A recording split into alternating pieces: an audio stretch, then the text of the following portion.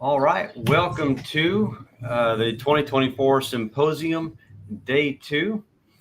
With me, I have Michael Silvers from the Los Angeles Tribune. Michael, welcome. How are you doing today?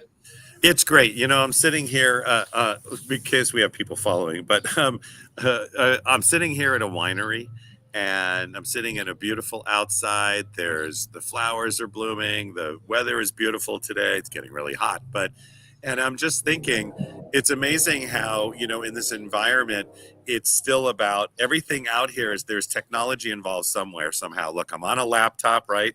I'm sitting outside. And it's technology is how we use it and how we bring it into our lives That's and right. how we don't fear the things. And it's a great day. I'm looking forward to an amazing event today. Likewise. And it's funny you mentioned how technology has every aspect of our lives. It's in and around us. We don't recognize, we don't see it anymore. It's just there. I think that back in the 90s, there was a lot of fear of the internet and it was going to control our lives. It was going to rule everything we did. Well, I think there's a same phobia or same fear with AI. And today we're going to go through a lot of that information. We're going to be educating people. I think that a lot of the fear and anxiety around technology is not knowing. So today it is just about educating the global population. We have speakers from over 4 different countries: Italy, New Zealand, actually five: New Zealand, Australia, Canada, and across the US.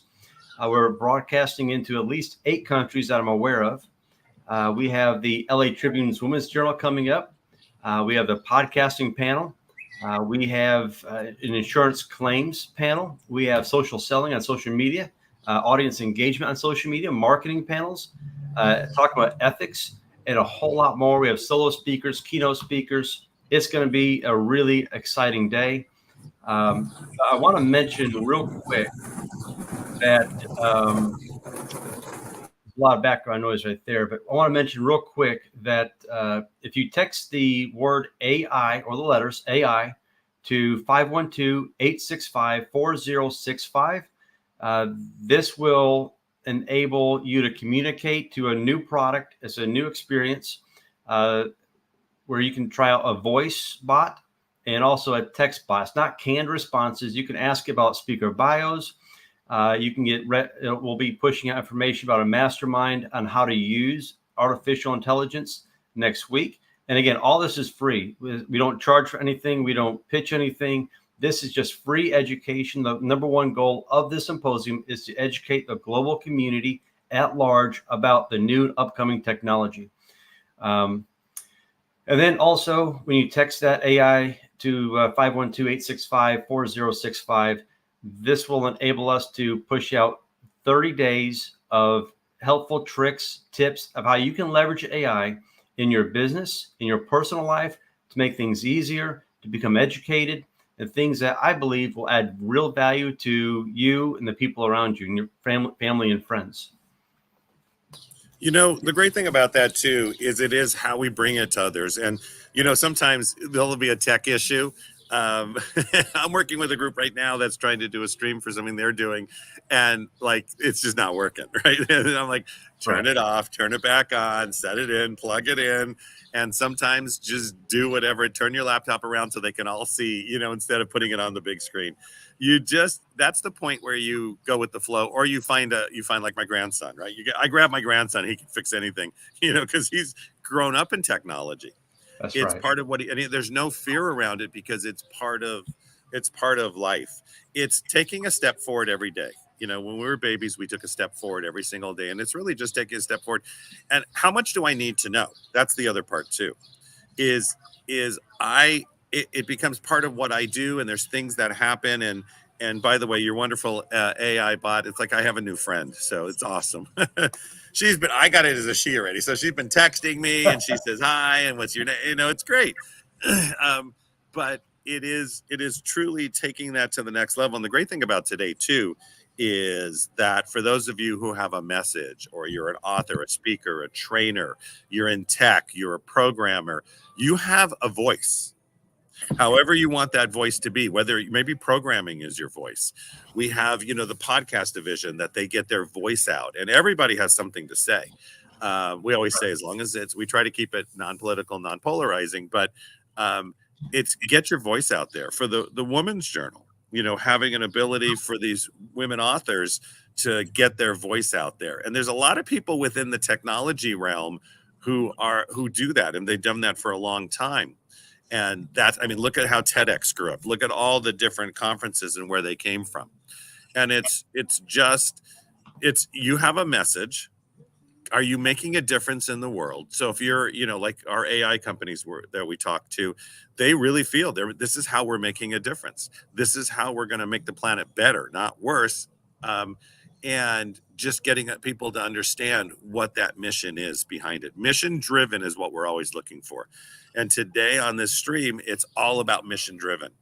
The LA Tribune Women's Journal, the LA Tribune Podcasting Network, the AI technology, the how do I use it, even just texting, right? Even just texting to the AI. So everybody, don't forget to text AI to 1-512-865-4065.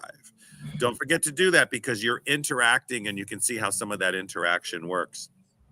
And what you know what I'm saying, Tom? And I think that is so important right now where we are. So AI has been around for decades. Most people don't understand that, or they don't realize that. But what we're seeing is the buildup of technology that under the surface, behind the scenes, has been occurring for the past 20 years. And we're getting ready to go into what we call a hockey stick effect, where in the next 2 to 5 years, AI will affect and impact every person on the planet.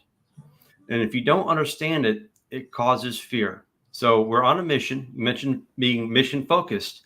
We're on a mission to help educate and bring awareness to how people can leverage this technology to pull themselves out of poverty, to create a better position for themselves in the world, to make a difference in their lives, in their businesses, in their employees' lives. And it's not a matter of, well, I'm going to be laid off, or I'm worried about layoffs in my job, in my industry. So get ahead of the curve, become educated, because the people that will be affected the most are the people that choose not to do anything with this technology now. And so it's take advantage of this next 8 hours. We are going to be bringing so much value, so much education. Yesterday, when we were doing the 8-hour stream, Yep. we had someone build a business plan while we were walking them through what to do. We didn't know this happened in the background, right? So someone was on LinkedIn listening. They went over to ChatGPT, Claude 3.5. They went over to Midjourney, and they created an entire business plan based on what they learned yesterday. We had William Belials and Jonathan Mast on. Jonathan Mast is a phenomenal creative in marketing space and creating prompts real time. He gave an example of how to create a 3D Pixar Disney type isk a chef making potato soup, and it was a lot of fun. And it was like 10 words. It took him less than 2 minutes, and he had just high definition, just an incredible graphics that a marketing person, if you want to help build and influence and build up your brand, it's a great way to do it. It creates a brand right there. Big noisy background again. Keep going. Okay.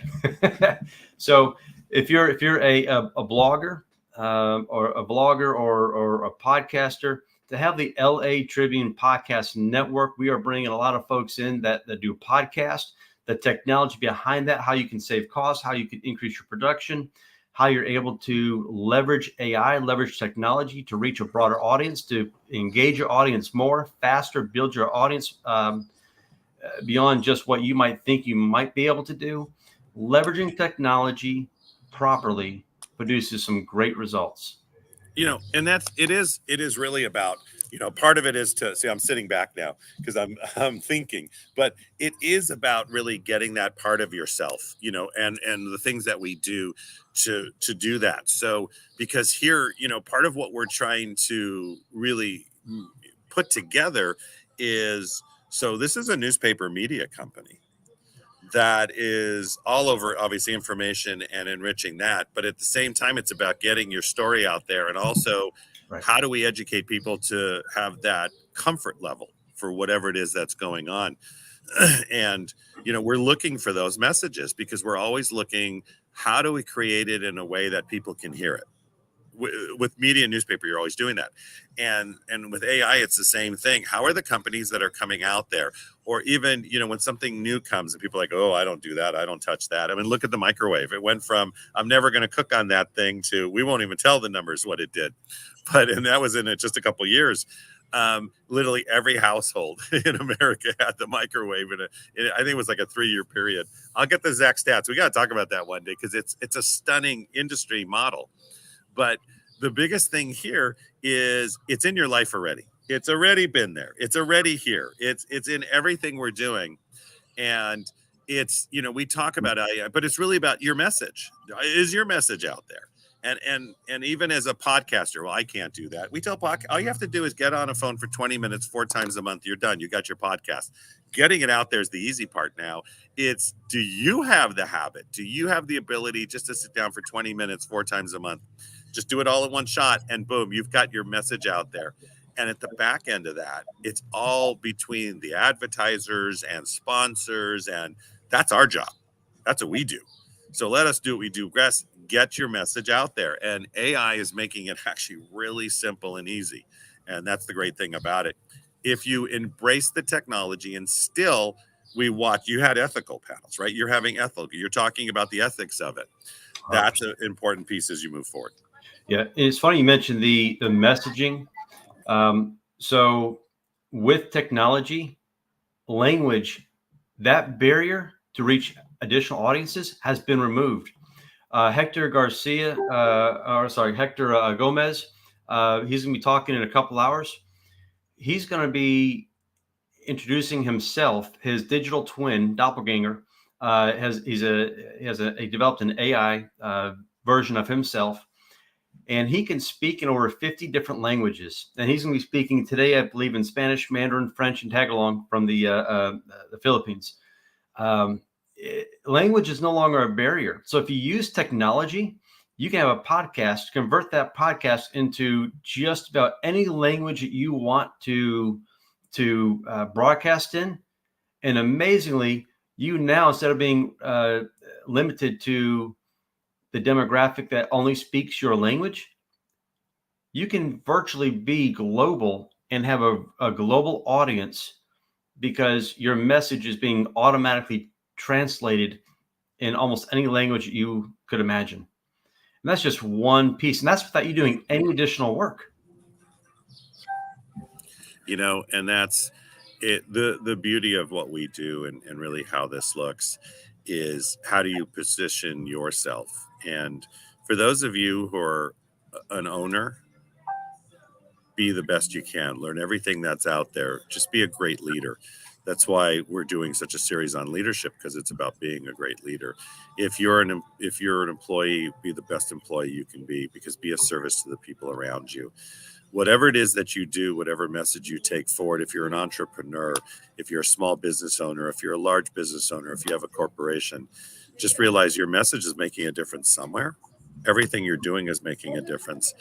And hold yourself accountable as you hold those around you accountable, without judgment, and make that work every single day. So part of today is get ready for a great day. Because, and I don't mean to say anything from a male perspective, right? But there's a big surge from the woman's message. And between the Women's Journal and the woman, everything we're doing at the Tribune, and my business partner was Tony Robbins' vice president for 18 years, and her goal is women on stage. That's her goal. So if that's you, you've got to connect with us. Connect with however they can connect. Use it through the AI bot. Connect through it. Make sure you also, here's the thing, make sure that you've registered. Make sure, and they can register through the text AI. Is that a way to do it? That is. We are collecting that information so we can push out relevant information that is all about technology. It's all about masterminds, how to leverage that. Text will be pushing out information about tips on how to leverage artificial intelligence, and also about the next and the future symposiums that we're going to be doing in about next 3 or 4 months once we get those dates nailed down. Great. That's and what we're actually doing is we're going to do a post-event call, and it's I can't even remember the dates, but it's coming up this Thursday, isn't it? We're doing a post-event call on the 27th, and it'll be 6 p.m. Pacific Standard Time. You can just do Los Angeles time, and we're really going to do. Here's who we are. Here's who you are. A get to know. We're going to do some networking, a little masterminding, and let you just ask questions. Anything we don't know, we'll go find out. Anything that is coming forward, we'll find out. If you're a speaker, author, trainer, entrepreneur, small business owner, be there, because it's always about who you don't know yet. And it's also becoming, remember, we're building a community. So you're part of a community of a very large, this is an AI conference that's going to be going on every couple of months.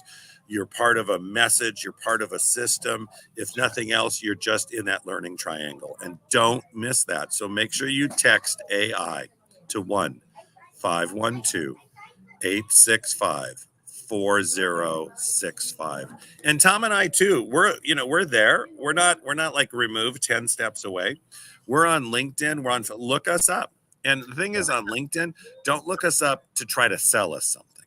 Look us up to build a community with us, and we're happy to accept your request. 100%. So I'm streaming this to my personal Facebook page, my personal LinkedIn profile. Sandy Scarlata, who is in the top 1% of the 1% of podcasters, she's streaming that to her Instagram page, to her YouTube page. My Mentor HQ is streaming that to the X profile, the Discord profile. I think because we had some technology glitches in the very beginning of the day one. Teched Out Pros is streaming that to their website as well. So we are trying to get the word out, and we're so easy to connect with. Technology has made us very accessible, which is a good thing and could be a bad thing too. But I will say that our number one goal, I can speak for Michael, you will never find a more giving, selfless person than Michael. If he has a way to help you, he will help you. And same with myself. We are here to assist, educate, and help you where we're able to. And it's every day as we move forward. Just do it every day. Yeah, 100%. And we're getting ready to kick off here in about 13 minutes here at 1:30. We're just giving people time and a chance to get on and get ready, get comfortable. We have 8 hours, so grab your pen, grab your pad and paper. Everyone we talked to yesterday, after and during the symposium, they have already taken pages and pages and pages of notes. The bathroom breaks, if you have to go, obviously go, but you'll want to stay tuned in for what's coming. It's going to be hard-hitting, fast, furious. The information is going to be flowing. You're not going to want to miss any of this day. This could be life-changing for you. Yeah, and it's, when it comes to the kind of things that we do every single day, everybody right now, just take a deep breath. Just breathe in, breathe out, let go. What you're doing is you're putting yourself into a learning state, and really if you're the kind who moves all the time, take a walk while you're listening to this. It's on Facebook, it's on LinkedIn, it's all these different sources. However you're taking in the information, if you move all the time, if you don't like to sit still, I'm always moving, right? If I'm not sitting here, I'm going to be walking as I talk. I used to always do walk and talks for all the coaching education. I mean, we did. Mary built, Mary with Tony, there's Robin's research, 18 years, and myself at Peak Potentials, and we had coaches all over the world. We were in, probably 22 countries at that point, and I was always in motion. So however it is for you, whether it's sitting still or motion or moving, get the information and listen. You know what? If you can't write it all down now, don't worry. It's recorded. And then we have the follow-up on Thursday that you should be part of, because you can ask questions, you can see it. And some of you want to be part of what we're doing, so make sure you reach out. We really look at, the next big show, what it is, what people are asking for, because we're collecting that too. Who is it they want to hear from? Who is it that they want to, and we bring in the Los Angeles Tribune, and we bring in, mymentorhq.com, and Tom for running this. Give Tom a thunderous round of applause for putting this all together. But it's really, how are we making a difference every day? I see it on Facebook, Tom. Very good. And again, share this. That's the other thing too. It's not just about you. Share this with everybody you know. Get on the Facebook group, get on the LinkedIn, hit the share button, copy and paste what you need to do. Share it into your communities, families, and team. and make sure they're getting the information. I would say, help us get this into the areas or the Facebook groups or LinkedIn groups that may be tech focused, because this is going to level up. A lot of people go into those groups because they're curious about AI, curious about technology. This is a great free event, a very wide focused, not narrow focused. And the whole reason why this symposium came into being is I was tired of being pitched. I was tired of having to pay for training and travel, taking inconvenient time out of my day. So this is a free event, and some of the people that are speaking today have PhDs, they have patents, they have real products, they have real software, they have real world experience. Some of the folks speaking here are, they've produced almost $1 billion in software value over globally. You have access to some flat out amazing and highly intelligent people. And some of these folks also have written cybersecurity books, not books that Michael or myself would read, but the experts of the experts have produced. So the folks you're hearing from are top level, top notch. You can't get any better information or access to any better speakers. Some of these folks they sit on university boards creating curriculum. Some of them yesterday have even taught, and they currently teach at universities. They have dinners and lunches with senators and the powers who be that are influencing regulation. So you will not want to miss what's coming today. It's going to be flat out amazing. I'm so looking forward to today. So what Michael said, help us share. I would love to break Facebook, mess with our algorithm. So help us do that, share it out, and let's have some fun. Have fun. That's the biggest point. Just have fun, learn, educate, grow, play, do whatever it is, however your learning state is, but have a good time with you. Smile, right? Just don't sit there like this. And for all of our speakers that are listening already, smile. Just be there with the audience. Just drive the information. Always know in the back of your brain, how many people am I serving right now? How many people are really, this could make a difference? And you know what counts? One person. Right. If what you do today affects one person, it's great. And it makes a difference every single day. And we are going to be bringing you, obviously, more of these from a perspective of virtual, but we are going to look at a live event. And we also do a lot of work with Barnes & Noble, the flagship stores. So we'll be definitely talking about having that. And for those of you who want to come to something like that, if you don't text AI to 1-512-865-4065, we can't invite you. Right. So that's your decision at this point, but we'd love to have you there. And you're talking about the Barnes & Noble flagship. I believe the events are really centered and catered around the red carpet type model. Where they literally roll out a red carpet, and it's very engaging. There's a lot of dynamic speakers that will be present at the live event, and of course we'll be broadcasting virtually. And the whole thing is, as far as I can see, this will remain a free event for the sole purpose of educating the global community, the global population, to help people leverage AI to make their lives better, to improve their status, to improve their business, to improve their community. And if you don't think AI has touched you, you say Alexa, you go to Netflix, you go to Amazon Prime, you look at the semi-autonomous vehicles that are somewhat self-driving.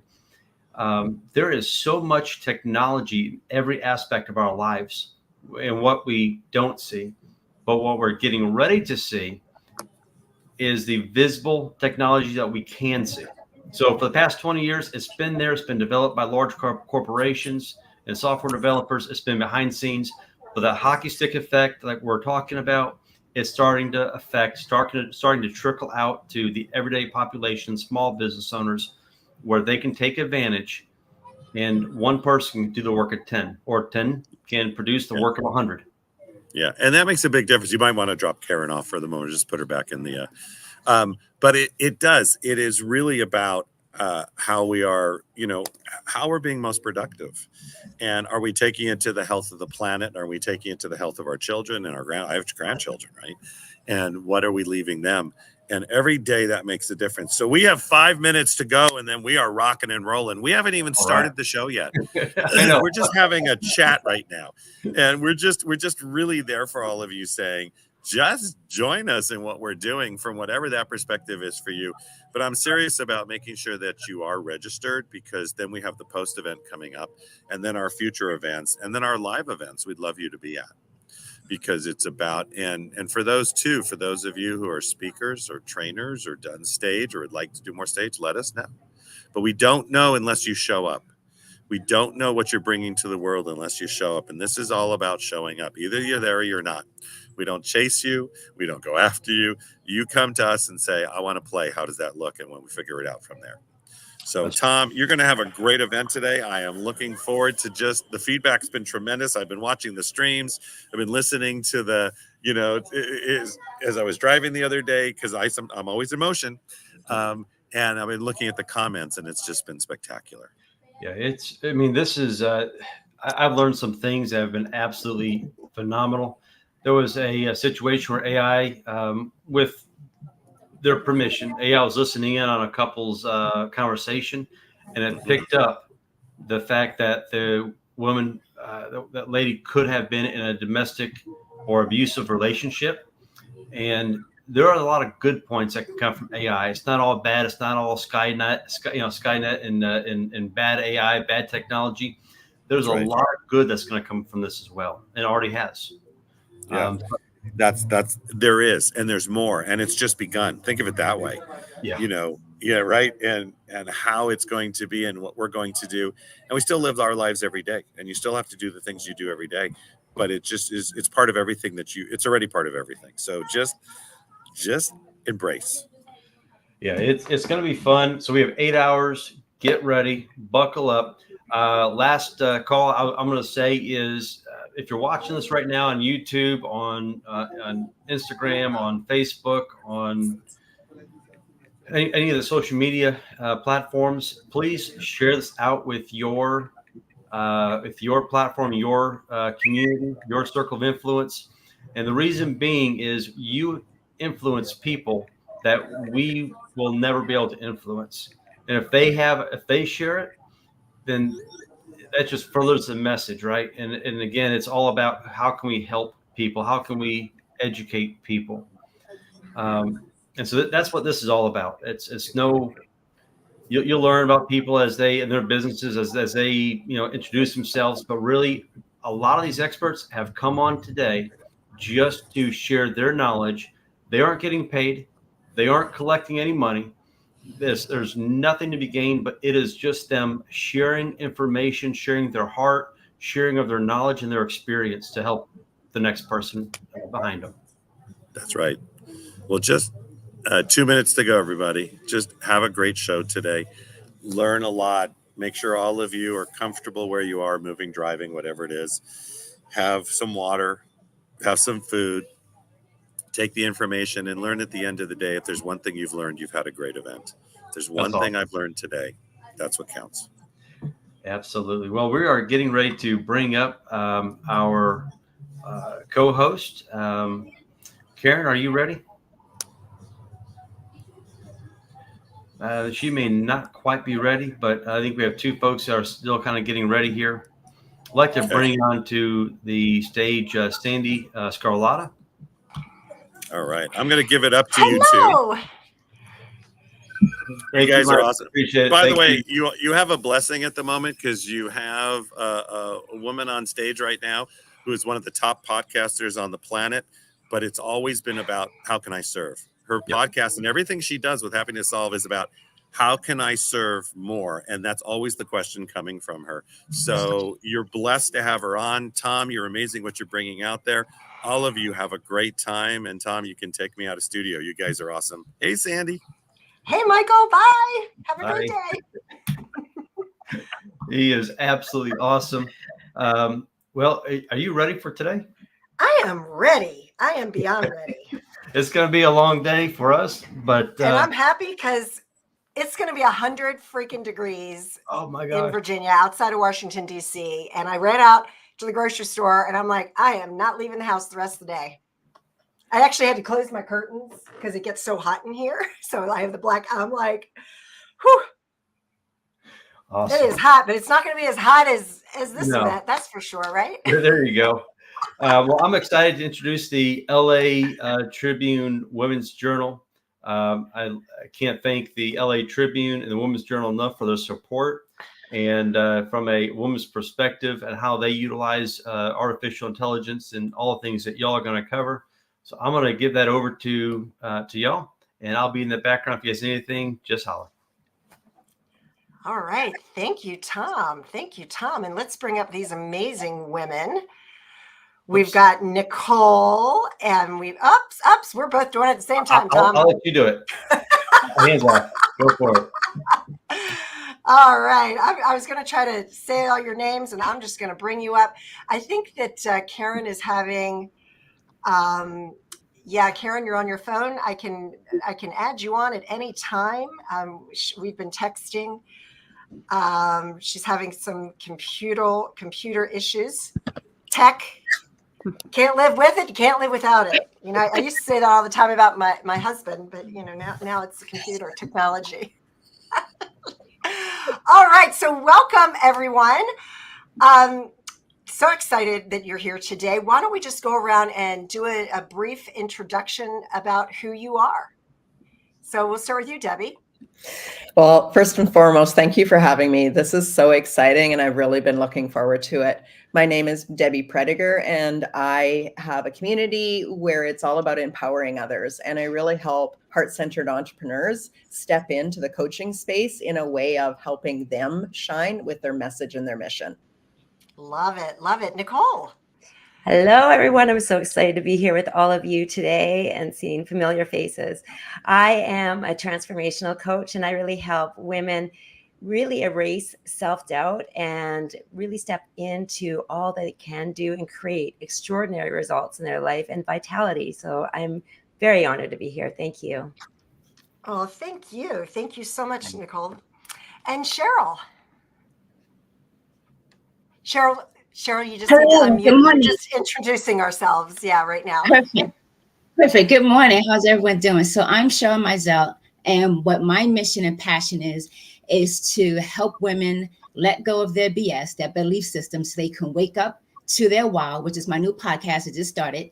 And so I love empowering women to just be all they can be. Thank you. I'm so appreciative to be here. Thank you so much. All right. Thank you, Cheryl. And Barbie.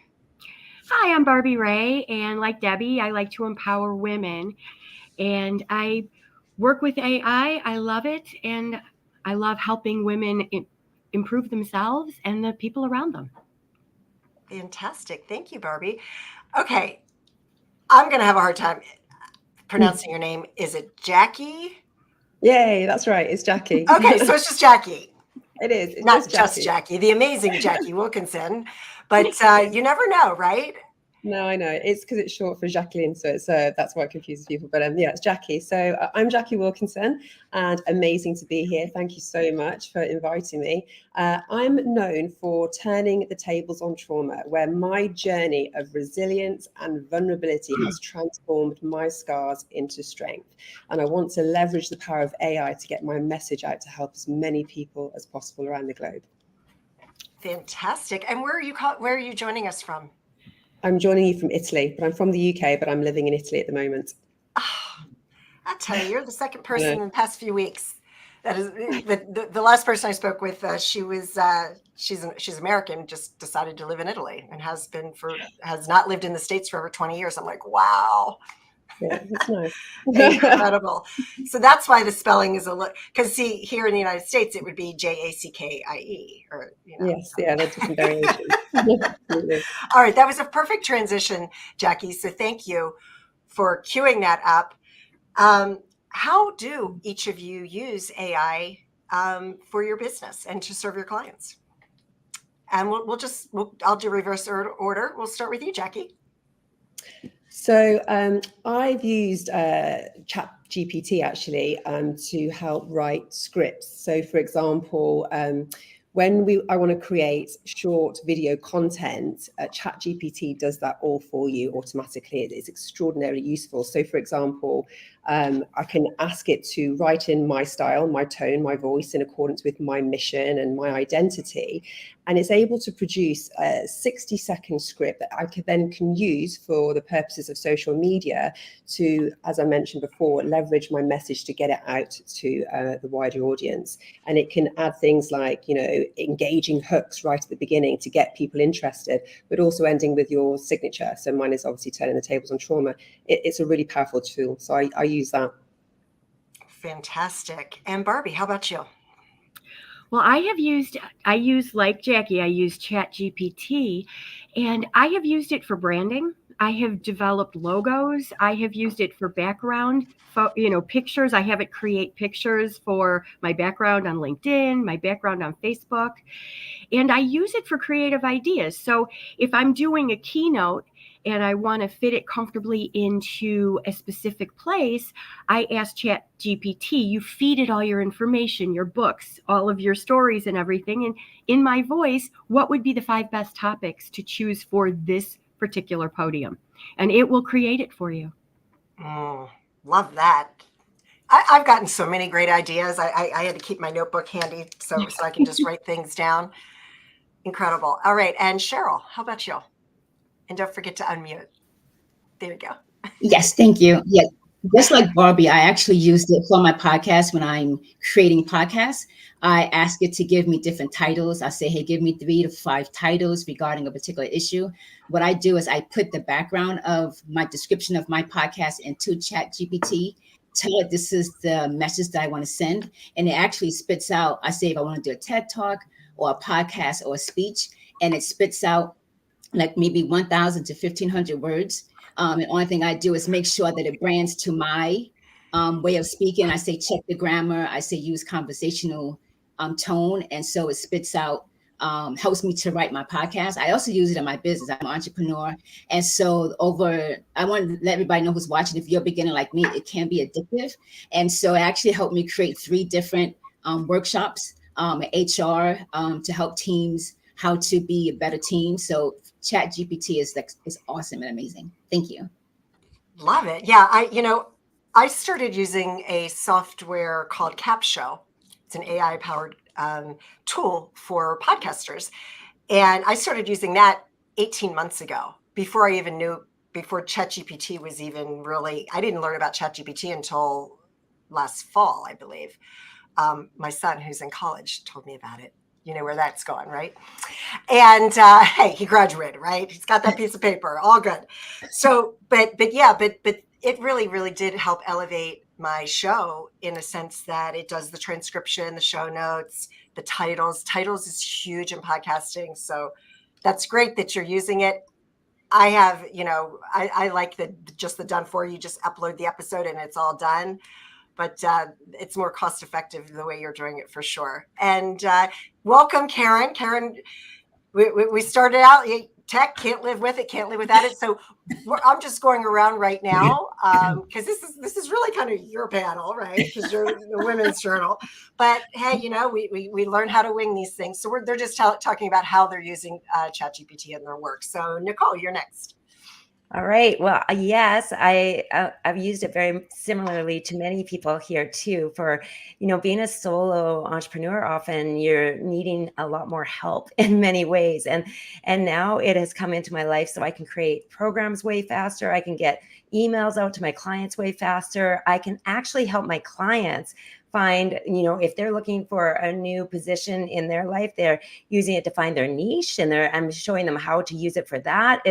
It's been incredible. So it's actually really saved me a ton of time and money. And I'm really, really grateful for it. It blows me away every time. And the more information I put in, it's going to know me. It's getting to know my voice so much better. So it's like what's coming out now is just so much clearer than it used to be too.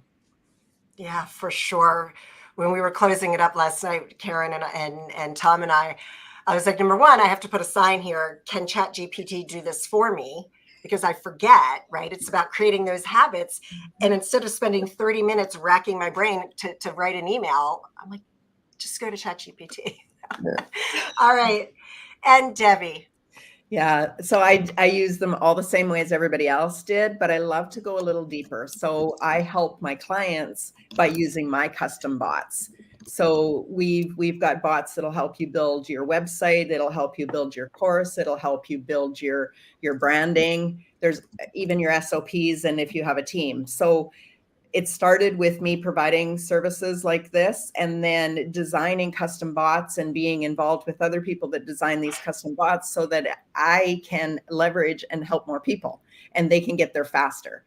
And so now when somebody gets into my world and we get into that clarity of who you are and who you serve and how the little bit of language, now they can literally go it and run quickly. And so brand Bibles are really important, but just gathering all the information. As entrepreneurs, we all often wear many hats. And so it really pulls all those hats back in. It's like an amazing assistant that you just wish you had like 10 people to help you. And now all of a sudden you do. Love it. Love it. Karen Hall, everybody. She is the managing director of the LA Tribune Women's Journal. I'm so happy that you're here because it's more fun to do this with another person than to just run the whole panel by yourself. So happy it all worked out. Thank you. Thank you so much. Thank you for your patience. Yes, so this group of ladies are just on fire. They are just amazing and they are so heart-centered. And so one of the questions that I had for you is when you use ChatGPT, how do you make it not sound like it's ChatGPT? Like, how are you using ChatGPT in a way that you can still be authentic in what you're producing? And so I'm going to start with you, Barbie. Well, part of it is what you load up on ChatGPT. So the more information you feed it, the more of your personality, it actually even has places where it says, make this more humorous, more like Barbie's voice. The more you load it up to sound like you, the more authentic it becomes. And so if you plan to use it for ideas and you plan to use it with your voice, it brings the ideas that are more authentic to you. Yes. Oh, so what kind of things do you load to make it do that? If you have a book, load your book, load your bio. If you have numerous bios, load them all. Anything that you have on your websites, have it go to your website and learn. Have it go to places where you're live or you are feeding information. Have it learn those things. Everything it knows about you makes it more authentic to what you would say or how you would think. Oh my goodness. I wouldn't even think that you could load a whole book. I have a question. You have to do it slowly, but you can. So Barbie, is this because we had another person on yesterday that was talking about in ChatGPT, there's and I'm sure it's with the paid subscription. Is this the customization part that you were talking about? I haven't even had a chance to kind of play with that, but there's a part of that, and that's the customization tool. Now, I don't know if it works on the free because I paid. No, I have the paid. So I apologize. That I can't answer. But yes, you literally customize it by feeding it everything. Have it go to your website. Have it learn from your website. Pull everything you've ever used and ever written. Load it up. Okay, so mic drop. So if you go to ChatGPT, because I have it pulled up in another window here. If you go to like for me, it's my initials, and this is in ChatGPT, the latest version. You click on that, and then it has my plan, my GPTs, customize ChatGPT, and then settings. So that's where it says customize your interactions with ChatGPT by providing specific details and guidelines for your chats. Whenever you edit your custom instructions, they'll take effect in all new chats you create. Existing chats won't be updated. So there you go. And there we go. Small enough, copy, paste it, and hit the arrow, and it will thank you for adding that information. Oh my goodness. Wow. We are all learning in real time together. In real time, because then you click on it, it has all these other things. I'm not going to, I want the panel to speak, but check it out, folks, if you have the paid version. It's wonderful. Thank you. Wow. For our audience, I don't know about you, but that was like the most valuable information right there to learn in real time how to use this and what to do to make it be more authentic. How about you, Jackie? What are you doing to help yours be more authentic? So what Barbie just said is absolutely incredible, and I completely agree. It's a bit like, to expand on it, that ChatGPT can be your branding psychologist. So it has revolutionized the way that we define and develop our branding personality and approach. So exactly what Barbie was talking about, you can load it with your tone, your voice, even your values. You'll have values that are specific for you. And when you load into what this value is for me, it will learn how to write in accordance with that. So do I want to approach an audience with humility or inspiration? And then it will change and identify with that. So we can interact with this tool with like one simple question at a time. So for example, say, I want you to ask me one question at a time to load and create my branding approach so it's cohesive and it paints my personality. That is how impressive this tool is. So yeah, I completely agree with Barbie. Thank you. A branding psychologist. Oh my goodness. Now, what is the name of that AI that you use to do that? No. So that's just ChatGPT. So that's it's a term. Oh. So it can become your branding psychologist. So you can pop in all the information, and then it starts writing in your tone. It starts producing stuff in your tone. Wow, that is amazing. Having it learn from me by asking me questions. I mean, that's just fantastic. How about you, Cheryl? How have you used it in that way? It's the same as Barbie. I have the free version, and so I want to sign up for the more advanced to get access to all of that. But for the free version, I still kind of do what Barbie and Jackie said. I put in my information, I give a bio, or I give stuff of my website. I tailor it to a particular audience, if it's HR or a corporate audience or my podcast. And so you just, as they mentioned, you just put in information, and then you just look at it and read it to make sure it fits your voice. And if it doesn't, you can just give it more information, more instructions. You know, you check grammar, use this conversational tone. Here's a sample of how I speak.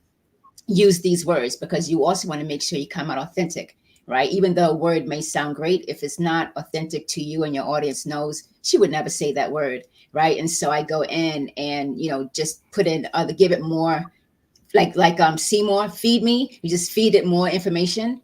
And so it's a matter of minutes. Like, it doesn't take like an all day thing. You can put it in like 10, 15 minutes. It gives you exactly what you want. I've used it for a PowerPoint.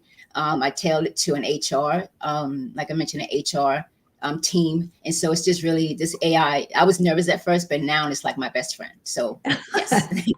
Thank you. That is awesome. How about you, Debbie?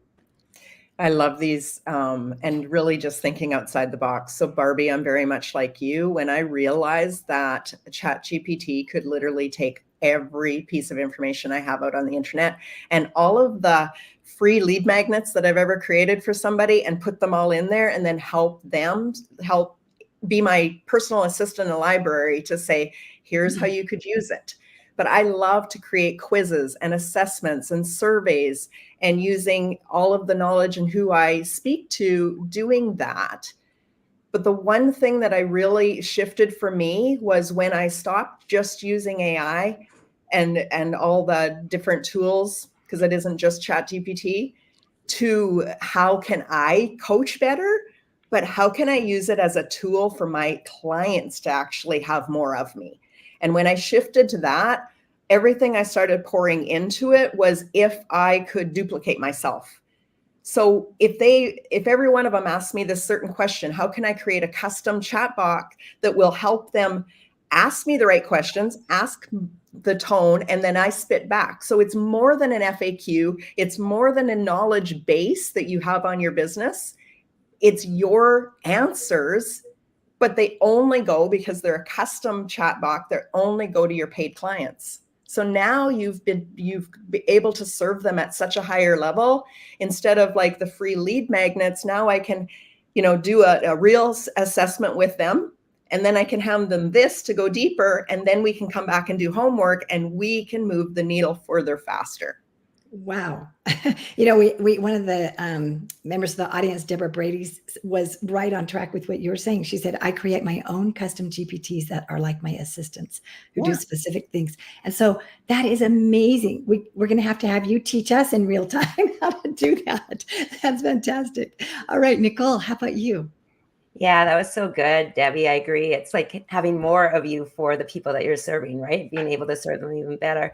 I remember when I was introduced to this, and this was quite like almost I believe it's close to 18 months ago. And my first thing was I was worried that I wouldn't come across authentic. That was my very first thing when I was putting in information. I was like, I don't want to sound like a robot, and I don't want people to not get the real me. And so once I started to play with it and put things in, I realized that it did start to get to know me, which was beautiful.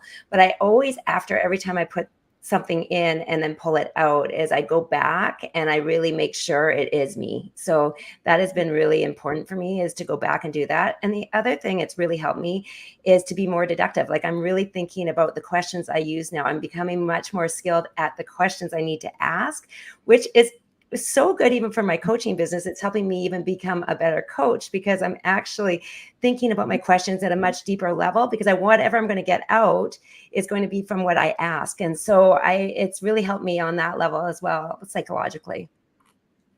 Oh my goodness, just even refining your questions, because if you don't ask the right question, you don't get the answer that you're looking for. But isn't that true in life anyway, Karen, right? Exactly. It's totally true. I always think, I'm so glad I asked that question, for heaven's sakes. I could have missed that info.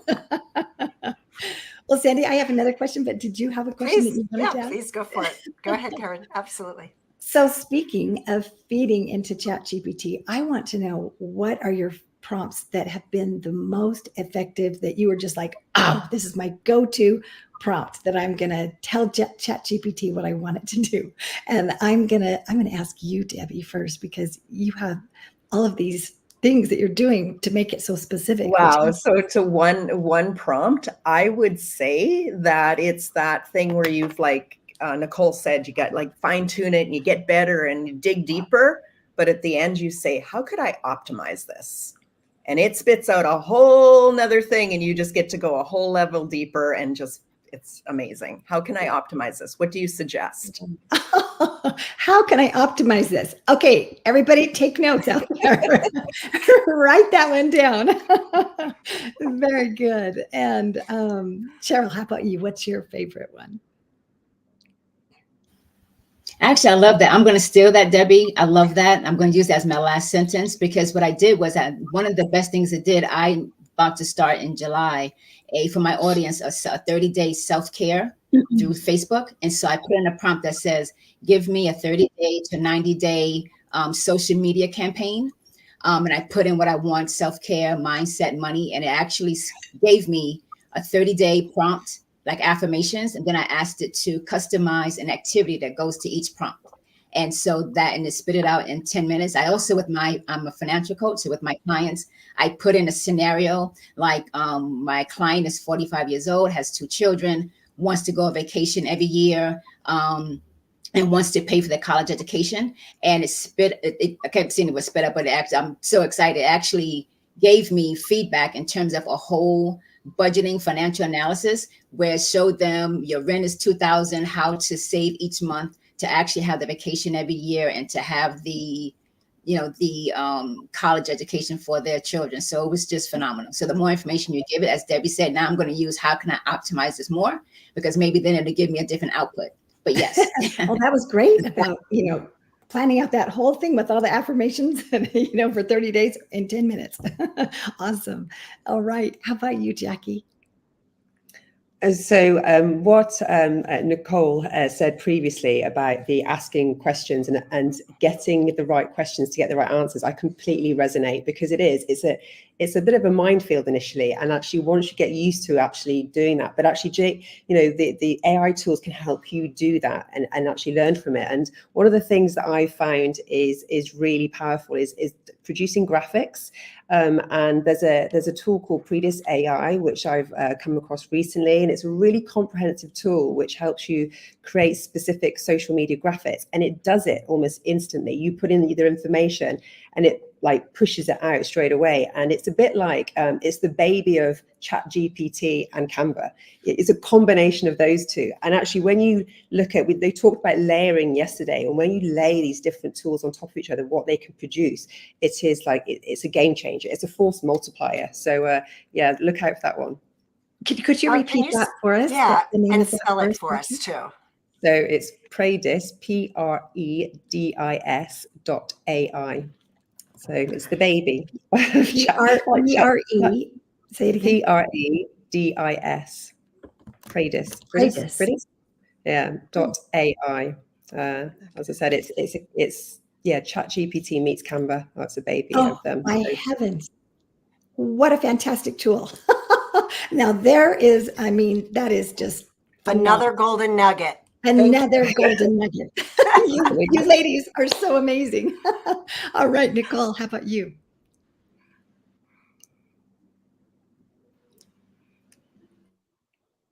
Oh, did you freeze? There, sorry, it wouldn't unmute for me. It kept freezing there. That was so good, Jackie, and learning more. Honestly, the more that we have these tools to use, we're going to expand our knowledge today. So thank you, Jackie. That was beautiful. Mine is always, I ask the question pretty often is, how can I help my client understand it even better? How can I, make it so that it's easier for them? How can I make it so that it's so efficient for them? So I'm always thinking about that. And then that to me is because I'm not always thinking that way. And I really like to, so I put the client in first, their profile, their things, what we're going after, what we're doing. And then how can I, like Debbie said, optimize, right, the best results for them and make it easy. Like I want it always to be easy for transformation. So that's something I ask quite often. That's really great, because I know you can adjust it for, reading levels, make this at a 3rd grade reading level or different things. And so, yeah, making sure that people understand what we're trying to convey. How about you, Barbie? So I agree with everybody here, but Debbie and Nicole, like you, I'm constantly trying to help people improve how they're using their AI. And one of my favorite things is, like you do, I help them load everything up. And then I've been really happy with the branding and the logos. So I have found that some of the best picture combinations, logo and branding, have been accomplished for a lot of the people that I work with because of the way they feed and ask. And then they find the perfect combination of their logo, their branding. And that's one of the things I truly love, to see people get excited about the fact they found something new for their business. That is awesome. I know. You just feel just like Predis. I mean, oh my goodness, I can't wait to go home. Get back and use that. So that's awesome, Jackie. And thank you, Barbie, because you helping people to find that tool that moves them forward. It's just so exciting. You guys are all making me so excited. And Debbie, I feel like there was one more thing that you might have wanted to add to your thoughts. Did you have anything else you wanted to add? Well, it might have surpassed me already, because I'm on to the next thing. But really what I want to actually say is that when you are really serving your client, get out of the how can this help me, but how can this actually help me be a better coach, be a better mentor, and help my client go further faster. That's really where the power is. Right. And we have had the results that are absolutely phenomenal. You want to always have your clients have that quick win. Well, get them the quick win that actually isn't even taking extra work for you. You're just little things, getting in there, getting them that thing, getting them the confidence to start. And now our whole thing is helping people have that, you have a beautiful message. How do we get it out into the world? That's why I'm so excited about the LA Tribune. So it's a quick win for everybody. It all ripples outwards. Well, thank you. Oh my goodness. Ladies, you are just phenomenal. It is just so impressive. Sandy, do we have time for one last takeaway? Well, we are, I think we're about out of time. Yeah, we are just about out of time. We've, Did you want to add anything?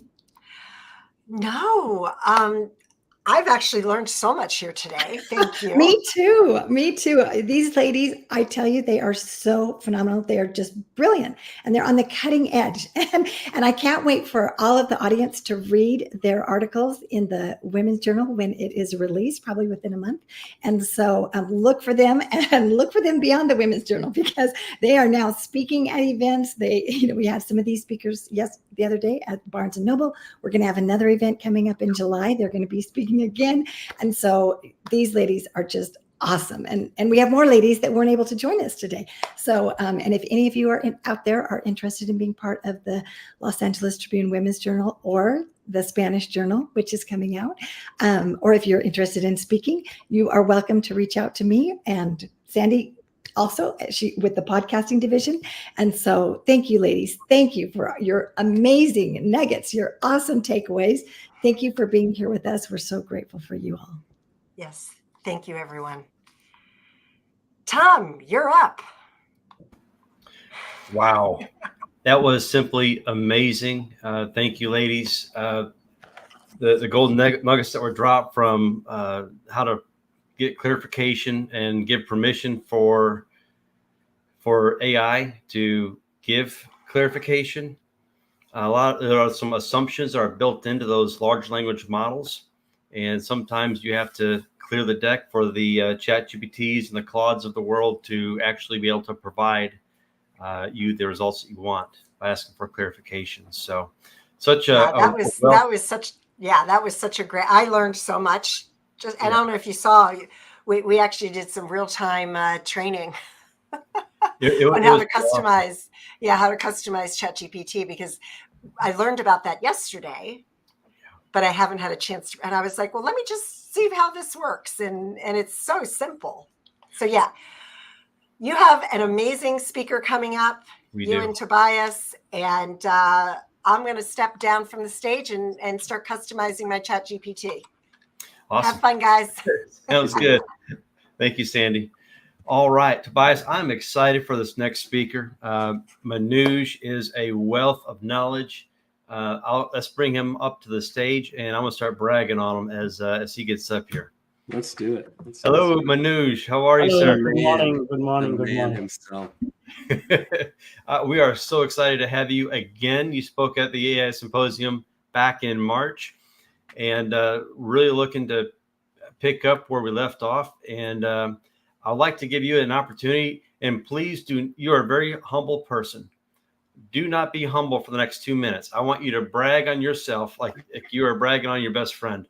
So please tell us your credentials. Tell us about your company, what you do, and the floor is yours. Yeah, thank you so much for the opportunity. I've been following along so many great speakers, lots of information. And so, first of all, I want to appreciate all the work you are doing to, in spreading the right information and helping people understand what this technology is all about. As far as I'm concerned, I've been in technology for about 30 years. Technology is my passion, helping people using technology to solve real world problems. So I run a company called Tribune Technology. So we are a software and AI engineering company where we take people's ideas and bring value. So we have helped hundreds of startups build their technology, help them grow. 2 of the startups we helped, they are now public companies. We have also helped clients like Microsoft, IBM, T-Mobile, Pearson Education. Overall, my company and we have produced about $500 million in value. And I have 4 patents in AI, authored 2 books on technology. I have a podcast, which is one of the top 1% podcasts in the world. So, I've done a lot, but it's all through passion and just like, I just have this core belief technology has the power to change the world for the better. And now AI is one of the most powerful technologies humans have invented for so many reasons. And I think the next 10 years are going to be hugely transformative in terms of how we work and how we live and how we play. And it's going to create many, many, many billionaires, more billionaires than any time in history of mankind. So I'm excited to, share what I understand about this technology. I've been working with this for about 20 years. Actually, one of the projects, AI projects that we delivered, solutions that we delivered, it was actually mentioned by President Obama and Bill Gates. So I know a thing or two about AI. So I'm here to share that. So we have appreciate that, and you also help universities curate curriculum on AI as well. I don't know how you find the time to do all that work, but it's amazing. Plus social media, you're everywhere. Yeah. Well, again, when you have tools like AI and a good team behind you, there is no way I can do this alone. Nobody can do any big stuff alone. So we have a team, but every team member is fully versed with AI. So every team member itself is like a team in itself, because AI is helping them accomplish the job as well. So true. That's awesome. So we already have a question from the audience. The question is, what is a Terra noodle? Tetra noodle. Okay, yeah. Well, that's the name of my company, and the funny thing is, I am a hardcore technology guy. I didn't know much about marketing or sales, and when it came to picking a name, I was like, okay, I don't know what name to pick. Actually, my company has been around for 25 years. The original name was Spider Communications, and I picked it when the internet was very new, right? So it was the World Wide Web, and the spider linked with web made sense. And in 2018, like, people were asking me, hey, what is this Spider Communication? Is it like a phone company or something? So I was like, I think it's time to change the name. And there is a popular restaurant here in Vancouver. It's called Noodle Box. So they serve all kinds of noodles, and their takeout boxes, that rectangular like Asian takeout box. So one day I was sitting with my friends in that restaurant. I was like, man, I can't figure out a name. And I just saw this a square takeout box. I said, okay, what about this, like Tetra noodle? They said, oh, that's catchy. And I was just joking. I was like, okay, this doesn't make sense. And they were like, oh no, that's catchy. I was like, really? Okay, well, let's try that. So that's where it came from. That is funny. It's an awesome story. Awesome story. Well, hey, I'm going to jump in if it's all right, Tom, and ask Manoj a question here. Awesome. Let's go. So, Manoj, there is, with somebody of your level of experience and somebody who's just getting into AI, there's a pretty wide gap between like the early stage of getting used to it and using it to what it could really do for, a company like Microsoft or Google. Yeah. Could you maybe help tell the audience a little bit about it in as simplified terms as possible, the way AI works? I know a lot of times when we work with companies, they come in thinking like it can just do anything. But as you know, there's different levels of it can do anything. And so maybe you could give a little understanding or insight onto kind of how different types of AI work and what some like a small business might apply. Sure. So let me just like give a very simple definition of AI so that then we can build upon that, right? So a human mind is basically a pattern recognition machine. That's how we evolve. We observe nature, and then we say, oh, this is how things work, and we recognize a pattern. So for example, let's say you have a 5-year-old child, and that child touches a hot stove. You only need that child to experience that pain once, and the child will know, okay, I don't want to do this again. So the brain is powerful enough, even at a 5-year-old age, to recognize that pattern, right? Now you take that child and you move that child to the middle of Antarctica. It's very cold out there. The wind is blowing, and you put some heat resistant gloves on the child, and then the child in that cold environment touches the hot stove, right? It'll actually feel pleasant, and the child at 5-year-old, it'll recognize, okay, you know what, there are multiple situations here where if the factors or the environment is right, then I can touch the stove, it'll actually feel pleasant. But if the environment is not right, I should not touch the stove, right? So now our mind is learning multiple patterns, but there is more complex data now in the second situation.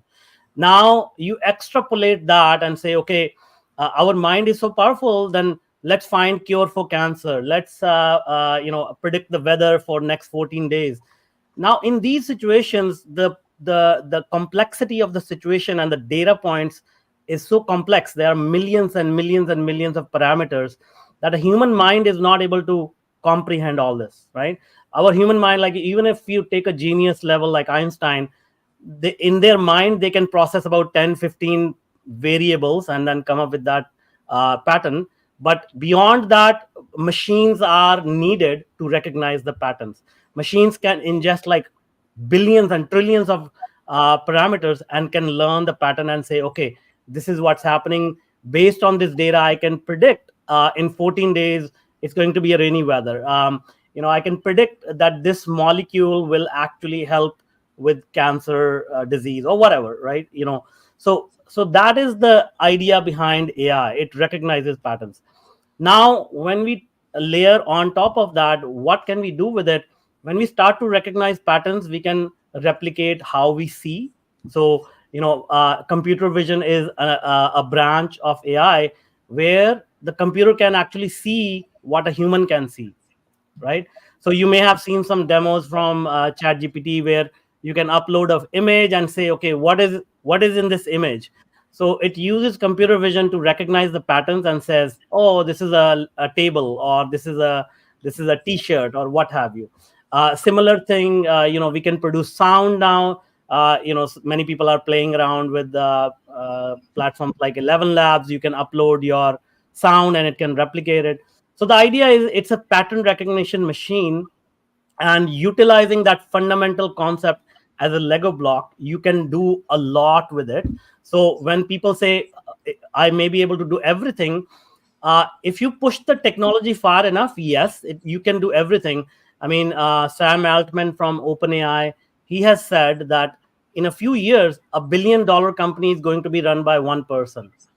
And the reason is because everything else will be taken care of by AI and robotics and whatnot, right? So yes, it is possible to do everything. Technology is evolving. It is not there yet, but we have seen that, like in any typical business, you can offload about 80% of the work to AI.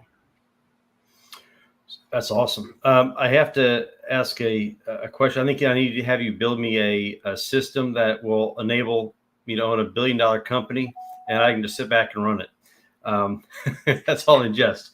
Mm-hmm. But we do have a question from Facebook. What is the name of your podcast? It's called Bootstrapping Your Dreams Show. Bootstrapping Your Dreams Show. Awesome. That's right. So what is the number one challenge that you see from small business owners that they face when they're like, oh, I want to implement AI, but they don't know where to start? So correct. If I owned a small business, where would I start? Yeah, so that's a very that's a very typical question. What I tell people is, we all like what we do. We are passionate about what we do. So let's say I'm a technology guy. I love technology, but in order to run my business, I have to deal with a huge number of other things which I don't enjoy: accounting and taxes and project management and what have you.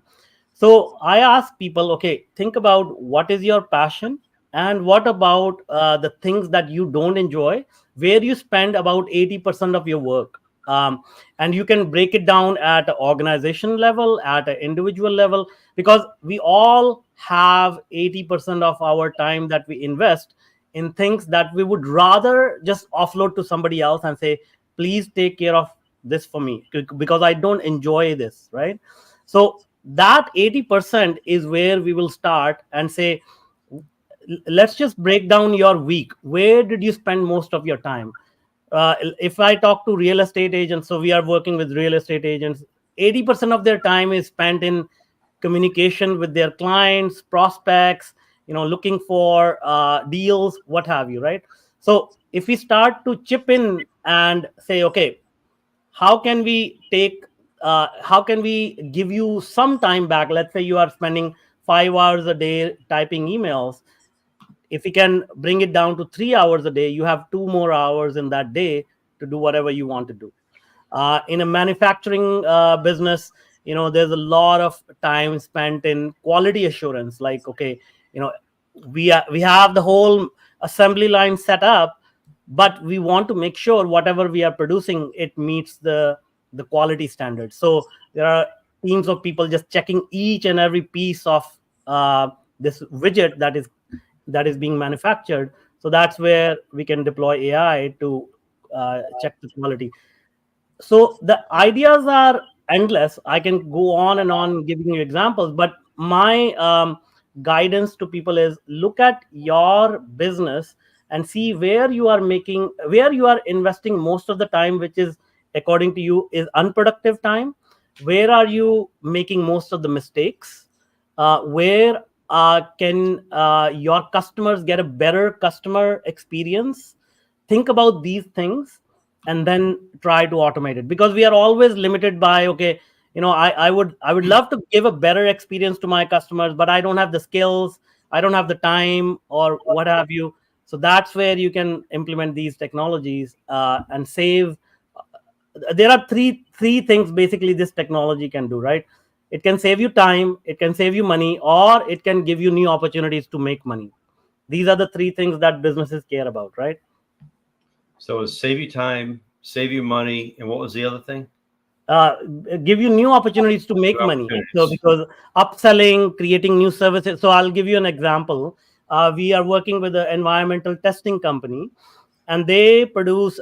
They go out there and they test for harmful chemicals in the environment. And so each report that they produce needs to be sent back to the customers. And generally, it takes about 4 to 5 hours to prepare that report. And now with AI, they are able to bring it down to like 15-20 minutes. But now they can also create a premium version of that service and say, hey, if you want a quick turnaround, there is a express service we can offer you. So their investment is coming down, but it is giving them opportunity to create a premium service, right? Really right. That's awesome. What is your opinion, Manoj, of like a small business, right? That maybe is not really tech enabled yet. They have a CRM, they have like simple tech, but they want to see the consistency in their business start to move forward. What's your opinion on the effectiveness of AI helping them in their marketing and their sales processes, specifically to help level out their revenue and kind of streamline the way they're bringing new business in? Yeah, absolutely. This is a huge problem. I think I read some statistics like 83% of small businesses, they suffer from this up and down revenue, like they don't have consistent cash flow, right? And if you look at it, we are living in an attention economy. Whoever has the attention, they have the credit card of the customer. So how do you build that attention? What I say is, like, let's break it down at a human level. Forget about technology. The more people you talk to, the more people will know that you exist and this is the service you provide, right? So if we only have 24 hours in a day, we cannot be talking to so many people. But let's say with technology, you are able to create your digital twin, like an army of minions that represent you. And then you say, okay, go out there in the world and spread my message, right? So with a push of a button, you can deploy this army, and this army can talk to your ideal clients and say, hey, by the way, do you know there's a such and such company and they offer you such and such a service? Now that itself creates a huge awareness. And anybody who understands like marketing funnel, right? The first top layer is awareness. People should know you exist. And then, okay, once somebody shows interest, how do you nurture them? How do you continue to bring them down into your funnel? Once again, deploying, like hiring, training, and keeping a talented sales team is not something that every business can do. But let's say you are able to hire a world-class salesperson for $20 a month. Now you have solved that problem as well. Now you have an army of minions going out there spreading your message. Somebody shows interest, you have a sales team who can talk to them and really handle their objections, help them set up a meeting with you. And now all you have to do is show up for that meeting, and provided you are a good business who is actually helping people solve their problems, it becomes very easy to now take AI and basically use AI and automation to build your sales and marketing department, which is surpassing the quality of a Fortune 500 sales department. Yeah, That's amazing. Yeah. And so we have it. Your answer spurned or spawned, I guess, another question from the audience, and that is attention economy. How do you monetize attention? okay, great. So recently Gary Vee published a book like attention, day trading attention or something. But let me try to break it down, right? See, if people are football fans, they may have watched the Super Bowl this year. One of the commercials that aired in that Super Bowl was from Kanye West. Okay, so 30-second commercial, and if you can go watch it online, it was not edited. It was in a dark, like he just shot. He took out his phone and he was in a dark corner, sitting in his car and just sort of mumbling away, okay, I'm doing this, blah blah blah.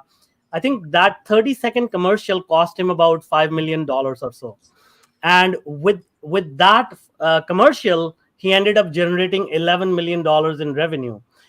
Attention is that, because everybody's watching Super Bowl, and when somebody gives a message that, okay, I have a solution to your problem, people who have your attention, it's a mathematical formula that 10% of those people will show interest in what you have to offer, 5 to 10%. And out of those 5 to 10% of the people, 2 to 5% of the people will actually get converted into customers, right? So this is a mathematical formula, economics. And so the idea is it's basically a numbers game. How many people you can get in front of, how many people you can resonate with, and then mathematically speaking, it starts to convert into interested leads, and then converted customers. So that way, you can monetize your attention. Does that make sense? It does. I certainly appreciate that. Tobias? So when you talked about your answer earlier about the marketing funnel and bringing people down the funnel into a closer relationship with your business, what is your experience in seeing where companies try to overutilize AI, where they almost like kill the moment in time where they need to switch from an AI experience to a human experience? Can you talk a little bit about like how to recognize that moment in your business? See, that's a great question. I think most people forget about one fundamental concept, that business is all about human beings. It's not about technology. It's not about anything else. And so when they start using these tools, when they lose their human touch, that's when they will lose the battle. In fact, in my opinion, as AI becomes more and more, pervasive everywhere, the ability to empathize, the ability to listen, the ability to connect with other human beings, that will become actually more important than anything else. So whatever you do, AI, don't think about, okay, I could write one blog article in a week previously without using AI, and now I can write 100 articles with AI, but it has no soul, it has no personal touch, it has nothing to do with me, and I'm pumping out these 100 articles. It is just make more noise. Yeah. So if I understand business correctly, if I understand this world correctly, then I will create put some time in using AI to write maybe 10 articles which really represent me, and they're speaking directly to my customer.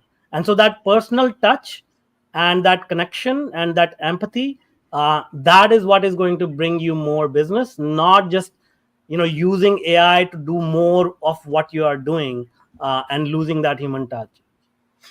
That's awesome. You're so right. Trying not to lose sight of the human side of things and just automate. When I know when I have to call a company, I'm so used to hitting 0, trying to bypass all the automations. I want to talk to somebody. Yeah. But there's been a lot of advancements in the voice bots and all things. I mean, it's really advancing rather rapidly. So we had another question that didn't get posted here. It was from Facebook, from Sarah.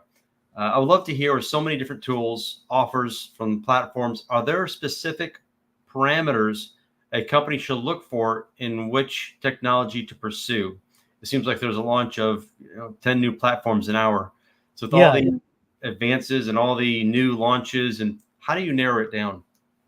First of all, I say try to understand your own business, your own needs. Like a lot of people ask me, okay, what tools should I use? So it's like asking, okay, what is my favorite appliance in my kitchen? Is it the fridge? Is it the toaster? Is it the stove? Like if I have to make soup, stove will be my favorite choice. If I have to toast my bread, it'll be the toaster. So I say to people, first try to understand what is it that you're trying to do. Like, a lot of people prepare presentations, so there are custom GPTs available for creating slides. In my company, we are using a platform called Gamma for creating slides. So if you're writing articles, or if you're creating videos, there are platforms. So Luma came out with a platform recently which can create videos. If you're trying to create images, we prefer Midjourney over ChatGPT.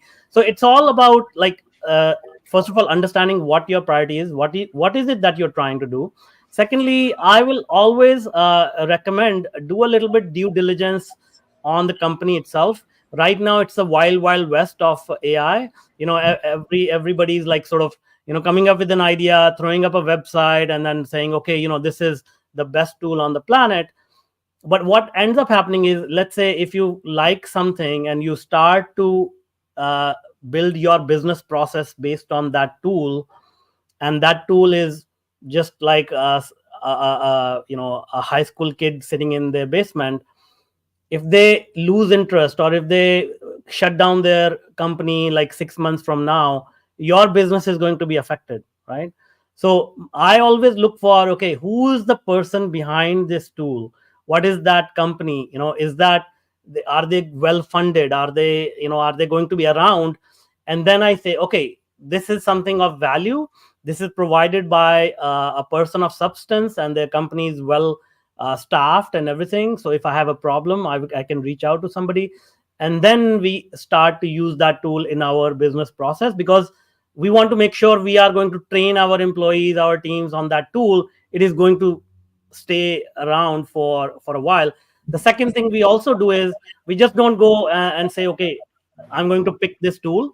If I have to, let's say, when we were looking for a tool to create slides, we actually evaluated 3 tools separately, and we said, okay, let's compare the features, pros and cons of each, and then pick the best that we like. So that's how we pick our tools. That's awesome. So I have Tobias, you'll allow me to have one more, I guess, a follow-up question. It's not really, I guess it is a follow-up, but it's from a follow-up from back in March. Last time we spoke, you said that where we were in the world of AI was like back when the internet started, back where, I guess, 1995, but wasn't going to take 4 years to ramp up and launch. Well, it's been 3 months since we last spoke. What are we inching closer, or have we made giant leaps toward super artificial intelligence? Where do you see the future of the AI going in the next 3 to 6 months? I don't think we are anywhere near super intelligence. Like the thing is that we've I just came back from another debate about this with like very high level people like US congressmen and things of that nature, and they were all afraid about this concept of super intelligence. And I asked, okay, if we can define what human consciousness is, then we can debate about super intelligence. But we don't even seem to know what is right here in between our ears. Like, we don't understand that. So to debate about, okay, it's going to become super intelligence is like kind of waste of time. But in terms of where we are going in the next 3 to 6 months, I believe so text based output is now giving rise to like images and video. I think the next phase is going to be like realistic video production with AI. I think the models are going to get smarter. I just read a news headline from OpenAI that the next level, that next version of ChatGPT will come out in about a year and a half, and it will have a PhD level intelligence, like somebody who has PhD. So they said that GPT-3 had a toddler level of intelligence. GPT-4 has like a high school kid level of intelligence, but the next version will be PhD level of intelligence. And so you can see, extrapolate like where things are going. But super intelligence, I don't even think that's a concept that I can even say we will reach in like 50 years. What I know of many people who are working on human level intelligence in specific industries, in specific use cases, so we can see in the next 2 years, I think like Tesla is working on this humanoid robot. So I believe these kind of things will become a consumer device where we will each have a humanoid servant helping us with our daily life, and they will be intelligent enough to like sort of help us around the home, clean, cook, all those things. But if we say, hey, invent something groundbreaking for me, and go do it, I mean, these kind of concepts, I think we are quite far from that. It's good. That's really good. So if you were a business thinking about implementing technology today, let's say there's three businesses and they're all on the same stage and they're all thinking about, adopting, implementing AI technology. And you said, I'll wait a few years, I'll see what's going to happen. But you're all in the same town. You have one company that decides, you know what, I'm going to jump on this. I'm going to start doing it right now. Tell me the difference in the protection or the growth of those what's the trajectory of those companies? The one that chooses to start now, get on the cutting edge, get out in front of things, and the one that says, I'll just hang back and see what happens. The person who says hang back and see what happens, they're not going to be in business for long. That's just the end of it, right? Because the thing is, the person who's going to use technology, they are going to move much faster. Their cost of production will be much less. They will be able to respond to market changes very, very quickly. It's like saying, okay, I want to go to the grocery store and get groceries. You go on foot and I will take the car, and let's see who wins, right? So there's no question I'm going to win because I have the car and you'll be walking. So that's the difference today. You have to again understand, business is about solving people's problems, and it's about how much you can do as a team to solve those problems faster, better. And take a simple example. Let's say you are an established business today, not even starting a business, but there are two businesses earning similar revenue, but one business ends up hiring 10 PhD level students from Harvard, and they deploy it in their teams, and marketing, sales, they are handling that. What do you think will happen to that business today? Forget about AI, forget about any other technology. It's just about their team becomes much, much, much more stronger and come up with new ideas, new ways of growing that business. So it's the same thing. Like if somebody starts today, using AI is equivalent to hiring like 10 PhDs, like who have experience in all these areas of business, and the other one is still trying to figure things out on their own. Yeah. I'm going to come clean. I felt like I knew the answer to that, but I wanted somebody else to say it besides me. That's good though. Go ahead, Tobias. Well, I have one quick follow-up question. When a business is trying to kind of figure out how they would map out the value return on making this investment, because you can make tiny little investments. There's little AI platforms and things, but if you're going to really kind of adopt this into your business and make it part of your business, it's not the cheapest thing to do all the time. How would you help a business understand like the return on investment or the value that they're going to get out of making this decision? Yeah, exactly. That is what we specialize in, like my company, that's where I feel like people who really are serious about AI and they want to deploy capital, they need to work with people who are not just like engineers. They need to work with people who are not just business people, but people who can bring multiple skill sets to the table, because you really need to figure out, okay, where are you going to get best bang for the buck? Like, where are you going to get return on investment? And that could be different for every business. As I said, we have to look at where the bottleneck for growth is. And there are 3 or 4 factors in any business, which limit the growth. Like, the first one is, are you getting enough customers? The second one is, are you able to serve them better? Third one is, like, are you able to get more word of mouth marketing going? And the fourth one is the market big enough for what you are offering? So all of these factors, once you really start to understand, okay, for this particular business, this is the bottleneck. For this particular business, this is the bottleneck. And then you start to use technology to basically remove those kinks. You just like remove those bottlenecks. And what happens is that it also almost like explodes, as if a volcano has exploded, because that bottleneck has been removed, and now they can grow massively, right? So in this example that I gave earlier, for the environmental testing company, there is a large enough market, but they just don't have the bandwidth to keep deploying more highly trained people who have the expertise to deal with these chemicals and whatnot. But now, if we give them so much time back, they have exploded their capacity for growth, right? Mm-hmm. Yeah, and I do have a follow-up question. I'm going to put this up here as well. It's not really a question. I'm going to come back to my question, but Deborah just said, I asked ChatGPT about how humans are superior, and it gave 15 examples, including humor. Yeah. So it's AI is still, I think, a ways away from knowing the emotional side of things. That was a great question on the follow-up as far as Tobias, as that you just asked. With all the changes coming, do you see Opus 3.5? I can't remember, the extension of that just came out, and it seemed to have leapfrogged ChatGPT. Do you see a lot of leapfrogging with existing technologies? What does that look like? Yeah, absolutely.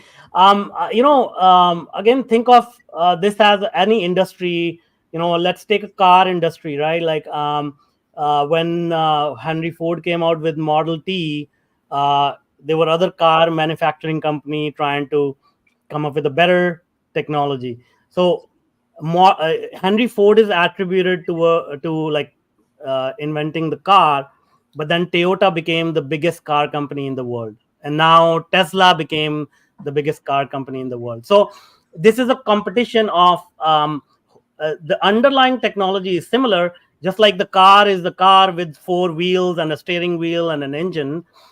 But what are the features? What are the benefits? Every company is going to try and come up with a better version of it.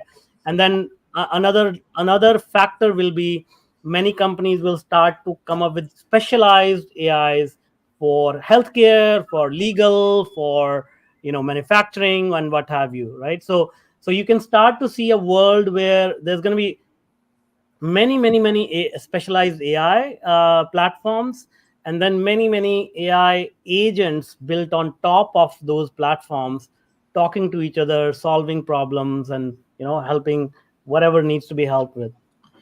Awesome. We have 2 minutes left. I want to give you the floor. Final thoughts for the symposium. Yeah, I mean, look, as I said, this is a generational wealth building opportunity. AI is going to add about $10 to $100 trillion to the world economy in the next 6 years. And as I mentioned, people who don't use AI, they will have a tough time moving forward, like in the next 3 to 5 years. So don't give in to the fear. Don't give in to the misinformation. Start to take baby steps. And if you are looking to do something, you are launching a new company, you want to improve your business, and you need to know like where to get started.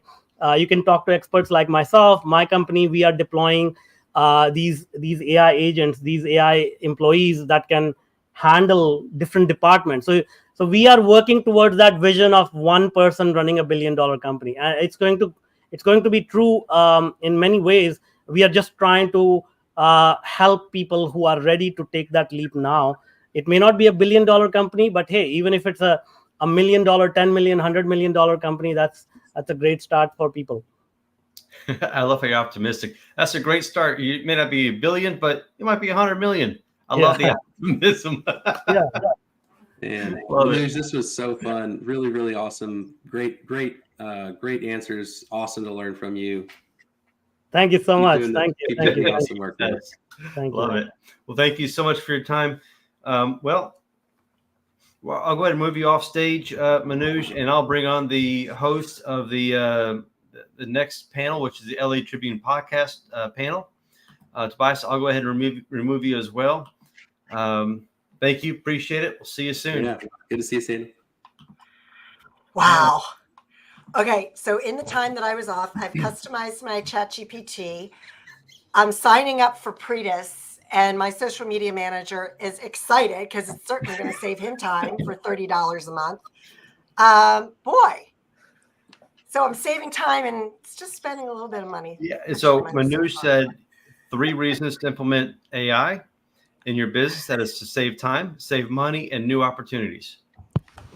And you're doing that, Sandy.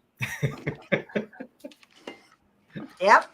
And it was so easy. You only had 1,500 words in ChatGPT to customize like who you are. And I could have kept going. Oh, yeah. I got up to it. I'm like, I'm not done yet. Like, wait, I want to talk more about myself. Like, what else can I tell you?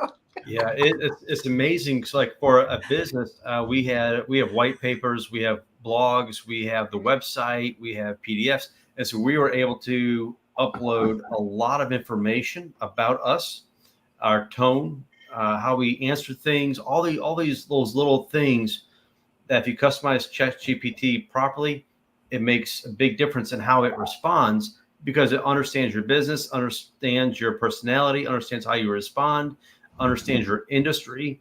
So you can upload maybe not necessarily about you, but you can also upload things about the podcasting industry.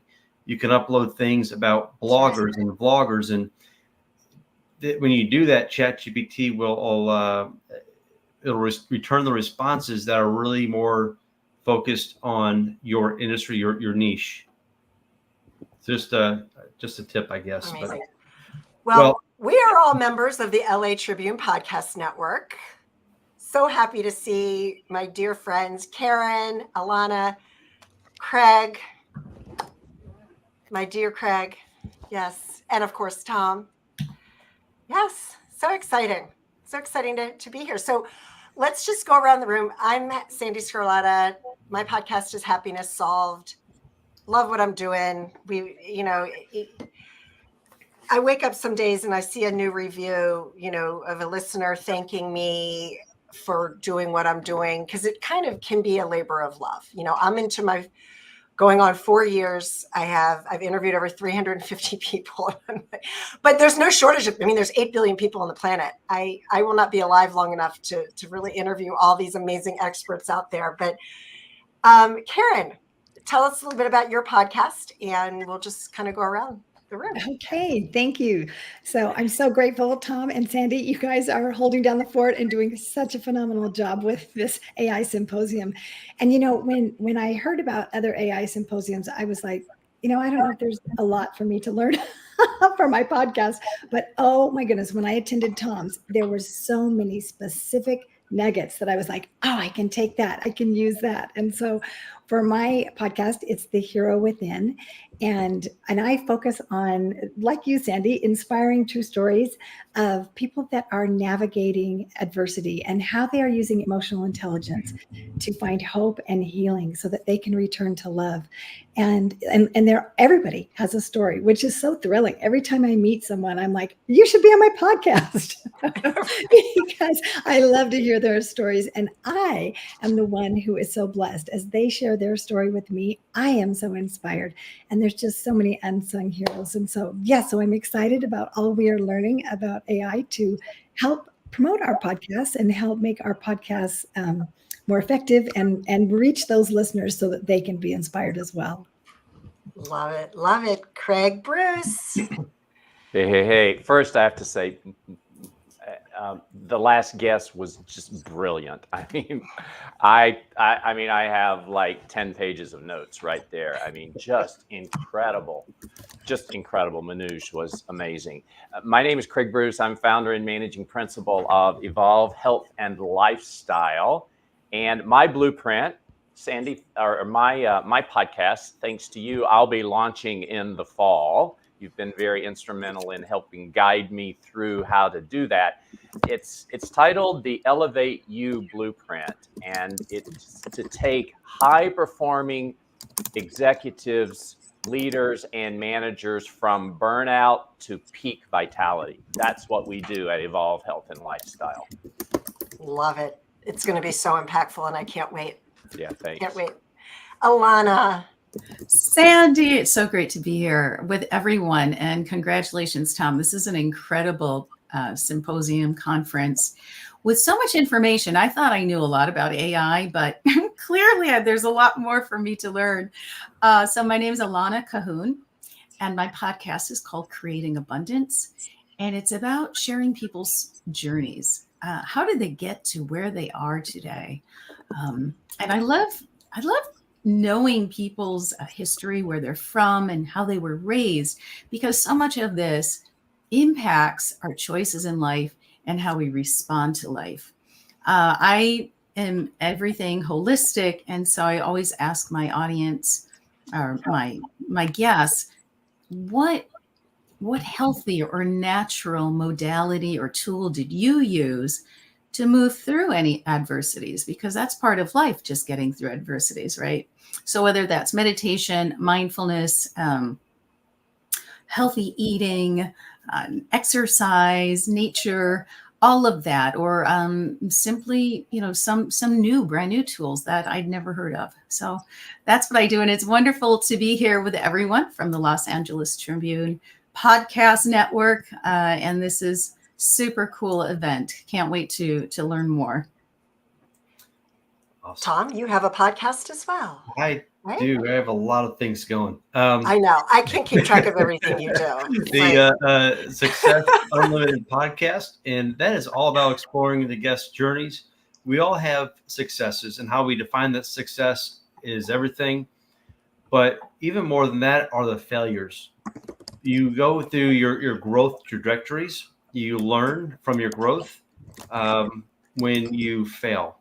So the object in life is to fail fast, fail forward, learn, and then you have that when you learn, that's when you have your successes, right? You go from success to success. It's how it looks on the outside, but between that, what you don't see are the personal failures, of business and career failures, and all these little things that life throws at us. So I like to get into the weeds and explore the journey of the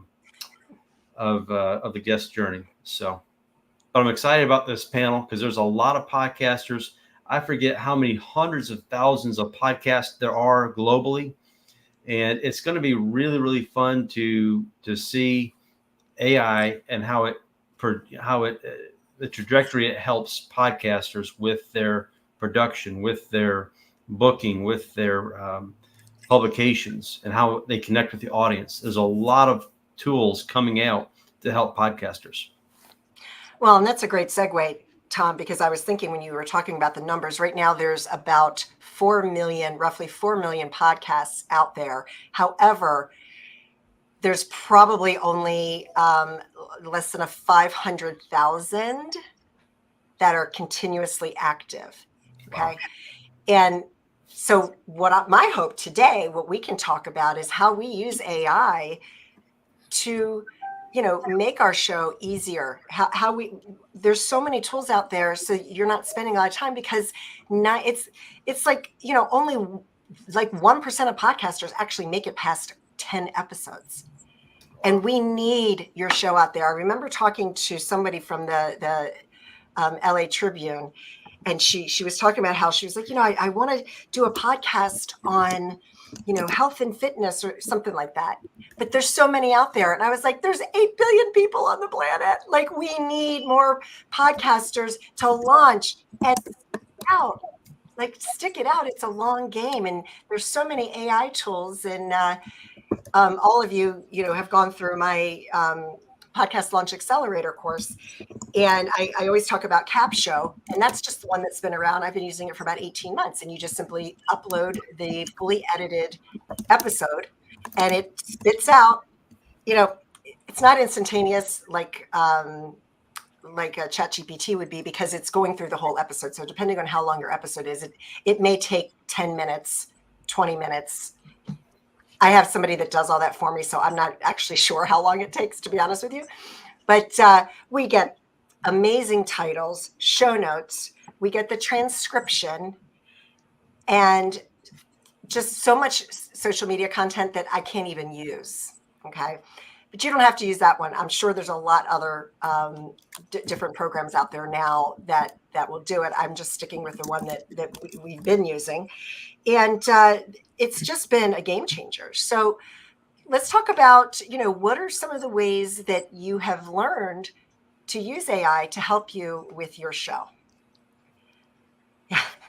I keep seeing these comments because I'm broadcasting to my YouTube channel. I'm not writing that, but I'm like, oh, okay, it's got Thank you, Karen, for writing all these things. All right, we'll start with you, Karen. Surprise! I was just highlighting the things that you were saying. Oh, great. Thank you. It's a lot of gold nuggets. Yes, that's what I love, is these gold nuggets. So Sandy taught me about Capshow, which I was thrilled to learn, because I'm the one-man band over here. And so, I interview, I produce, I edit, I do all the things. And so that was a really helpful tool. The other thing that I found was I went from editing in Audacity to editing in Descript, because I'm more visual. And so to be able to have a transcript and to edit just like a Word doc, it was so helpful. And then Descript started doing all these amazing AI additions to it. And so, for example, I used to make my clips by watching the thing and, cutting and things like that. And so now Descript actually does that for you. You just click in, yes, I want 5 clips. And I'm like, I'm already in Descript. I don't have to go to another platform. I don't have to pay for another thing. And I can use that. And poof, all of a sudden, and it has a template so that I can pick the format that I want that to see. And it's seamless. It is so seamless. And then when I go to my platform, it suggests the headlines and it does the show notes. And so I have 2 that are very seamless that I can use. So that has saved me so much time and so much money. So I just, encourage everyone to go and check out all the AI features that have just recently been added. So if you haven't used Descript for a while, there's a lot of new features for that. Nice. I just wrote it down. Have to check that one out. All right, Alana. Well, this is, again, I'm learning so much. What do I have? I think I have Otter and Read AI. So I actually have 2. I haven't chosen between the 2 yet. And who knows, maybe I'll just go and move into what you just suggested, Karen. So it is helpful, because when you're interviewing someone, whether it's a guest on your podcast or you're sitting coaching somebody, it's all about them. So I'm not retaining everything that's transpiring. I'm in the moment. I'm listening to their journey and commenting on that. So yes, AI absolutely steps in. It is an incredible tool to track, transcribe everything, the entire content. And like you said, Sandy, that one interview can then be, you can take out the nuggets that you've been posting for us, Karen, and post those on social media or wherever you find important. So and then the titles, what I'm finding in I think it's Read AI, it's segmenting. It's saying, oh, in this first part of your conversation, Alana, you talked about this, and they'll give me a headline. I'm like, oh, that's a good headline. I'm like, oh, wait a minute, that's a good headline. So I'm getting a little bit bouncing around, but it's beautiful because it's almost like it's that third party who is mirroring what you just did and saying, oh, yeah, it really was as deep and effective as you thought it sounded like or felt like. Great. Awesome. And Craig. Well, I'm going to answer this question from the perspective of a newbie. Is that okay? Because I'm sure Perfect. there are some people listening out there who, like me, either want to do a podcast or they're just getting started. And I will tell you that, Sandy, without your guidance and the assistance of AI, which by the way, I'm spending more time with AI, ChatGPT, and Claude than I am with some of my best friends. Does anybody else feel that way? Well, you do call ChatGPT, you know. That's right, my bestie. Exactly. Your bestie. Yeah, Exactly. I'm like stopped. I'm like, what do you call it again? Yeah, my ChatGPT and Claude are my besties. But so the way I've used it so far with regard to the podcast is to actually help me brainstorm the name of the podcast, to help me fine tune my target audience, to help me write the description of my podcast, write the questions that I want to ask the guest, and then even write the lead in and the lead out, you know, and it's just, and it did that in a matter of 30 seconds, right? Whereas normally it would have taken me a week to do that. Now I fine-tuned it and tweaked it and made it my own, but that's actually how that's how I've used it so far. And then I'm super excited about Descript and Capshow and all those other things once I launch the podcast. Fantastic. That's awesome. Tom, over to you. Do you have a question, or do you answer that and then? Yeah, I was going to say the next question.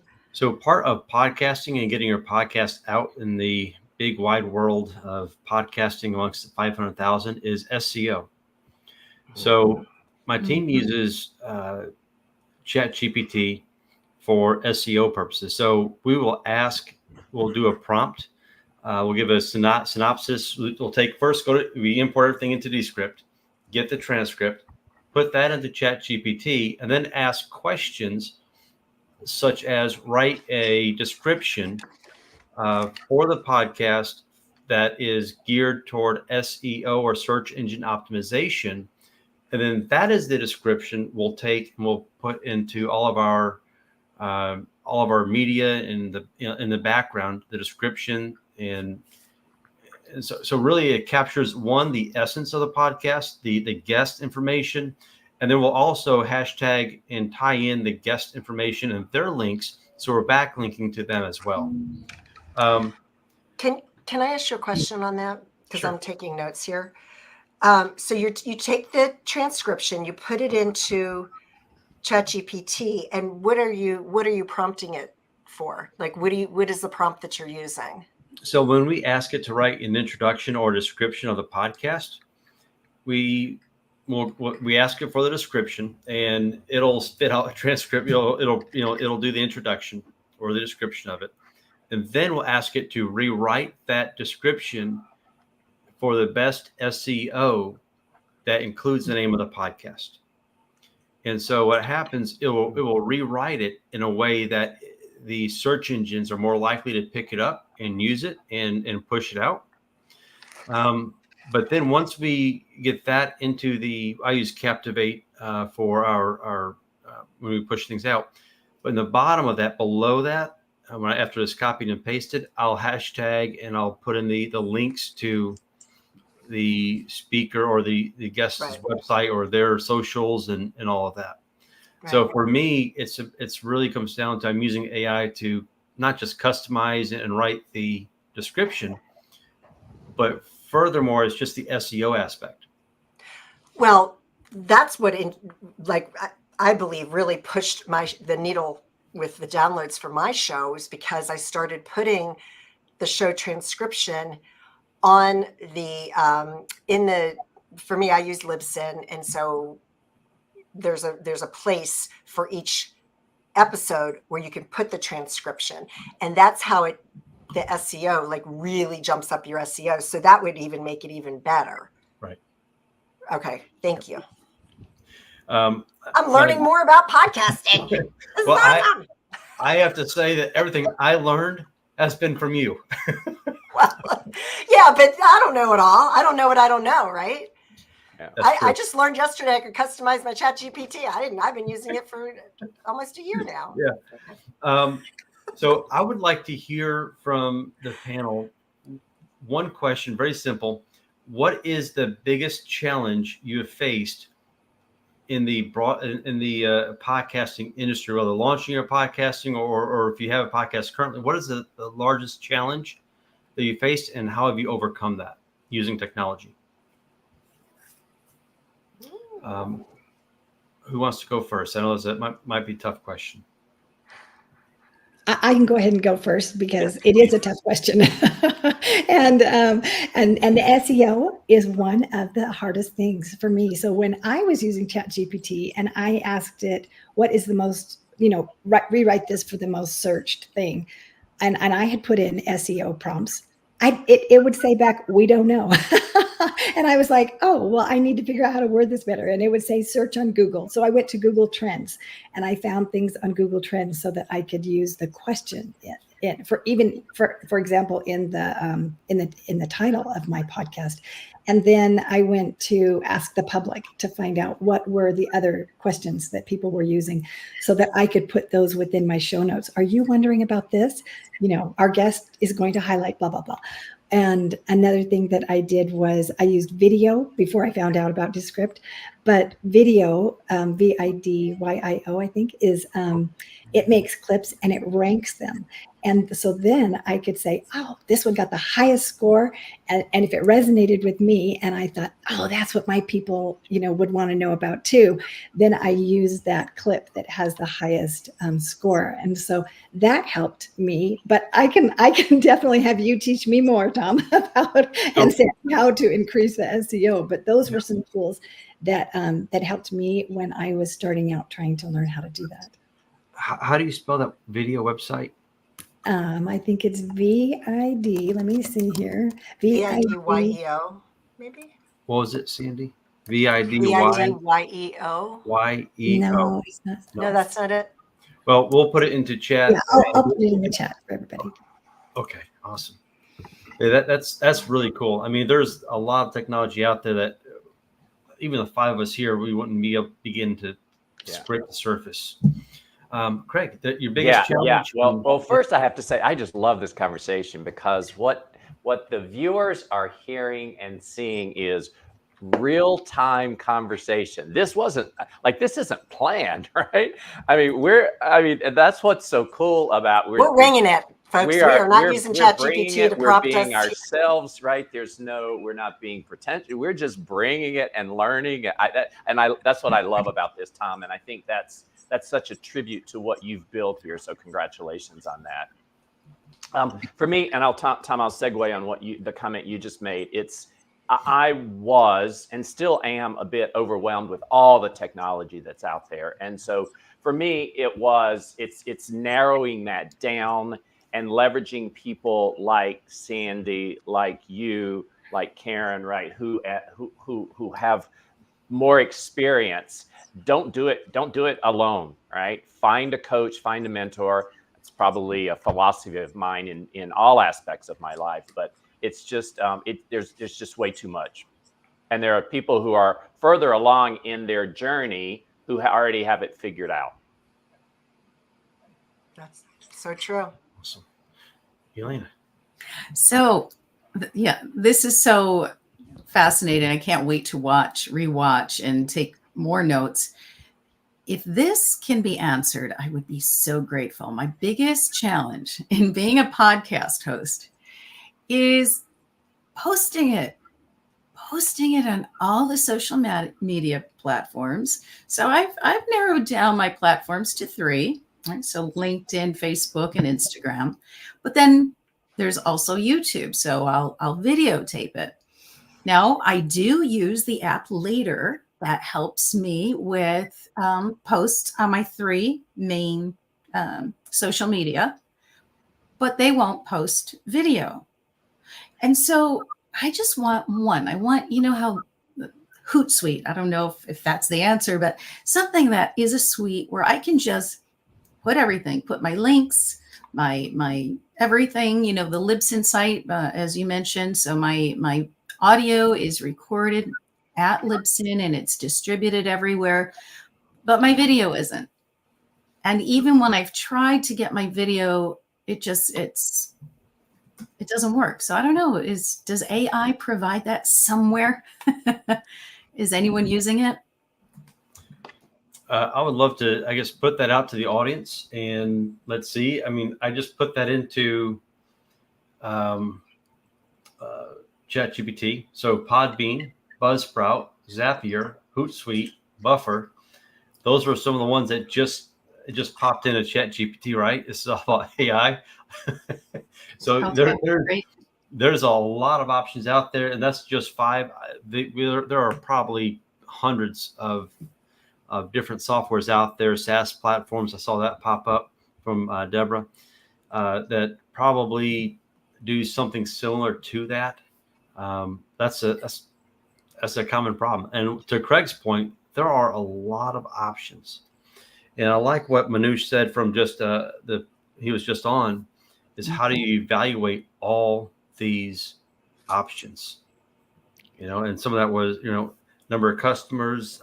Look at, I guess the big takeaway for me back then was a few minutes ago was look at who's behind the software. Is it going to be around? So if you build everything, all your processes around the software, and it goes away in a year, if there's a bubble, which we learned yesterday, there's most likely a bubble that's being created, just like the .com bubble. You want to have your processes and have everything aligned with a company, a piece of software that's going to be around for a while. So, Sandy. Yeah, that is such a huge point. So we only have time for really one more question. And what I would love to know from the panel is when it comes to, well, let's just go around and just do the last thoughts.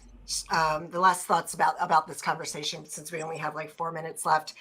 One thing that I just want to say is, while on my podcast, I have guests that there's conversations that it just flows naturally. There have been times when you have guests that I don't know much about their topic. And that's how I really have used AI. A friend of mine is a narcissist specialist and I didn't know much about it. So I'm like, what questions should I ask a narcissist specialist during an interview? And I was like, I could never have come up with that. So that's just my thing. There's so many ways that we can use this. So let's just jump around, ask our panel, any closing thoughts that you have, Karen. Yeah, so as a panel host, I typed in ChatGPT, what questions would you recommend as a panel host to ask the panel?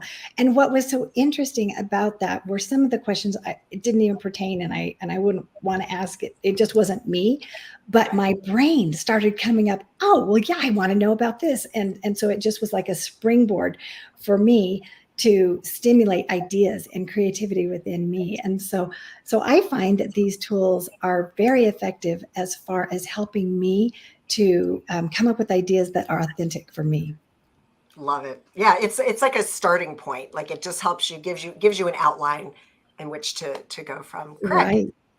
Yeah, AI is amazing, and yet it does make mistakes and makes up information. Yes. Right. And so I would always say verify the information, particularly sources.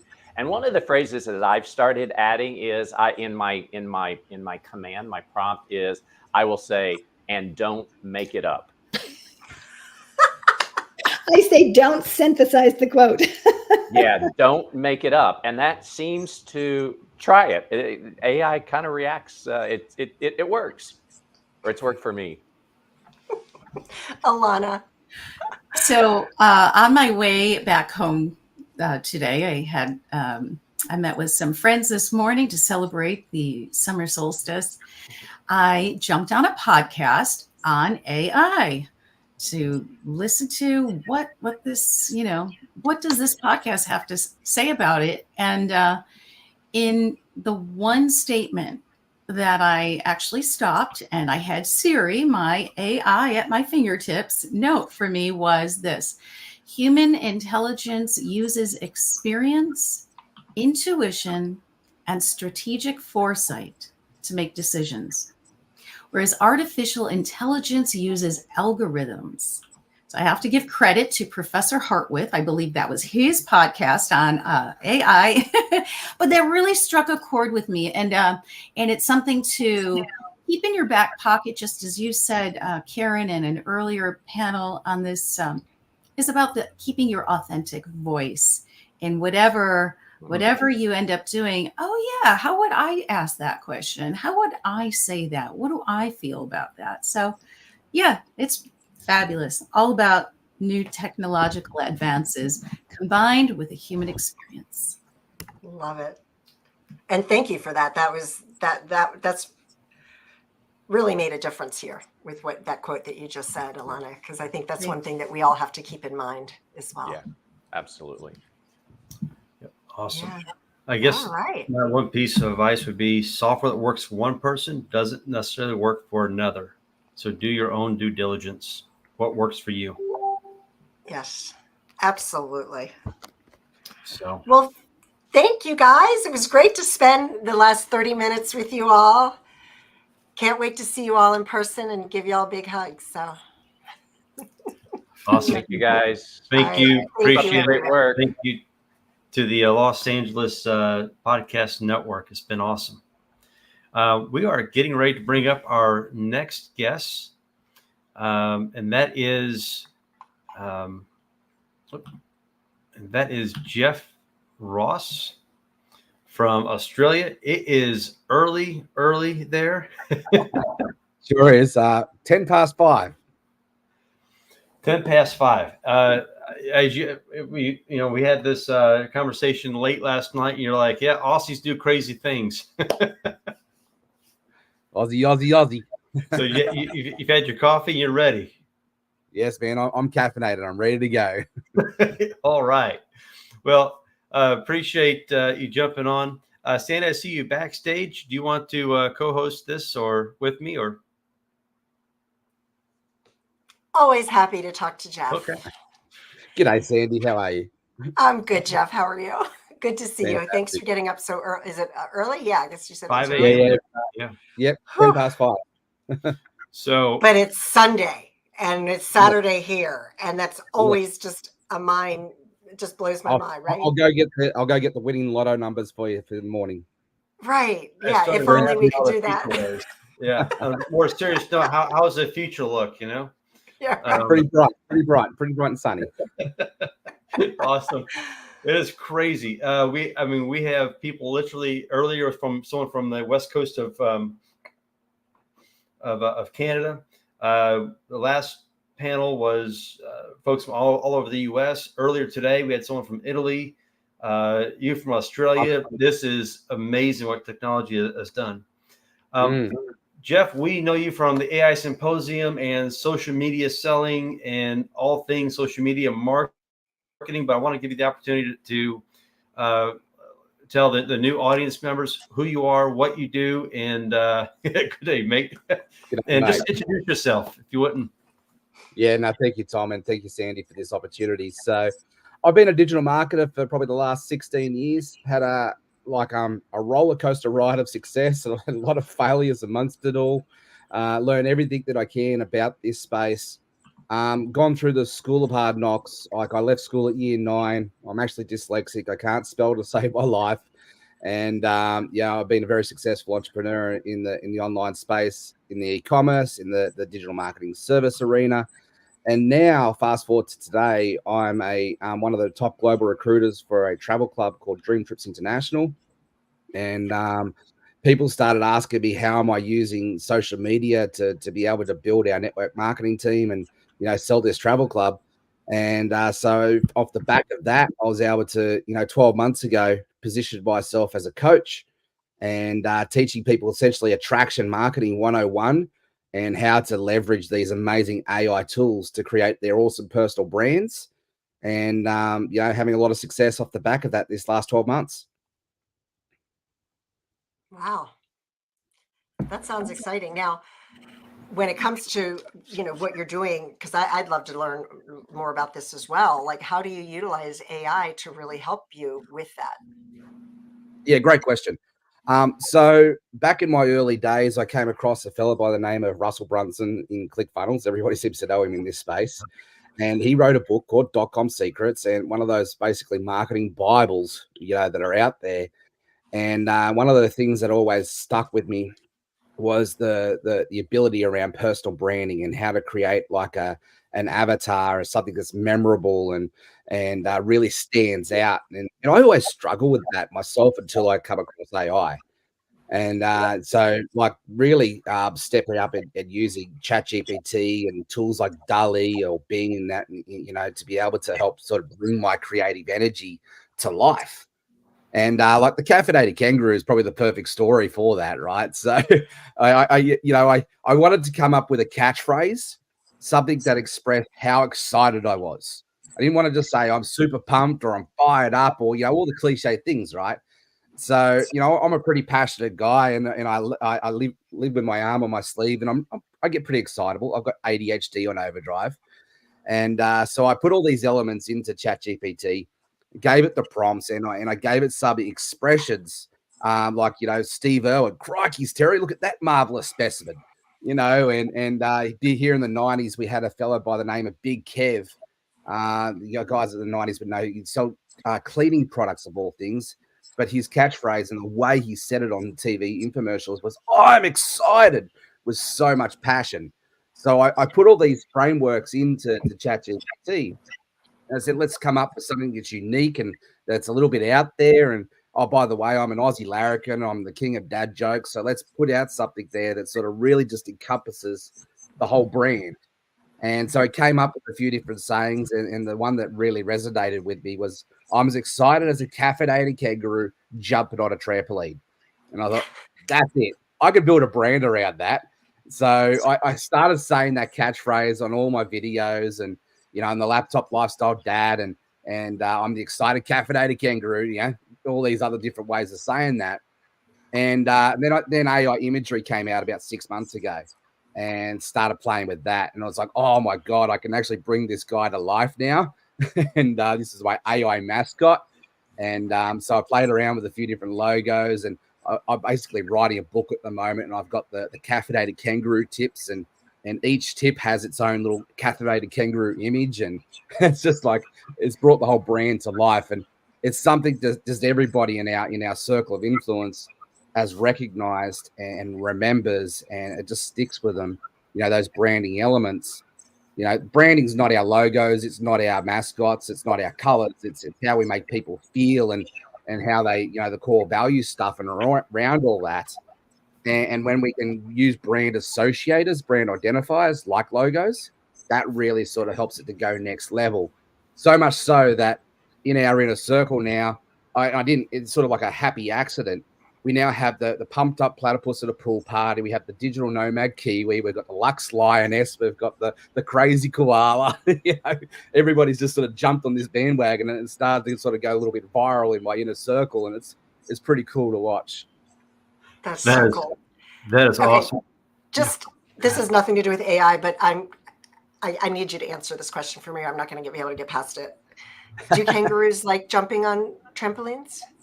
I have no idea. Well, no, because I always see these YouTube videos where there's black bears that go into someone's backyard and they start bouncing around on a trampoline. Probably not.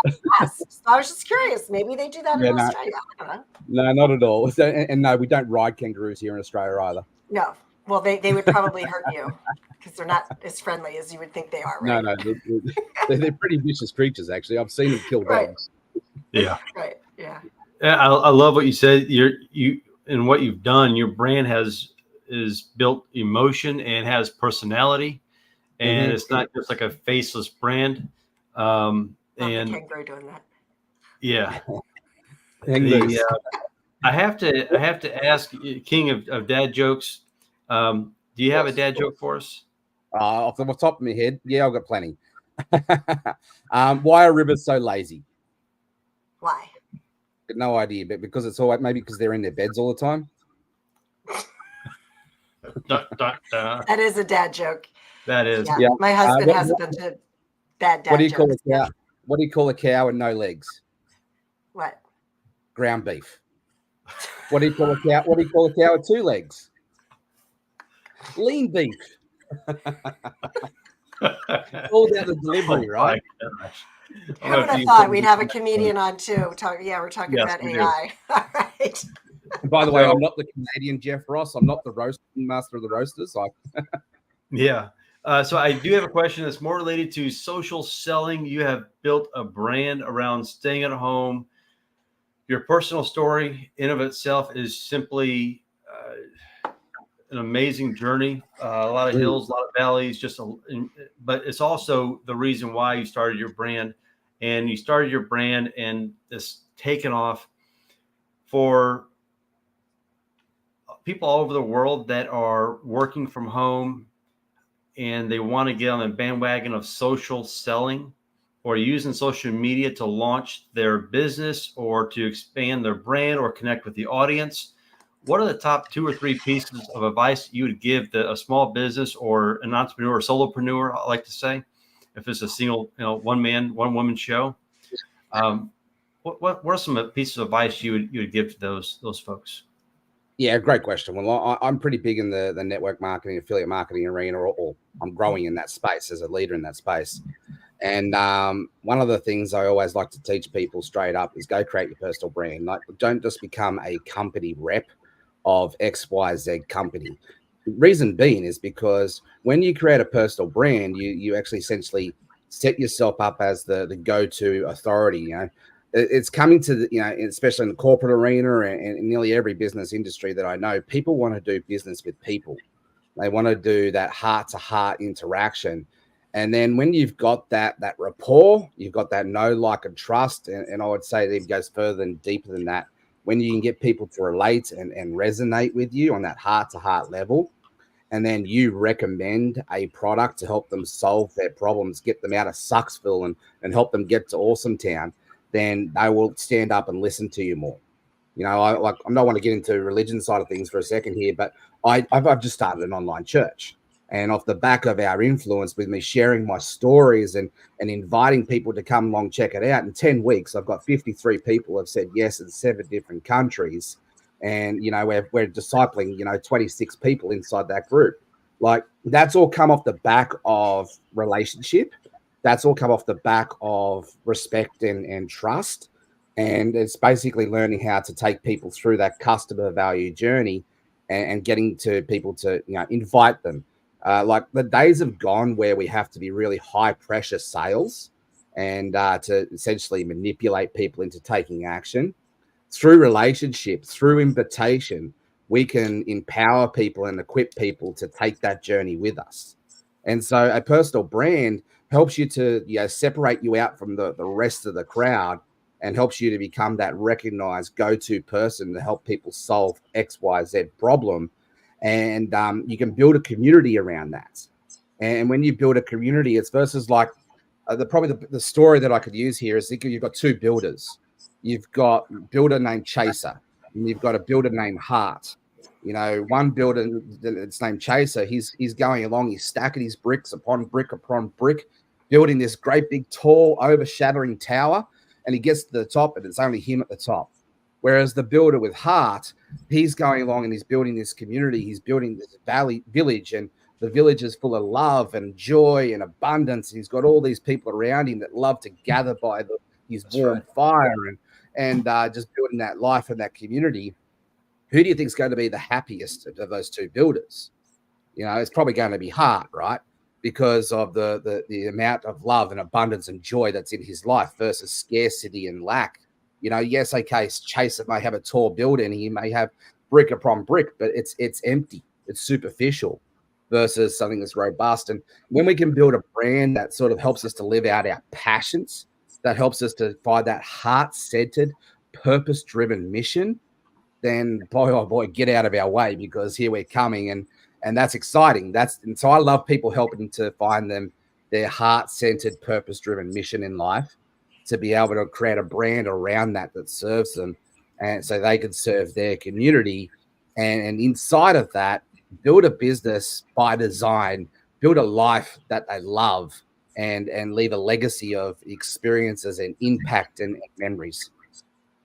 Yeah, that's awesome. I do so as all, like, I love the heart, and I have to say that this symposium that started off back in March with just a 4-hour symposium has grown into a 2-day event.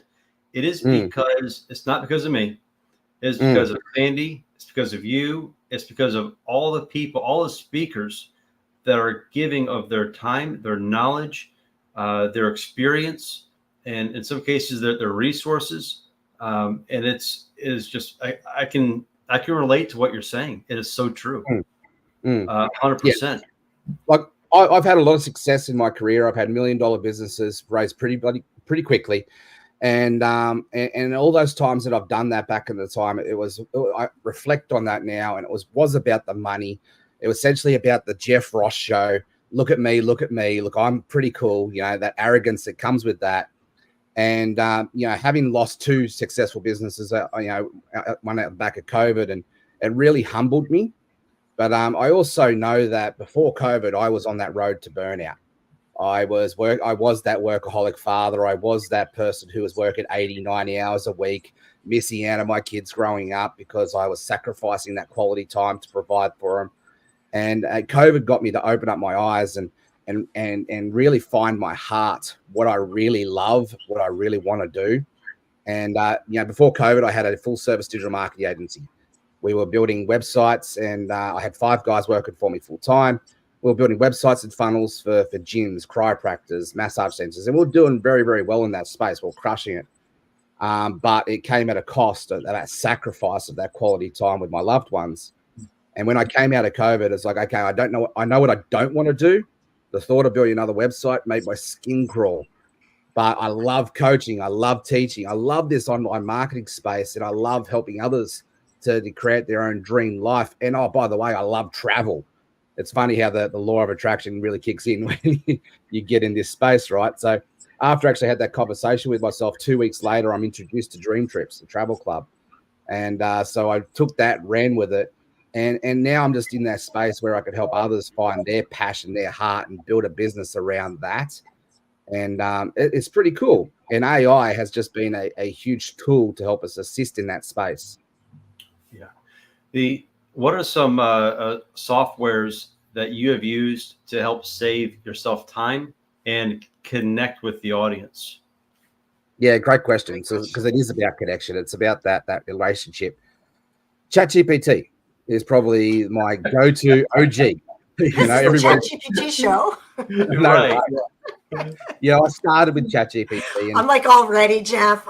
Oh, what's he going to say? Because I've learned so much. On the edge, right? And ChatGPT. I started with ChatGPT, and I actually I've got a YouTube video out there when I first started. I hopped on it, and with all my digital marketing experience, I thought, oh yeah, I'm pretty cool. I know what I'm doing in this space. So I can go and master this tool, and I jumped into it, and I was sorely disappointed. I didn't learn. I obviously didn't learn how to prompt it properly, and I just put in the information on how I thought how to drive it. And it spoke like a robot. There was no flavor. There was no personality. There was no tonality to it.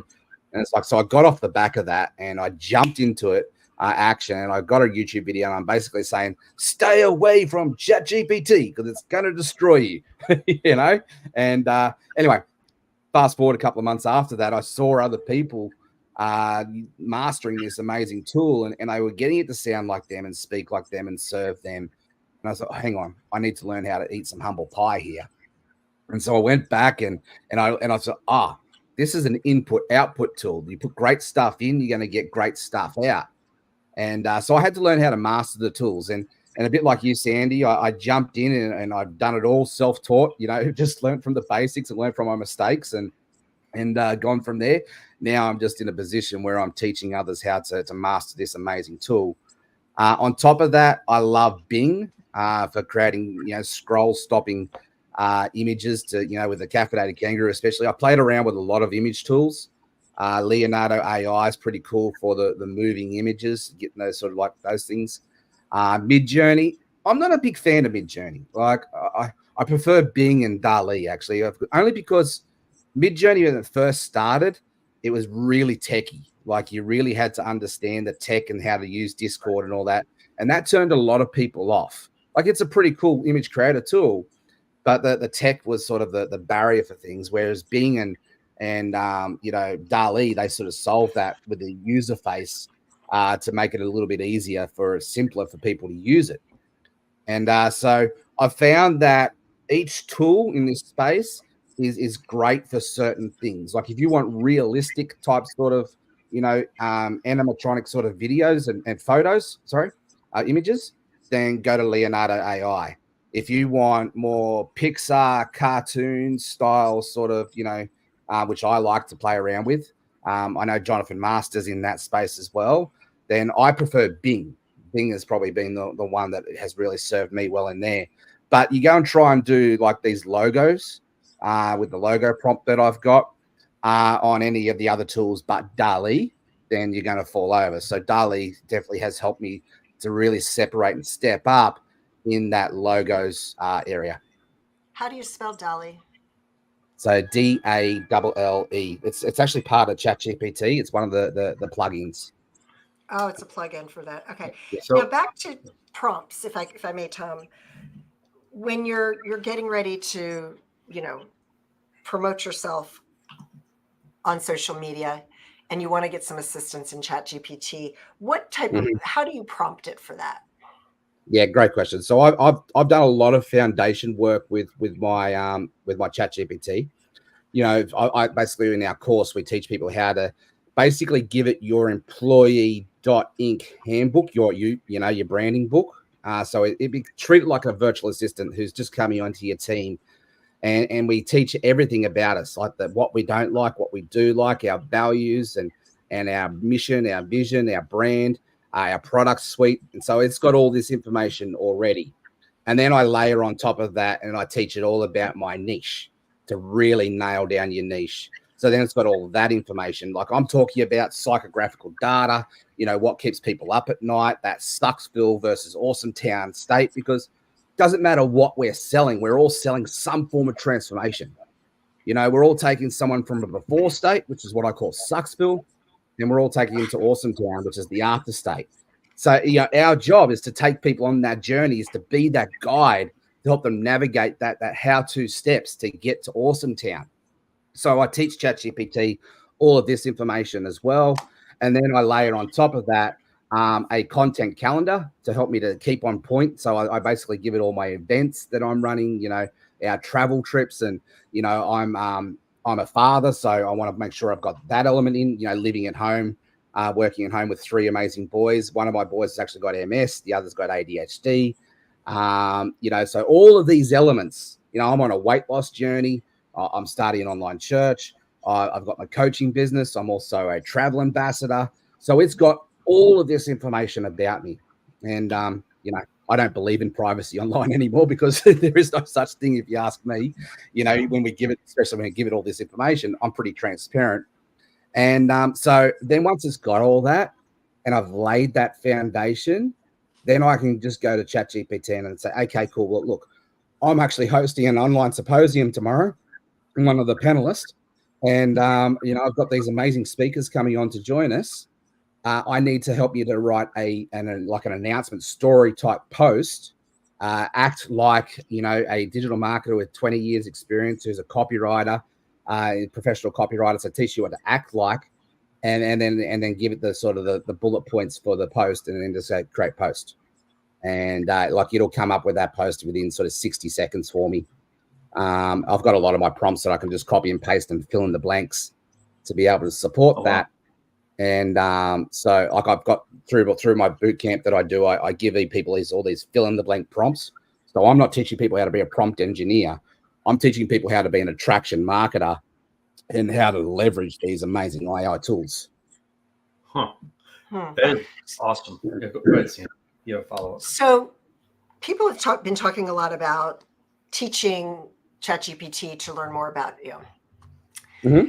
And what I'm noticing is, there's so much I don't know about ChatGPT. So I went ahead and I customized it, right? You can customize ChatGPT. But when you're saying you're giving, that's only 1,500 words. So when you're saying you're giving it, where are you putting that information? So it's how AI kicks in. It's the artificial intelligence. So every time you start a new bot on ChatGPT, like a new message, you're actually cleaning the slate. And this is one of the mistakes that I see a lot of people in this when they're just starting out, mate. I made this myself. So every time you start you start a whole new clean slate. And so it's not, the artificial can't kick in. So the idea is to have one bot for one objective. So like I've just started a podcast, so I've got a bot for my podcast. And so are you talking about where you create a GPT? Yeah, no. So can I share my screen? Is that possible? Yes. I learned a lot yesterday about StreamYard, which is where we're streaming from. But yeah, you hit the present at the bottom there. Hit the present, yeah. Yeah, I got it. Cool. So okay. All right. So you can see here on my screen. Can you see my screen? Mm-hmm. Yes. Yeah. So these are all my different bots for different projects. You know, for logo, for calendars, for this is my generic one that I use for just about everything. And I just build on and I build on and I build on. So I don't start every time I hit this button up here, it starts a new chat or a new bot, as I like to call it. That started a whole new clean slate. But if I continue to use this one here now, the more you use these bots, and like I've been using this one since June 10th, and I reset them sort of every month.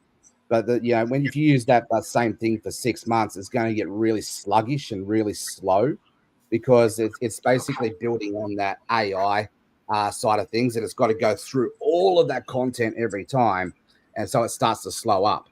So one of the things I've come to learn is how to create a summary bot, a summary prompt to pull out all of the key summary, bullet point information from an existing chatbot. So like, my mission, my tonality, the way I speak, my Myers-Briggs profile. That's a good tip from Jonathan Master. He taught me that one. Bringing out all of that information. And so I have a summary prompt, and then I have a seed bot. So when I go to start a new bot, a new chat bot, I'm actually implementing all of this information, this key information from my summary prompt from my existing bot into the new one. So I'm building on that foundation each time. So I'm not losing all of that hard work that I've done for the last 10 months on educating and maturing that bot. Because that's it, right? AI is in its infancy, it's an immature kindergarten child. And we've got to educate it. And this is where the AI machine learning kicks in. And the more you do this, the more information that you give it, the more powerful it becomes. Like, are you sick to death of having to revise ChatGPT and tell it, no, talk like me? No, right? Well, the more you do it this way, the more it becomes mature. This artificial intelligence actually kicks in. And I very rarely have to remind myself how to actually revise ChatGPT anymore, because I've corrected it that many times. And so it's starting to understand my patterns and the way that I talk, the way that I write, the way that I do things. Like, I just used it to write a book in 4 hours. So what I did was I basically got my 5-day boot camp, and that I run every month. So I do a live 5-day boot camp. So each masterclass is around about an hour and a half long. I go through why use AI, how to nail your niche and master your message, how to really master the AI content creation tools, dive into putting some strategy in around your customer value journey, and then automation. So each masterclass is, it's a pretty valuable masterclass in itself. I took those videos, I uploaded it to a tool called Riverside, which is a pretty cool podcasting tool that I found that I'm using to build my podcast on. And this Riverside tool, it allowed me to create transcribed notes for each video. I uploaded those transcribed notes to ChatGPT along with my seed prompt, teaching everything about me and all that. So it had all of that foundation. And then I've given it some cool prompts to help me to, pull in my 5-day boot camp and turn that into a book, And if I just share my screen quickly with you again here, this is just the manuscript version of it. Here, so I basically, I've got the legal disclaimer there to start with. I've got the table of contents. So introduction to the future, welcome to future social selling. Discovering your why, identifying your ideal niche, crafting your UVP, and I've got this book to create it in my tone, in my words, so like, g'day legends, welcome to the Social Selling and AI Mastery for Network Marketers. I'm Jeff Ross, your trusty guide on an exciting journey, whether you're an Aussie like me or tuning in from the other side of the globe. Get ready to transform your business and your life. Now, I'm dyslexic. I can't spell. I didn't go to the university to become a writer or, a published author, but yet, I'm a high school dropout and I'm able to master these tools and put this in, yes, I'm going to be very transparent when I publish this book, that this book was, helped me create, ChatGPT helped me to create it, but this is my own intellectual property, with the transcribed notes. So it's not just like I've used ChatGPT and said, hey, write me a book. I've actually used the transcribed notes and got it to pull in the outline. And, so it's starting with the why. Simon Sinek always says, start with the why. So, leaning into my 16, 18 years of, digital marketing experience as a marketer and as a social seller and mastering of these AI tools. And I was able to write a book in 4 hours. Like, that's 18 chapters. Each chapter has, starts with the why and breaks it all down as it's meant to do. And it has some like AI tips and ChatGPT prompts through it all. And something else I was meant to show you while I was here just quickly. The caffeinated kangaroo tips. So it's bringing in my dad joke humor. So caffeinated kangaroo, like, keep your why close to your heart and your coffee closer.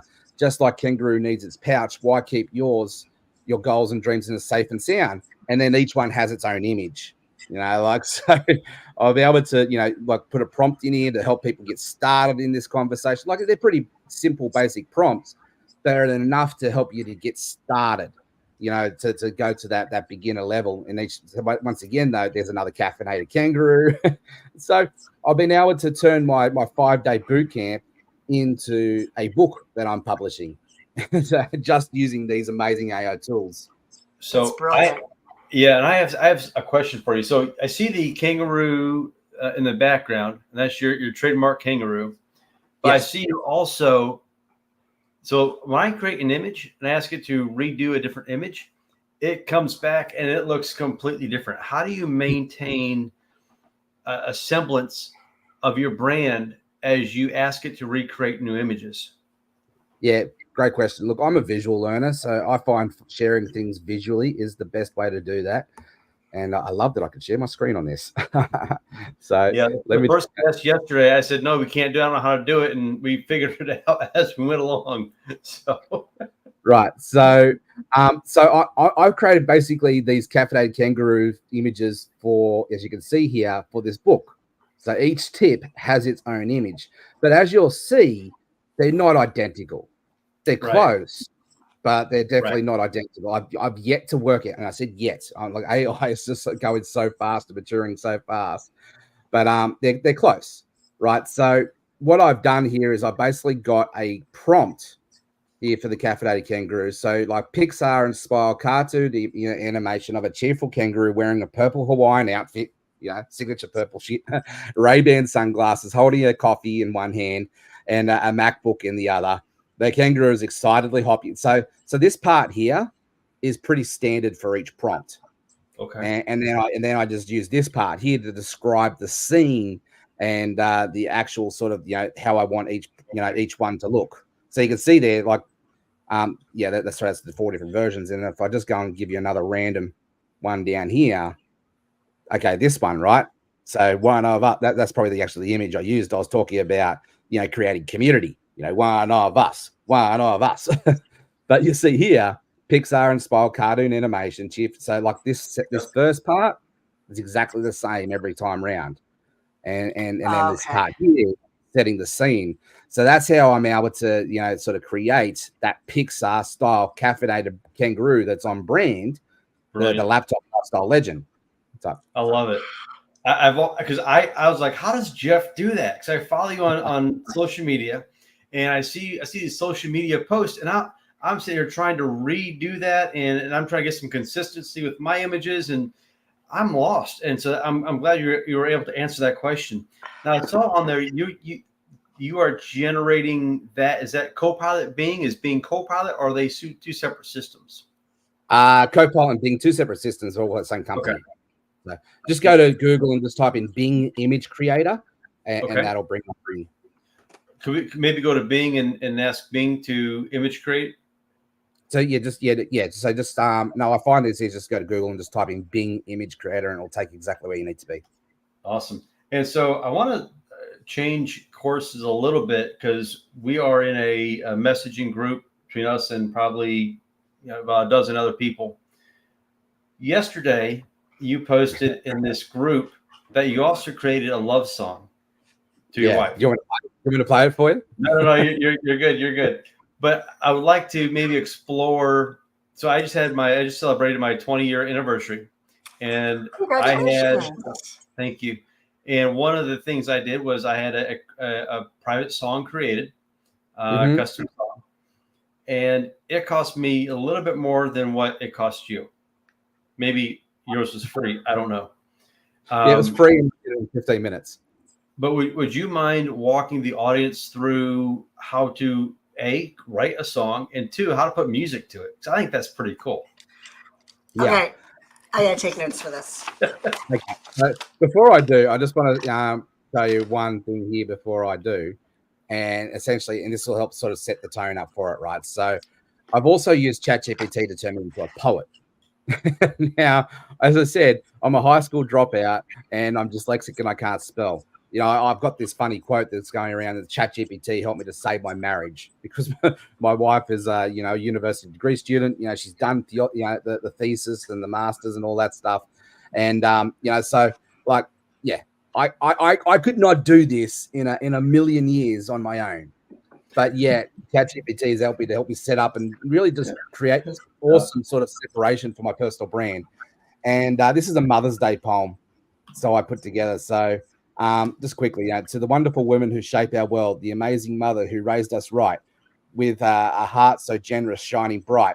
You taught us to love, you give us to care, your strength and kindness beyond compare. In storms, you stand firm, oh so stoic, your love as vast as oceans, over heroic.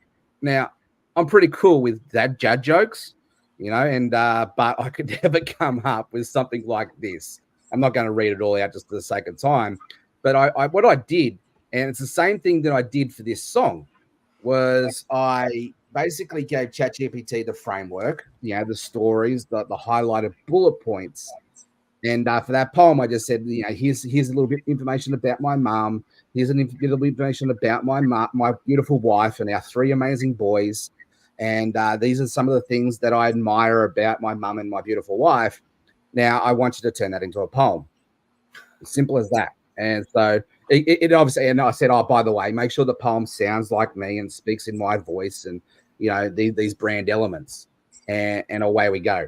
And it's like that poem, I read it out to my mum and my wife, and they just start tearing up. Like, I've done this a couple of times now the last 6 months, and some of those real close friends that I've had, their birthdays come up. And so I wrote them a birthday poem, sharing our experiences and our stories and amongst that poem. And it's just like, this is how you can get to people's hearts and that emotional context, right? And so, yeah, I just love that I now have that ability to be able to share that gift with them. And then I thought, oh, how about I take this one step further? And I turned this into an actual love song. And my wife and I, we love country music. And so I put it into the framework. I said, okay, look, say we're married in 2010. We met in 2009. We've gone through some pretty hard challenges in life, like Sarah lost her mum earlier in our marriage. And, we moved interstate. So I gave it the story, the highlight bullet points of our story. And it turned it, and I said, okay, now turn this into a love song with the lyrics for a love song. So that was ChatGPT. And it made sure it, come up with my tonality and speaks like sounds like me as well. And then I came across this tool because I just stumbled across it. I said, I basically got on Google and I said AI song creator. And I stumbled across this tool called ilovesongs.ai. And it gives you 2 free versions to start with, to hook you in, to show you how awesome this tool is. And then they'll ask for a monthly subscription to continue. I'm not an affiliate of this tool, and I just want to make sure that's very clear.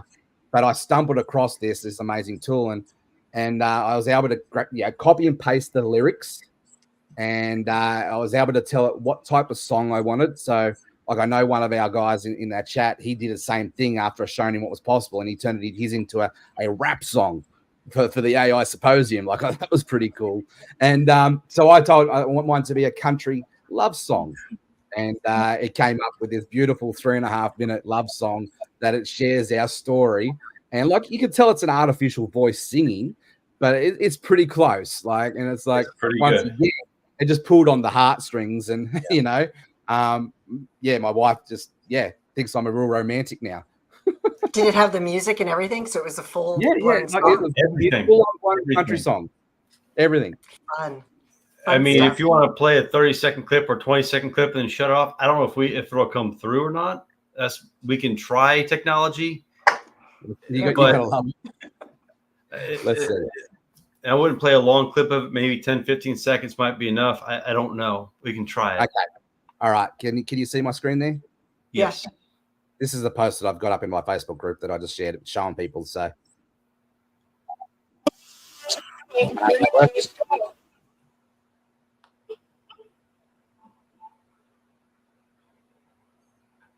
Folks, this is real time. We might have technology work with us, might have it work against us. We're going to find out.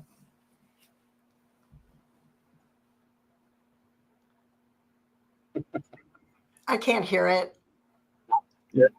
Yeah, I can't hear it. Okay, no worries. All right.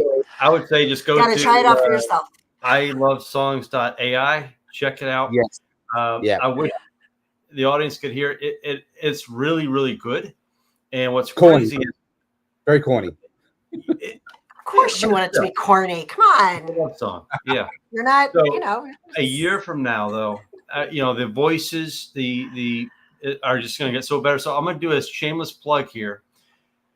At the bottom of the screen, if someone were to text AI to 512-865-4065, that's an automated chat bot. So if you were to text that, as you start texting back and forth with the artificial intelligence bot, ask it to test out a voice bot. And this is, I think, American-based system. So if you're overseas, it may not work for you. We're working on that for next symposium, a few workarounds there. But it will call you, and you can have a conversation with an AI voice bot. And the voices from 6 months ago to today have made giant leaps forward. And so I was really pleasantly surprised to hear the AI bot singing. And I think that in another 6 months, another year, the giant advances it's going to have is going to be even that much more. But then layered on top of that, our next guest coming up in about 5 minutes here or so, he has an overlay where he can speak any language.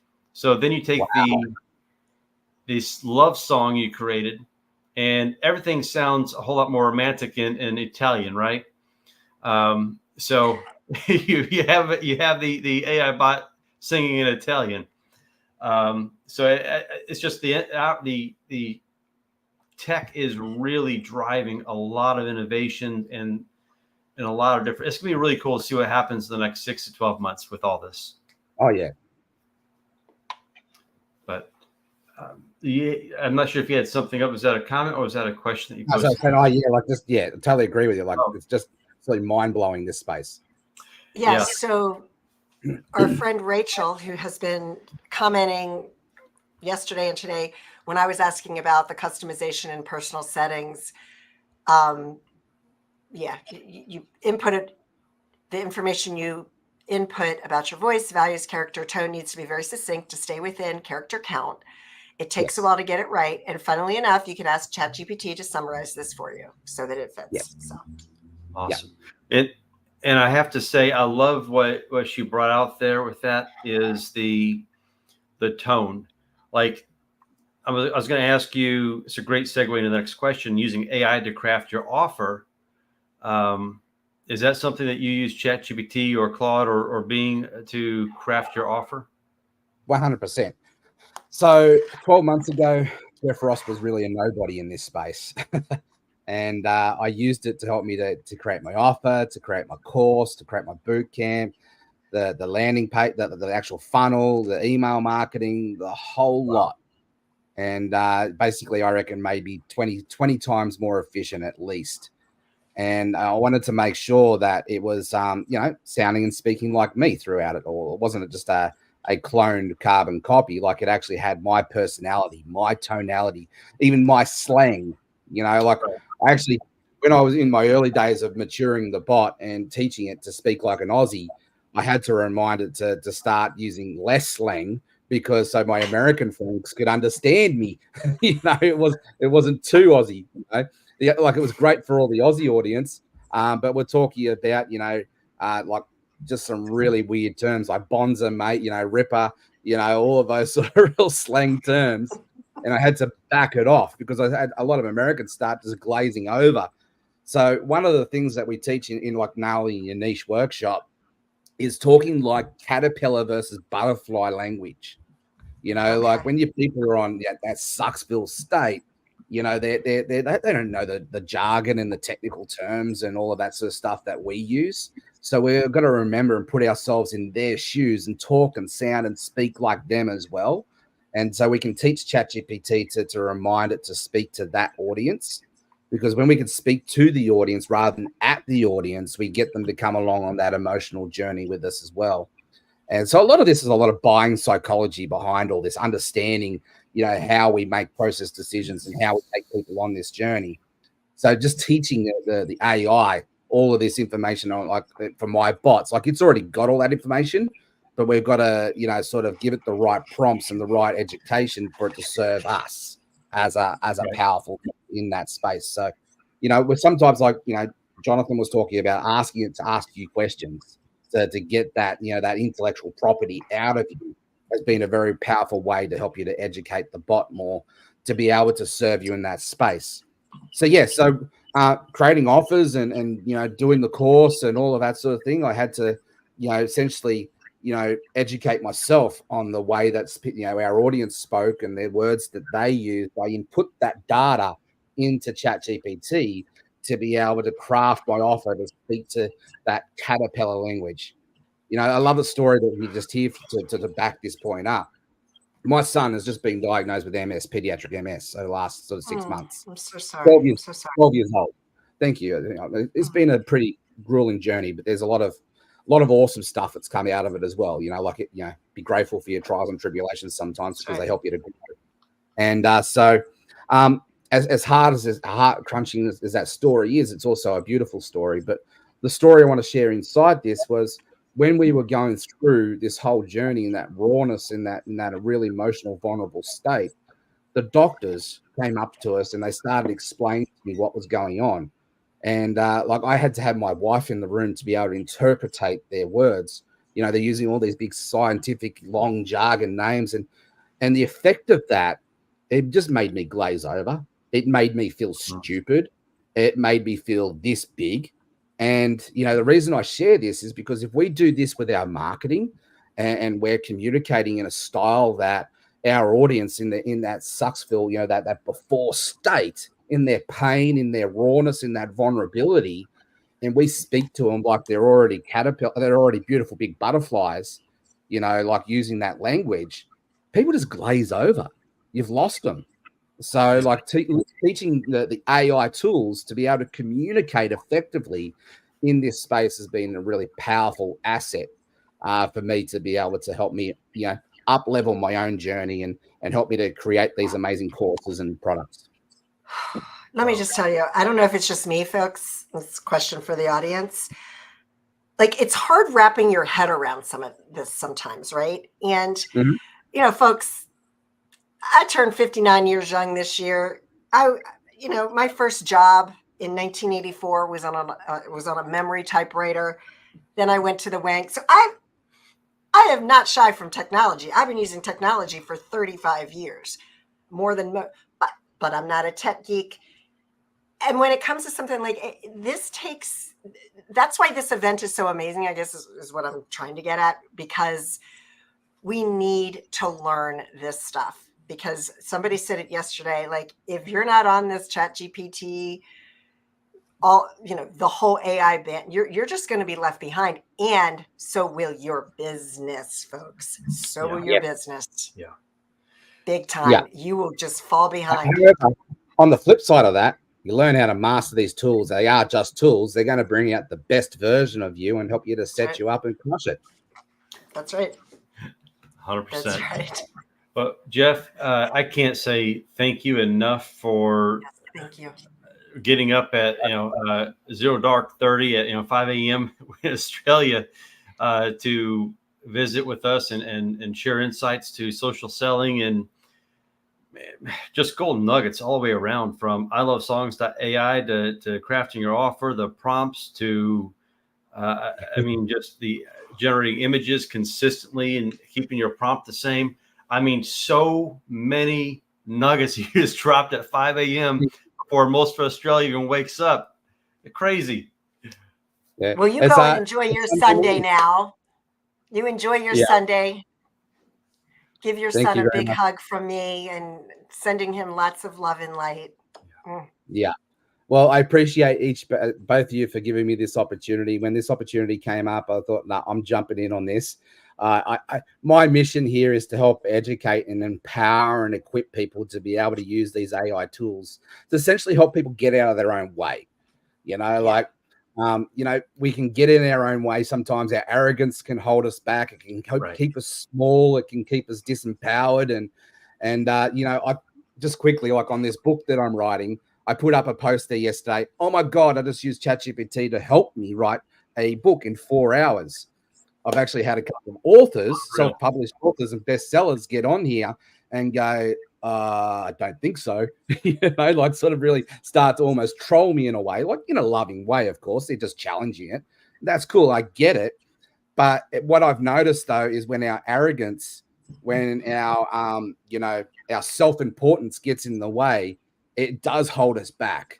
So my job here is to, plant a little seed in people's heart, add value to people's lives, to challenge the status quo, to empower and equip people to be able to use these amazing AI tools. Because I know if a master tactician, like an author who's already wrote 10 books and probably a bestseller, gets in and used these amazing AI tools, like, boy, oh boy, could that be such a gift to the world. Yeah. And, let's get out of our own way. Let's just dive head in first. And let's learn how to master the tools, because when a master craftsman comes in, these tools are only going to bring out the best version of you already. That's right. Awesome. Thank you. Appreciate it so much. Really enjoyed having you. I'm excited for our next guest. Sandy, I'm going to bring up Tobias to co-host the next guest with me. All right. Well, you guys have fun. I'll be listening from afar. We'll see you in a little bit, Tom. Thank you. Yes, ma'am. Sounds good. Hey, Tobias, good to see you again, my friend. Hey, good to see you too, Tom. How are you? I'm doing awesome. I'm excited about our next guest, who is Hector. And I want to bring Hector up to stage, and then we're going to play an intro video, and then we'll get things rolling shortly right after. Great. Hector, my friend, how are you, sir? I am doing fantastic. I'm so grateful to be here. What a wonderful message Jeff Ross left, and Sandy. And I'm in the same camp as Sandy. I'm 59. I'll be 60 soon, and it's all good. I am so grateful to be here. Well, I want to play. You recorded an intro video of your doppelganger, your digital twin. So I'm going to attempt and hopefully help you. Okay. I'm not sure. Let me see here. Bear with me. I'm working on it right now. Hopefully it works. There you go. Thanks for the warm introduction, Tom. I'm so excited to share my insights with the audience. Oh, I should mention that your boy Hector doesn't speak fluent Spanish, French, Mandarin, or Tagalog, but I do. Debo decir que es un honor compartir el escenario con tantas personas increíbles. Me siento verdaderamente inspirado. Je dois dire que c'est un honneur de partager la scène avec tant de personnes incroyables. Je me sens vraiment inspiré. 我必须说，能与这么多了不起的人同太真是荣幸，我感到非常受启发。Kailangan kong sabihin na isang karangalan ang makasama sa entablado ang napakaraming kamanghamanghang tao. Talagang ako'y inspiradong-inspirado. I'd also like to extend my sincere gratitude to Tom, Michael, and their entire team for creating such an incredible AI symposium experience. I'm feeling truly inspired. AI Hector is out. Yeah, I'm glad you labeled your title The Real Hector, because I had trouble just discerning which was the real and which was fake. And so I had to look at your title to know which one to remove from the screen. There you go. I am the real Hector the Connector. That's right. Yeah. So that was just a little bit of fun that we've been having using AI lately. So if you don't mind, take 2 minutes. Tell us a little bit about who you are, the industry you're from, a little bit about your business, and how you're using AI. Sure, absolutely.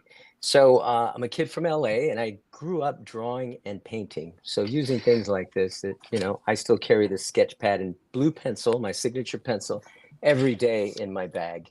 And so I'm constantly sketching and drawing, and ever since I was probably 8 or 9 years old. Today I own a CPG branding companies, consumer packaged goods, primarily in the food and beverage space. And so my journey has, been 40 years in the making, as far as my career. And what I do now is I create multi-sensory packaging. So everybody has competition. There's other competitors that do consumer packaged goods in the food and beverage space. And I always have to try to up one on, my competitors. They're going to eat my lunch, or I'm going to try to eat their lunch, So it can be that way. So early on, back in 1990, 2 things changed the trajectory of my life. One of them is I tricked a girl into marrying me, a beautiful young lady. LA boy fetched him an Orange County girl. It's a beautiful thing. We're still happily married 34 years later. Awesome. Raised 2 precious daughters, and I'm an empty nester. So all good. The second thing that changed the trajectory of my life was learning the Mac. And I learned the Mac in 1990, and probably 6 months after it took me about 6 months to learn it in the evenings after work. And I had an opportunity right after to get an agency job. And I walked into this beautiful agency where they did food and beverage. That was my first introduction. And I was like a kid in a candy store. And there were all these people that were creatives that did what I did. They drew, they painted, they airbrushed. There was photographers and production people. It was just, they worked on these massive brands. They interviewed me. They liked me. They liked my work. And they pointed to this little Mac, and they said, "Do you know how to use that?" And I said, "Yeah." And they said, "Well, you're hired." I was the only one that knew how to use that little machine. And everyone was so cool there. But little by little, the grumblings started. And people were looking at that Mac going, "Hell no, I'm not touching that keyboard. I am not a computer operator. These hands right here, these are my equity. I use these tools. I don't use that foreign thing. What is that thing, that square mouse thing? What is that?" And they were like, "I would rather go do pottery than to use that thing." I mean, they drew a line in the sand. And it wasn't long before they were in the unemployment line, unfortunately. It just was a fact. And then we got more computers. So that's been, one revolution in my lifetime. And as of, 18, 19, 20 months ago, there's another revolution going on. And I see it so succinctly. And I see people drawing a line in the sand again. Well stated. As you're telling me the story, I'm like, I couldn't help my mind. That's where my mind immediately went to was, we're seeing this right now where AI technology is being rejected. Where AI is being rejected from the folks who, sorry, my Facebook messengers just pinging. I had to shut it off for me. I don't know how to shut off the sound. And those who adopt it will excel forward. They'll be Yes. successful. They'll be more Yes. productive. And it can even help them connect, make deeper connection if they use it properly. Sure. Those who reject it out of fear, anxiety, loss of their jobs, just out of pure fear, I think Yes. those are the folks that will be at a loss. And that's really the goal of this symposium, is to help educate the global population around the world. We had someone listening from New Zealand, from Australia, or we had a speaker from Italy today. Last speaker was from Australia. A couple speakers ago was from Canada. And I think our message is getting out. I think it's resonating. And I'm hoping that with the talks that you give around the U.S., maybe even around the world, Hector, and the AI Symposium here, it'll help reduce that anxiety and maybe increase the acceptance, so people don't go, this is the equity. This, I'm not going to leave this. And they'll start to adopt that change. Yeah. So what is in the consumer global, I guess, I'm not sure if I'm saying it right, but the industry you're from, the consumer packaging industry, how are they utilizing AI? I'm using it, and I don't see everyone else using it. I love my entrepreneurial people, and I love my creative people, and I don't see the adoption. I dove in head first 16, 18 months ago. Once I saw what was happening, I recognized it right away, perhaps before others. So I'm somewhat of an early adopter, and it's all in the creative field. I have lots of photographers, 25, 30 years doing this, that are specialists. I'm able to do what they do now because I've been art directing photography forever. I'm using it for speed to market. I am able to do what used to take 3 weeks in one afternoon. Me being the choreographer and having a very highly trained creative under me, creating imagery, creating photography, creating illustrations for consumer packaged goods. Go ahead, Tobias. Hey, Hector, it's great to meet you. Hey, how you doing, brother? So nice to meet you. Good. Yeah, you as well. Great to have this opportunity to talk with you today. Sure. I love what you said about using it to speed up the process. It used to take weeks, and now you're getting done in a day.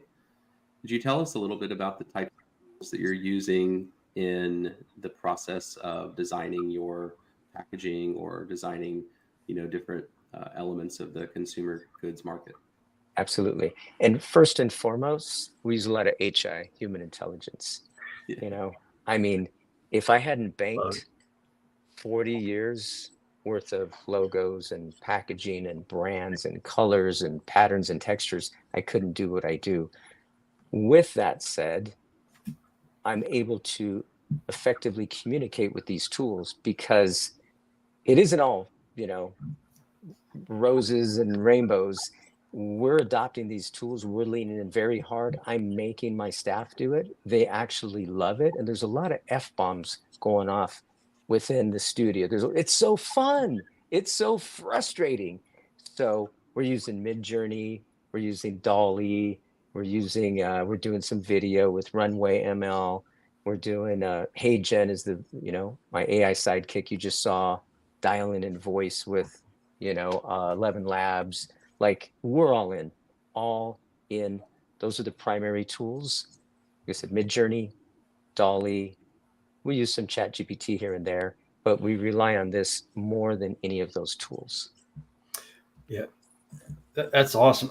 And so for the moment we started talking before the symposium, I think Manoj is one who referred you over. We had he's a good friend of mine.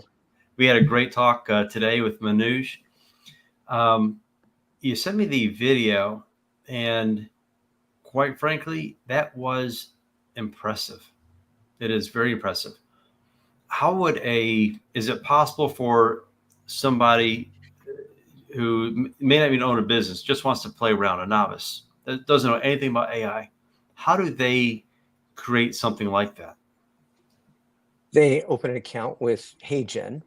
They take a video or two that are at least 3 minutes.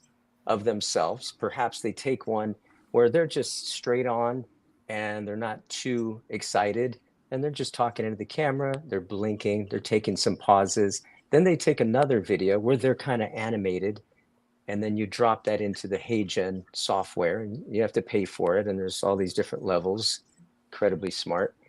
So they're monthly subscriptions, you pay annually and you get a discount. And then the voice, if you're at the lower tier of pricing, is kind of monotone.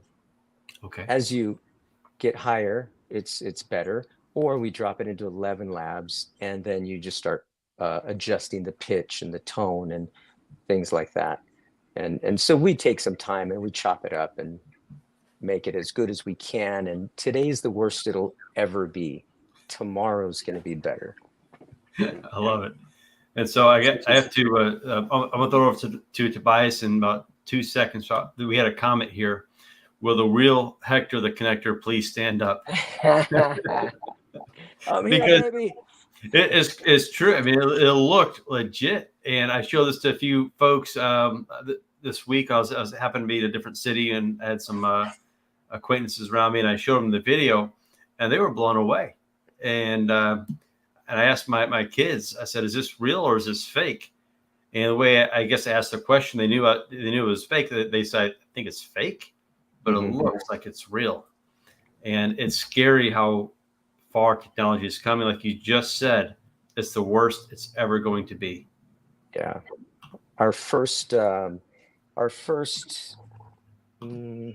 playing with it was because I always like to set the bar high. Like I said, we've got competitors. It was December. I met a client early December, and there's all these holiday cards that were like, they all look the same. So I thought I'd create one with a QR code linked to a custom video where we brought Frank Sinatra back to sing a song, and we changed the lyrics and we added video, and we won an award on through Mind Valley for that. Oh my gosh. Yeah, it was crazy. And it was work, a lot of work. It was weeks, but because we put the work in, this other stuff is so much easier now. Yeah, it's such a good point. I really love the two things that you said. One about the amount of time and energy that you've taken to know and understand your craft, and how important that experience is in knowing how to talk to these tools. I relate to that in a lot of ways regarding, like when you think about AI, everybody says you can go to AI and have it, write communications and write language for you, write, blogs or whatever it is. But if you don't know how to write well, or if you don't already have that skill, then you can pretty quickly see whether or not something was written by AI or not. But if you do, and you know how to talk to it, and you know how to tell it, what not to include, and what, different writing pros to consider, and give it a style guide for, how it's going to talk and sound, it comes out so much differently. And so I think it's such an important point about that. Thank you. Yeah. One of the cool things that I've seen really happen is the speed. You talked about speed to market and like the cost, or in the consumer products arena. I've seen a lot of increase in speed of people getting their digital marketing, like their websites and their social media presence, getting that to market a lot faster. Is there anywhere that you would point someone who was interested in using a Midjourney or something like that, to where they could go and maybe gain experience from someone like yourself on how to talk to a tool like Midjourney, or how to think about, ways that they can get different types of outputs from it? Yeah, and it's interesting because you have to trust first, right? Unfortunately, anything like this, there's a lot of newness to it, and there's a lot of people trying to capitalize on it. So people selling snake oil, there's a lot of charlatans out there. 5,000 prompts for $99. No, we took a course. I paid a lot through Mind Valley, and it was a 6-month course where myself and my staff every Tuesday and Thursday spent 2 hours online getting live classes. Shout out to Mr. Grateful. That dude is amazing at teaching. Dominic Ashburn. He is an incredible human being. I think he might be 28 and he's been on a Mac since he was 8. That gentleman is the most profoundly deep. I mean, he's Mr. Grateful, and he's grateful for teaching, and he's so good. So that's definitely one place. He does teach through Mind Valley. There's a lot of other really good teachers there. So I guess that would be my first, place I would point somebody. Awesome. Thank you for that. That's awesome. Yeah. So Mind Valley is is like a incubator or a teaching platform where they can connect with. Well, yeah, it's kind of like all things. Like if you want to learn about meditation or health or wellness or finance, they just happen to ping me at the right time. I was 7 months into AI. I've got my very first project here that I used AI on, and it's a marketing piece. And like I said, I like to use all the different embellishments. So this is a fortune box where our first entry into AI wasn't ChatGPT, and it might not be what most people think, but we put some fortune cookies in there, and we used, because I'm the real Hector the connector, I've got connections everywhere. The software is called Mosaic, and this is run through HP. And if you're familiar, usually the big dogs use it. I own a small boutique agency here in Southern California. Usually it's Coca-Cola, Nutella, Nestle, and we put these butterflies where every single butterfly is 100% unique in the design because of the AI software. So we create one pattern. We actually created about 10, and we send it off. And there's certain criteria. It can make 100 of that one pattern, or 500 or 5,000 or 10,000. So we put these butterflies in the fortune box, and it's actually it's a vehicle for good. It's not only a marketing piece for myself, but with these butterflies, if you take a picture, you post it and tag us, we donate to the only nonprofit here in Orange County that supports young mothers, their children, and the fathers. And the fathers, did you hear that? So they want to keep that family unit together. I happen to have 2 daughters that I've, nurtured and did my best to take care of in every single way and get them educated and independent. These young mothers, they don't have that. And the statistics are staggering. So my heart went out to them. So when somebody does this, makes a butterfly that we gift to them for free, we donate. And when Tom says, "Hey, Tobias, I want to send you a butterfly. Hector, how do I do that?" You go on this landing page. For free, we send him a little flat one. He makes it himself. And then if he posts and tags, I donate again. It's that butterfly effect. And again, because that is just on my heart. And it's my first entryway into AI. Love that creativity. Yeah, I think that is, we could end right here. That is so awesome. That is, I had a question lined up, but after that, I'm kind of like, wow, that's a beautiful thing. There's even AI in these fortune cookies, gourmet fortune cookies out of Oregon. My good friend Anita Steubenross, she wrote Apple's Credo. She worked for Apple for 13 years. She wrote these messages for me. They're all custom messages to raise awareness for that nonprofit. And the design on the back of the message is just like these butterflies, like every one of those little girls, young women that have babies. Everyone's unique. Wow, that is so cool. I'm going to change gears on you a little bit. Absolutely. You've started from the ground up, small business. You work with small businesses. What's that one piece of advice for a small business or a solopreneur that is trying to utilize AI? Because you are doing things with AI that is unique. I hear a lot about Claude and ChatGPT and Midjourney, but your use of AI is really unique, really different. And so I would love to hear your perspective on what a small business owner, how they can use AI to make an immediate impact. I guess it depends on the small business. And I I know so many people that use it in 100 different ways. So my focus, I chase all the shiny objects like a lot of people, but I am just trying to put the blinders on and stay focused to creativity. So I would say get the least expensive, you know, subscription. Definitely pay for the $20 for ChatGPT, pay for the Mid Journey, pay for these things, find a mentor, find somebody. I went to LinkedIn and I found a ton of people. I connected with one of the, the Dial Line voted one of the best photographers in the world. And I connected with this guy. And he's amazing. And he's adopted AI. And we connected. His name is Terry Campbell. He's like my age. He's incredible. I'm like, dude, if I could talk to anybody, you can teach an old dog new tricks.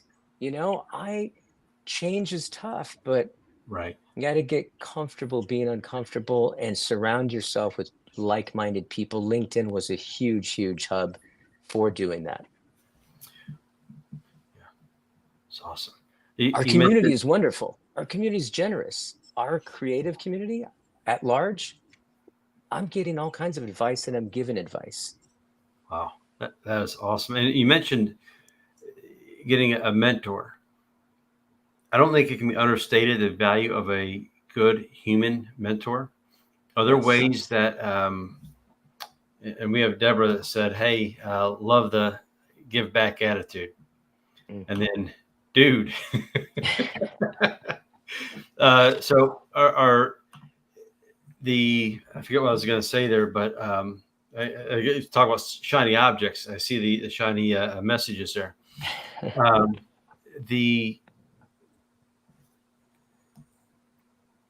I completely lost my train of thought with that dude comment. That kind of threw me off. Sarah got you.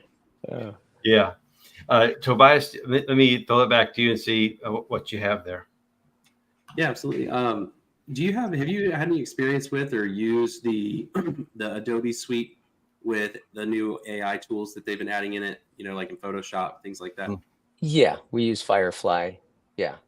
And the thing is, like, yeah, I just can't state it enough. Even like back in the day, even using Illustrator or Photoshop way back when, I need it for this. It does this.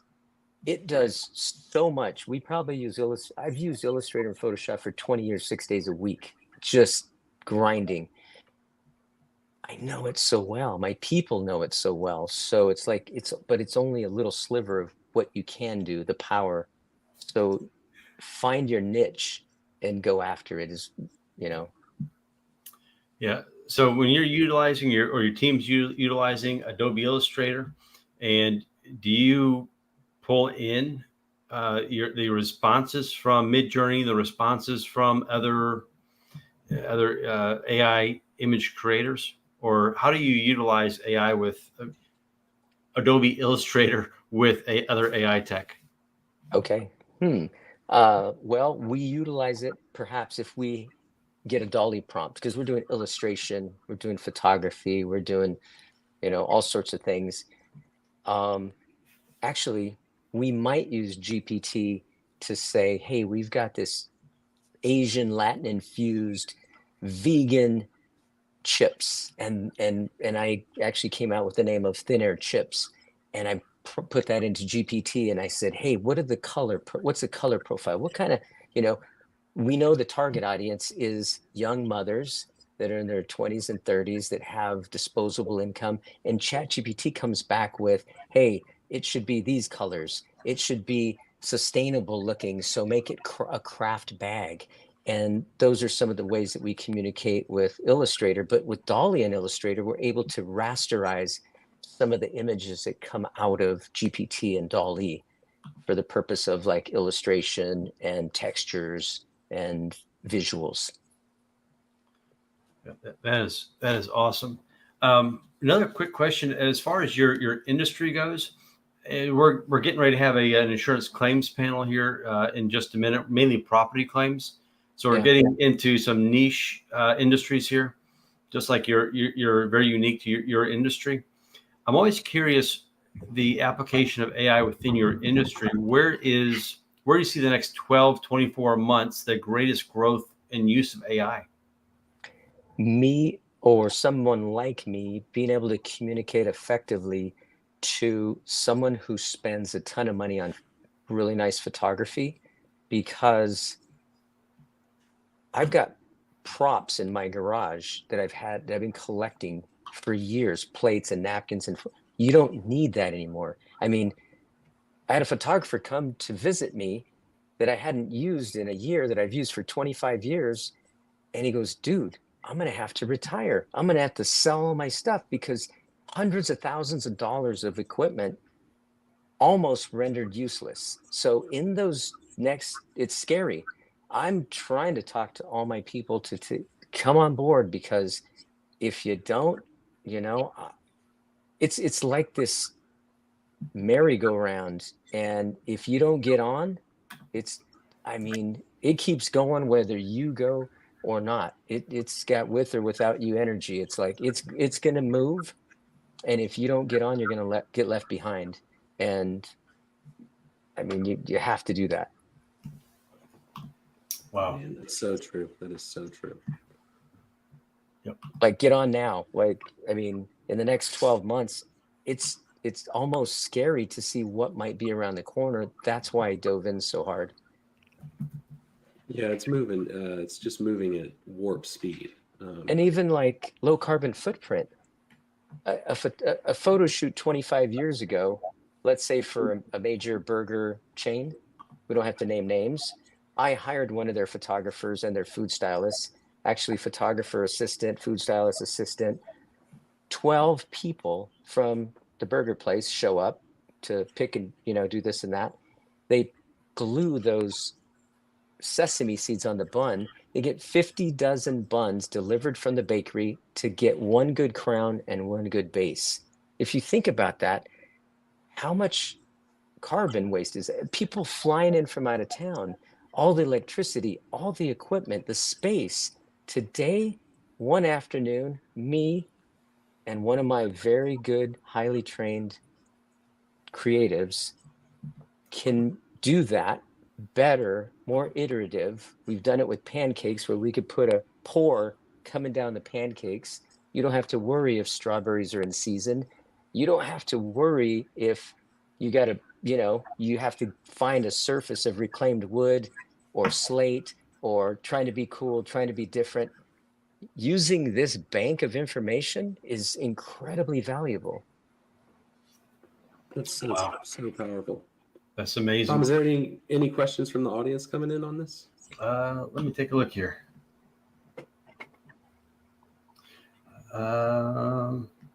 Not right now. The audience has been fairly active. I think that you're kind of blowing the minds, Hector, just because you're using AI, and this is, I mean, your answers are different from a lot of the other answers and a lot of the same tools other people are already using. So I've taken a lot of notes. Hey Gen, 11 Labs, Mosaic. I mean, wrote down a few of the trainers like Dominic Ashburn and a few of the others. I've taken some good notes. But as we're getting ready for the next panel, I wanted to throw it over to you. And last, I guess, the closing conversation, anything you'd like to leave with the audience? I've embraced, if I can embrace it, you can embrace it. It's a wonderful community. I adore my fellow entrepreneurs and creatives, and I suppose lastly, the future of AI is so bright that I'm gonna have to throw these bad boys on.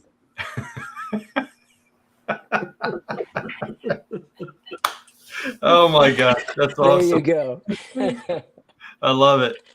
Right. Well, thank you, my friend, so much. Thank It's you. been a pleasure speaking with you.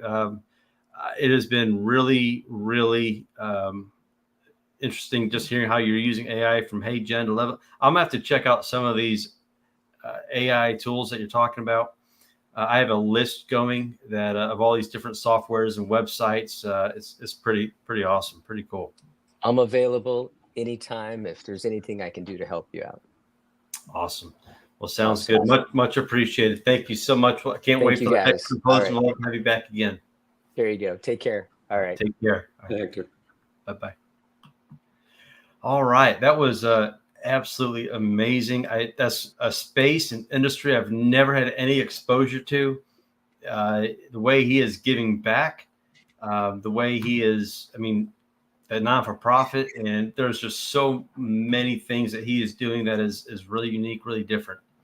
I'm But we're going jealous of that level of that creativity level of just like, so it's a whole different level.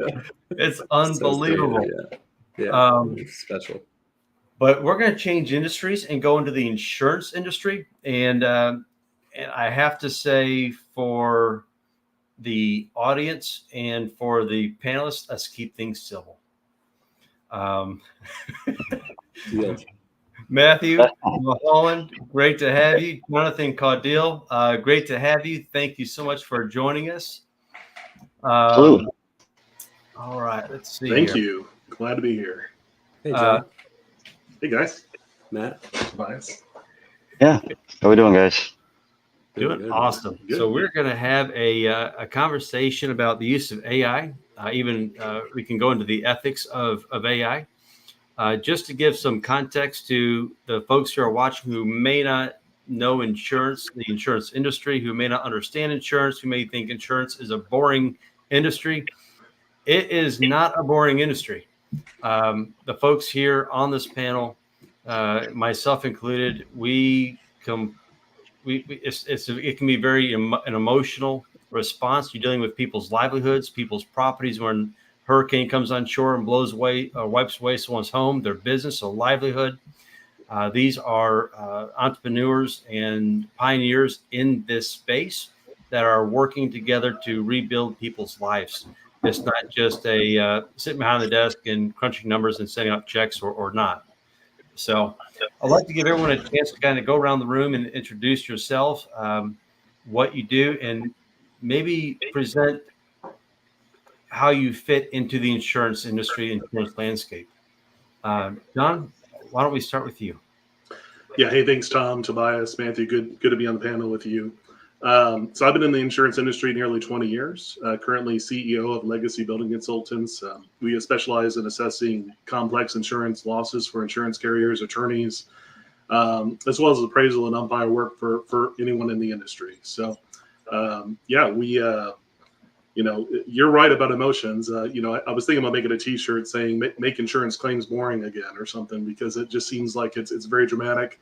But like you said, anytime you're dealing with anybody's home or their livelihood and their business, you're dealing with anybody's money, there's going to be emotions involved with it. So really, the point of Legacy, the reason that we created it, is to be truth finders and peacemakers. We believe in the concept of indemnification.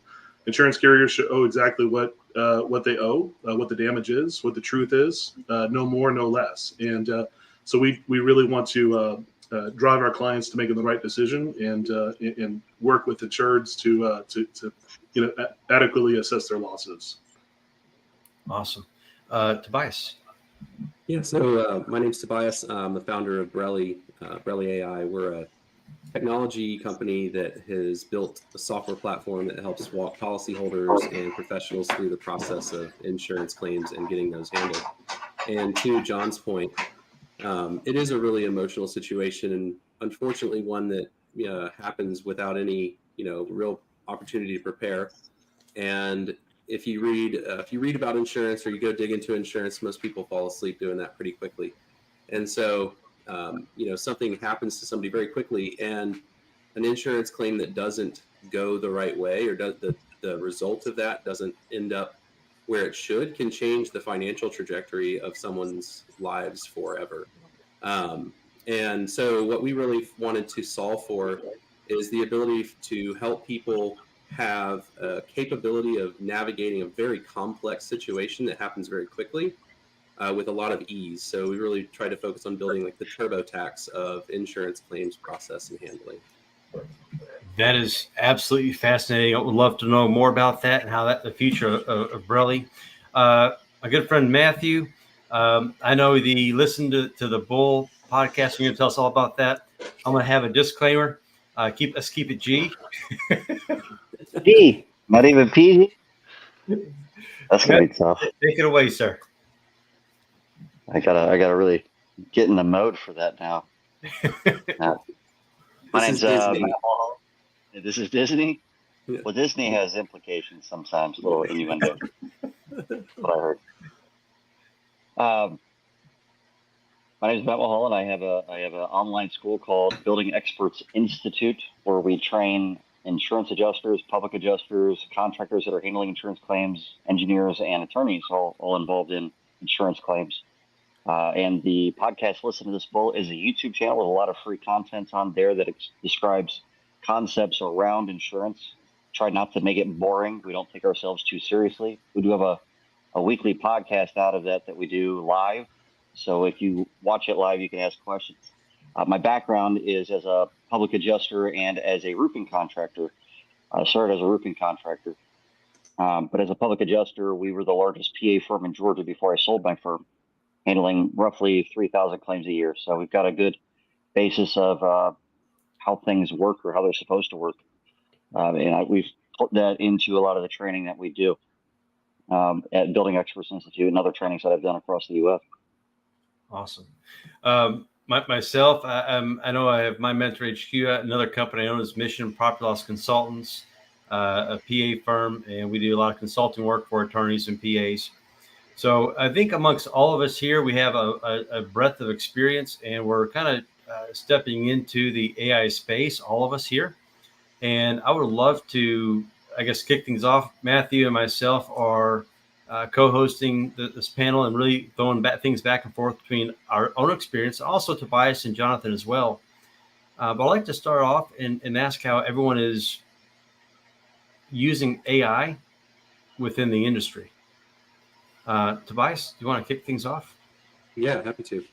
Whenever you deal with an insurance claim, they say that a small forest is taken down just about every time there's one insurance claim filed. There's so much paperwork that's sent back and forth, and all the forms and the policies and the complexities of everything that happens during that process is very arduous for people to navigate. And so we found an opportunity that we felt like AI was perfectly suited to solve, and that was helping people massively level up their ability of understanding of the claims process, policies, cover, like what's covered, what's not covered, things like that, so that they could navigate that process as quickly as possible, especially because like speed of recovery is such an important thing when you think about, I guess if you put it in like the sense of a hurricane, you have potentially hundreds of thousands, sometimes millions of people that can be affected by these storms, and everybody's trying to get something taken care of or done. Insurance claims are the problem of the person who has it. It's not the insurance company's problem. They're there to provide the recovery or the restitution that's needed payment-wise for you to get your life back to normal, but it's your responsibility to navigate that, to give them all the information, to know what to do.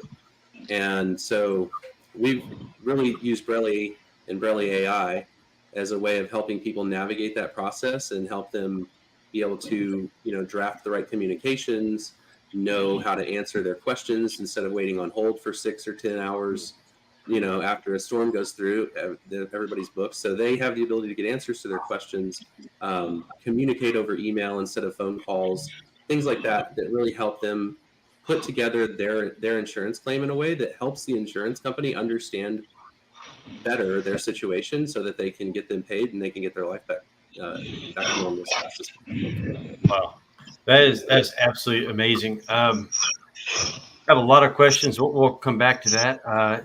Jonathan? Yeah, so at Legacy, we're really end users of AI components, ChatGPT for correspondence, Grammarly for editing. So I'm very interested in what you're doing with Brelli, Tobias. It sounds like something that could be very useful. So I'm also concerned with the ethics of it. I want to make sure that we're not trading AI for actual people in the seats of adjusters' roles. I want to protect jobs. And once we talk about the ethics, one of the things that I keep on saying about it, I'm fine with AI helping us with black and white situations, but the gray areas take gray matter. So it actually takes some thought I want to make sure that there's common sense, and I still want that to be a human decision at the end of the day. And I think the industry is going to have some serious questions as to what can AI decide, especially when we're talking about coverage decisions, particularly denials or what's covered, and what shouldn't they be making coverage on. Now, on the same token, though, AI can help adjusters to make decisions, sort of verify or fact check that, and vice versa. So, yeah, like I said, more of an end user. So definitely interested not only in policy discussions, policy determinations, but also as far as the technology coming out. I know Hover, and I think there's Tractable.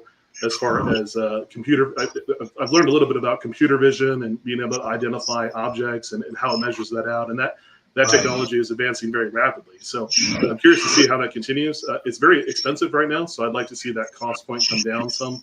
But yeah, it's very interesting. Now, someone who's started their career as a field adjuster or as a property adjuster who moved my way into the field, sketching and getting on roofs, that was my my claim to fame in the industry. So I was really good at that. I'm starting to see technology that would blow the best adjusters out of the water. So I'm excited to see it. And so yeah, it's just interesting to see how rapidly the industry is changing. So, and for those who aren't sure if they're using AI right now or are reluctant to use it, you're already using it. It's implemented into so many different programs that we're utilizing today. So yeah, good discussion on it. Good deal. I'd like to dive into that a little bit more as well. Hey, Matt, you want to take a gander and then maybe ask the next question of the panel, and I'll chip in as well on that next question. Well, let me start off by saying that my computer just froze and crashed because of an AI product called Crisp. Oh, no. What was the AI product? Crisp, which takes out background noises for your microphone. So it decided it didn't like StreamYard so much, I guess. Oh, my gosh. First time I used it. Technology happens. We'll just roll with it, and we'll figure it out as we go. Not a problem. Real quick, Jonathan, the legacy building consultants, do you guys, not that it makes much difference, I'm just trying to get some context. Do you guys get hired mostly by carrier side or policy holder side? Mostly carrier side. Okay. Do you see a lot of use on the carrier side of AI in the way that they ask you or give you an assignment of any kind? It's not a part of any specific instructions, nor do we. I know that they're using it, but it's more behind the curtain at this point, and involved in a lot of the products, like I mentioned, Hover, but many other services that we use, whether it's public adjusters or on the carrier side. So not explicitly AI, but with the products that are being utilized, absolutely. Do you see a lot of AI development specifically for building consultants at all? It would be the same as adjusters. I mean, so the same skill set as far as building inspections. The policy, I'm really interested in the natural language processing, being able to search documents, ask questions into AI models, and spit out summaries of policies. Some of these policies we get, it used to be really simple when I started. It was an HO3, HO4, HO6, and you can memorize what that was. But now we're dealing with thousands of different policies. You get into surplus lines, and you're talking about you don't even know what you're going to find in these policies. So, just as far as going through endorsements, asking questions into a program that can spit that out and give you a summary, I really look forward to that because that'll save me quite a few hours, and my team as well. Well, being someone that has played around in Tobias's system, Borelli, a little bit, it's interesting to have a policy spit out what portions of the policy are ambiguous. That's a fun one. Yeah, definitely. Yeah. So with that being said, all of it. Well, there's some black and white. There's a lot of information that adjusters have to pull in. There's a lot of expertise you might have to be able to effectively handle a claim if you aren't pulling in other experts at the same time. And so having an AI tool that can prepare a lot of stuff for you or has a lot of database that it's pulling from of that expertise can definitely be a useful tool, especially for the smaller claims where it doesn't make any financial sense to bring in an expert or someone else along those lines to make that call.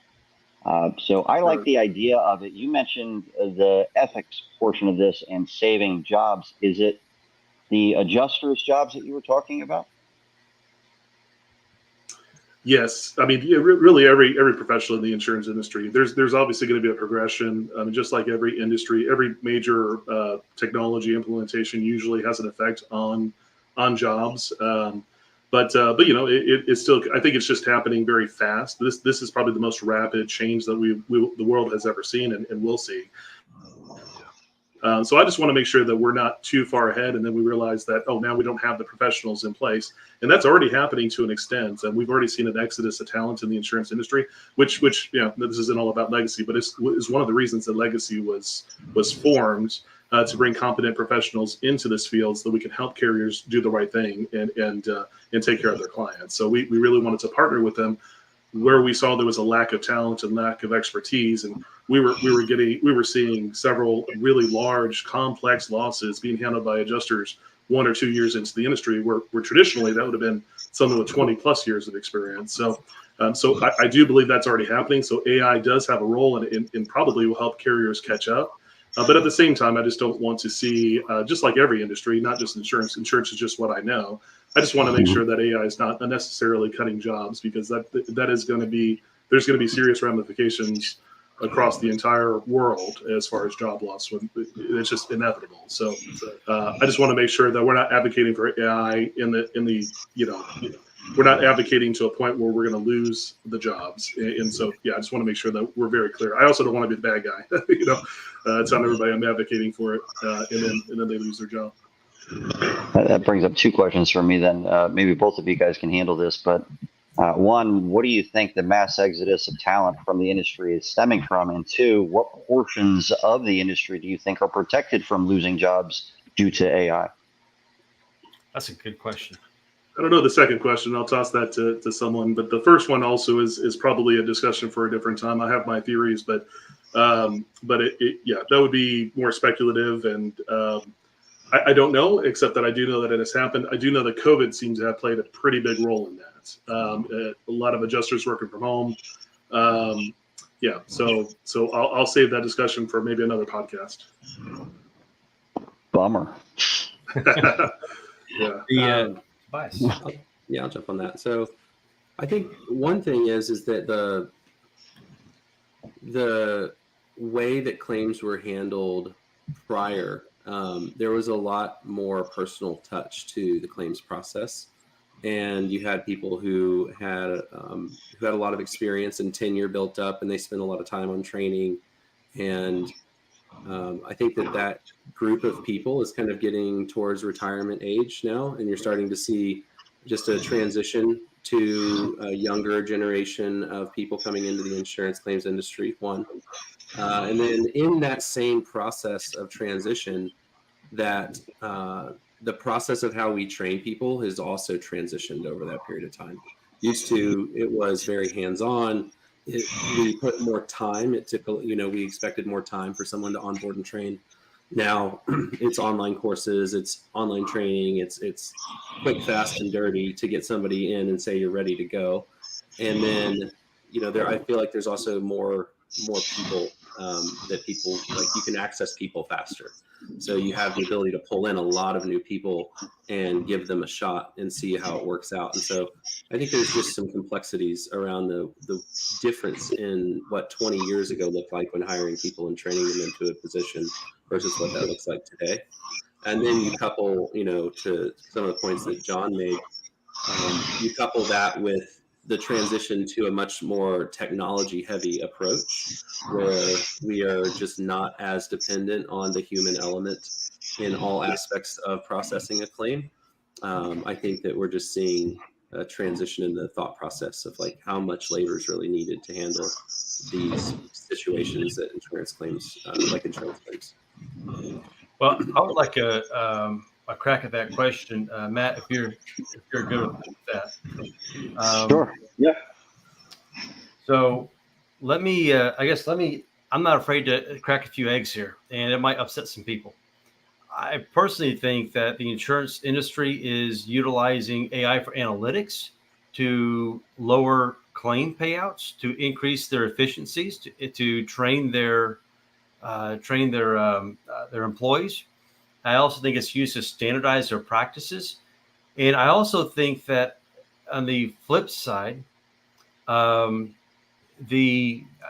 was a guest here that couldn't make it, but so I'll speak for him. He's a first party plaintiff attorney. He sues insurance companies essentially for a living. He has developed a piece of software that specifically reviews policies, and it looks for anomalies that where coverage could be opened, whereas the insurance company is looking for ways to kind of close that loop. Maybe it could be if your roof's over 10 years old, we're only going to pay what your roof is worth now versus we're just going to open up and give you the full benefit of coverage. And the other thing, I guess an example of it would be Colossus. And there was a great book out there. I just finished reading it. We get to it here. But it's From Good Hands to Boxing Gloves. It was that's the use of an insurance company way back in the 90s, implementing automations and implementing AI that's actually developed into, I'm assuming in today's world, 30 years later, a pretty strong AI presence behind the scenes that we don't even see. And so I'm really excited to learn more about Brelly. I want to know, and there's in the future, even off this call, and how you're using AI.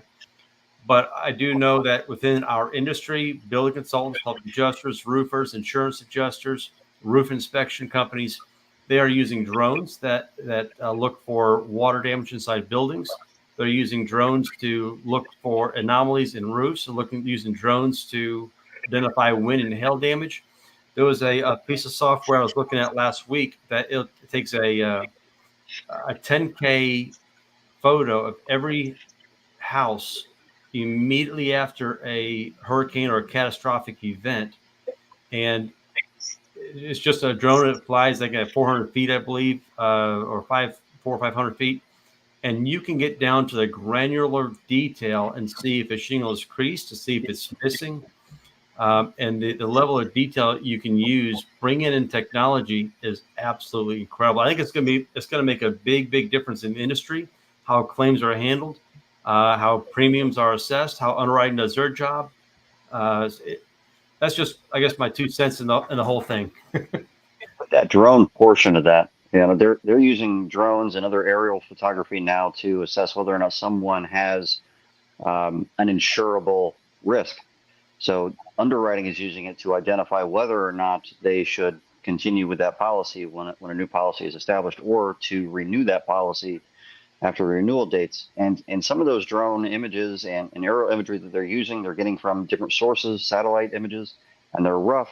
And sometimes they're, because of the angle, it looks like a branch is over a house, and they'll decline renewing that policy when, if you were standing in front of the house and looking up, it's definitely off by several feet, just the angle the photo is coming in at.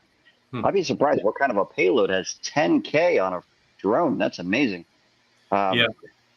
If I can find the website I was looking at last week, I'll have to mention it again. But I have a question. Some of those AI softwares that use the drones, though, they're identifying damages, they're identifying anomalies that are on the roofs and different things. And part of the issue that a lot of them have is they're also identifying the same anomalies in the bushes and the ground and the driveway. And it's because they cannot designate or segregate where the roof structure is inside their program for whatever reason. And so it's showing all these anomalies, and it's taking away. By showing the same stuff in a bush, it makes it seem like it must be fake or something along those lines. The human input in that, on saying this is hail, this isn't, based on the photos and someone saying whether it is also skewing the results based on bias and a lot of, honestly, bad science that has been in this industry for a very long time. Right. We're starting to discover that a lot of the things that we know about hail damage and the way it looks is just false.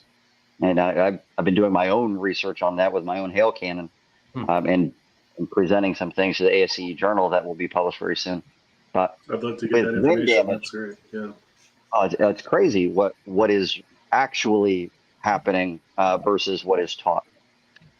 Yeah. Unfortunately.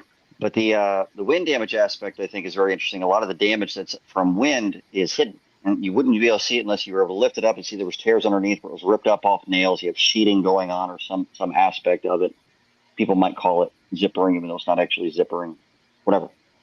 But that would require an articulating finger, at least from a drone, to make that work. So I don't know how the AI would ever be able to pick that kind of a thing up.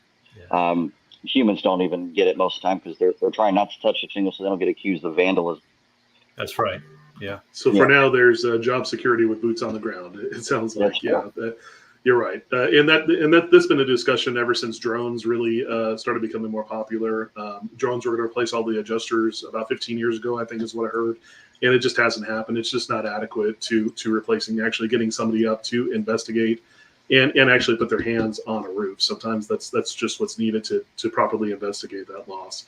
But going on with the discussion here, not just drones. I mean, we're already seeing with just our phones here with LiDAR technology, carriers. I started at USA when I was 19 years old, and since that time, USA and all carriers have tried to settle claims over the phone. They've tried to do it without sending out personnel. Their biggest expense in handling claims is sending a person out to the loss site. So if they're able to get collaboration with their client, maybe in some areas that's not possible, but remote areas, or if we have, hopefully not, but a COVID situation, that can become very useful, where someone can have real-time data, real-time measurements, maybe some identification through the AI technology to help the adjuster at the desk. We can streamline, carriers can really streamline the payout of, maybe simple and maybe even up to moderate complexity losses. So it's not just drones, but I believe it's going to be with cell phone usage, and it's going to be with customer collaboration that they'll be able to accomplish that. Yeah. Now, I wouldn't be surprised if they ask people to use their phone just to walk through the house to set a precedent of the stuff that they have before a loss, and they're required to do that every year or something along those lines. Yeah, that's right. And just to I guess further this conversation, there is an emerging technology that is coming out. I think it'll be more prevalent in the next probably 2 years. It's called digital twinning, where it is you'll have a digital. You have a digital twin. I do. This is of buildings, though, right? No, of me. Yeah.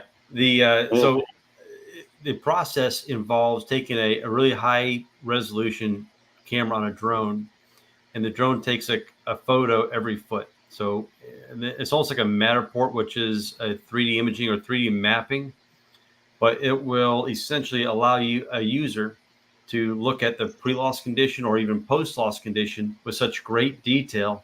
It's not just like a drone footage, it's actually drone photos. And you can go and click on just about anywhere on the exterior or in the roof or in the interior using not drones, but different technology. And the technology behind that is allowing, if there's a bush in front of the building, it fills in what's behind the bush using all the other peripheral photos around it. So it's filling in the gaps in the what drones otherwise or other technology might be overlooking. Kind of what you said, Matt, with the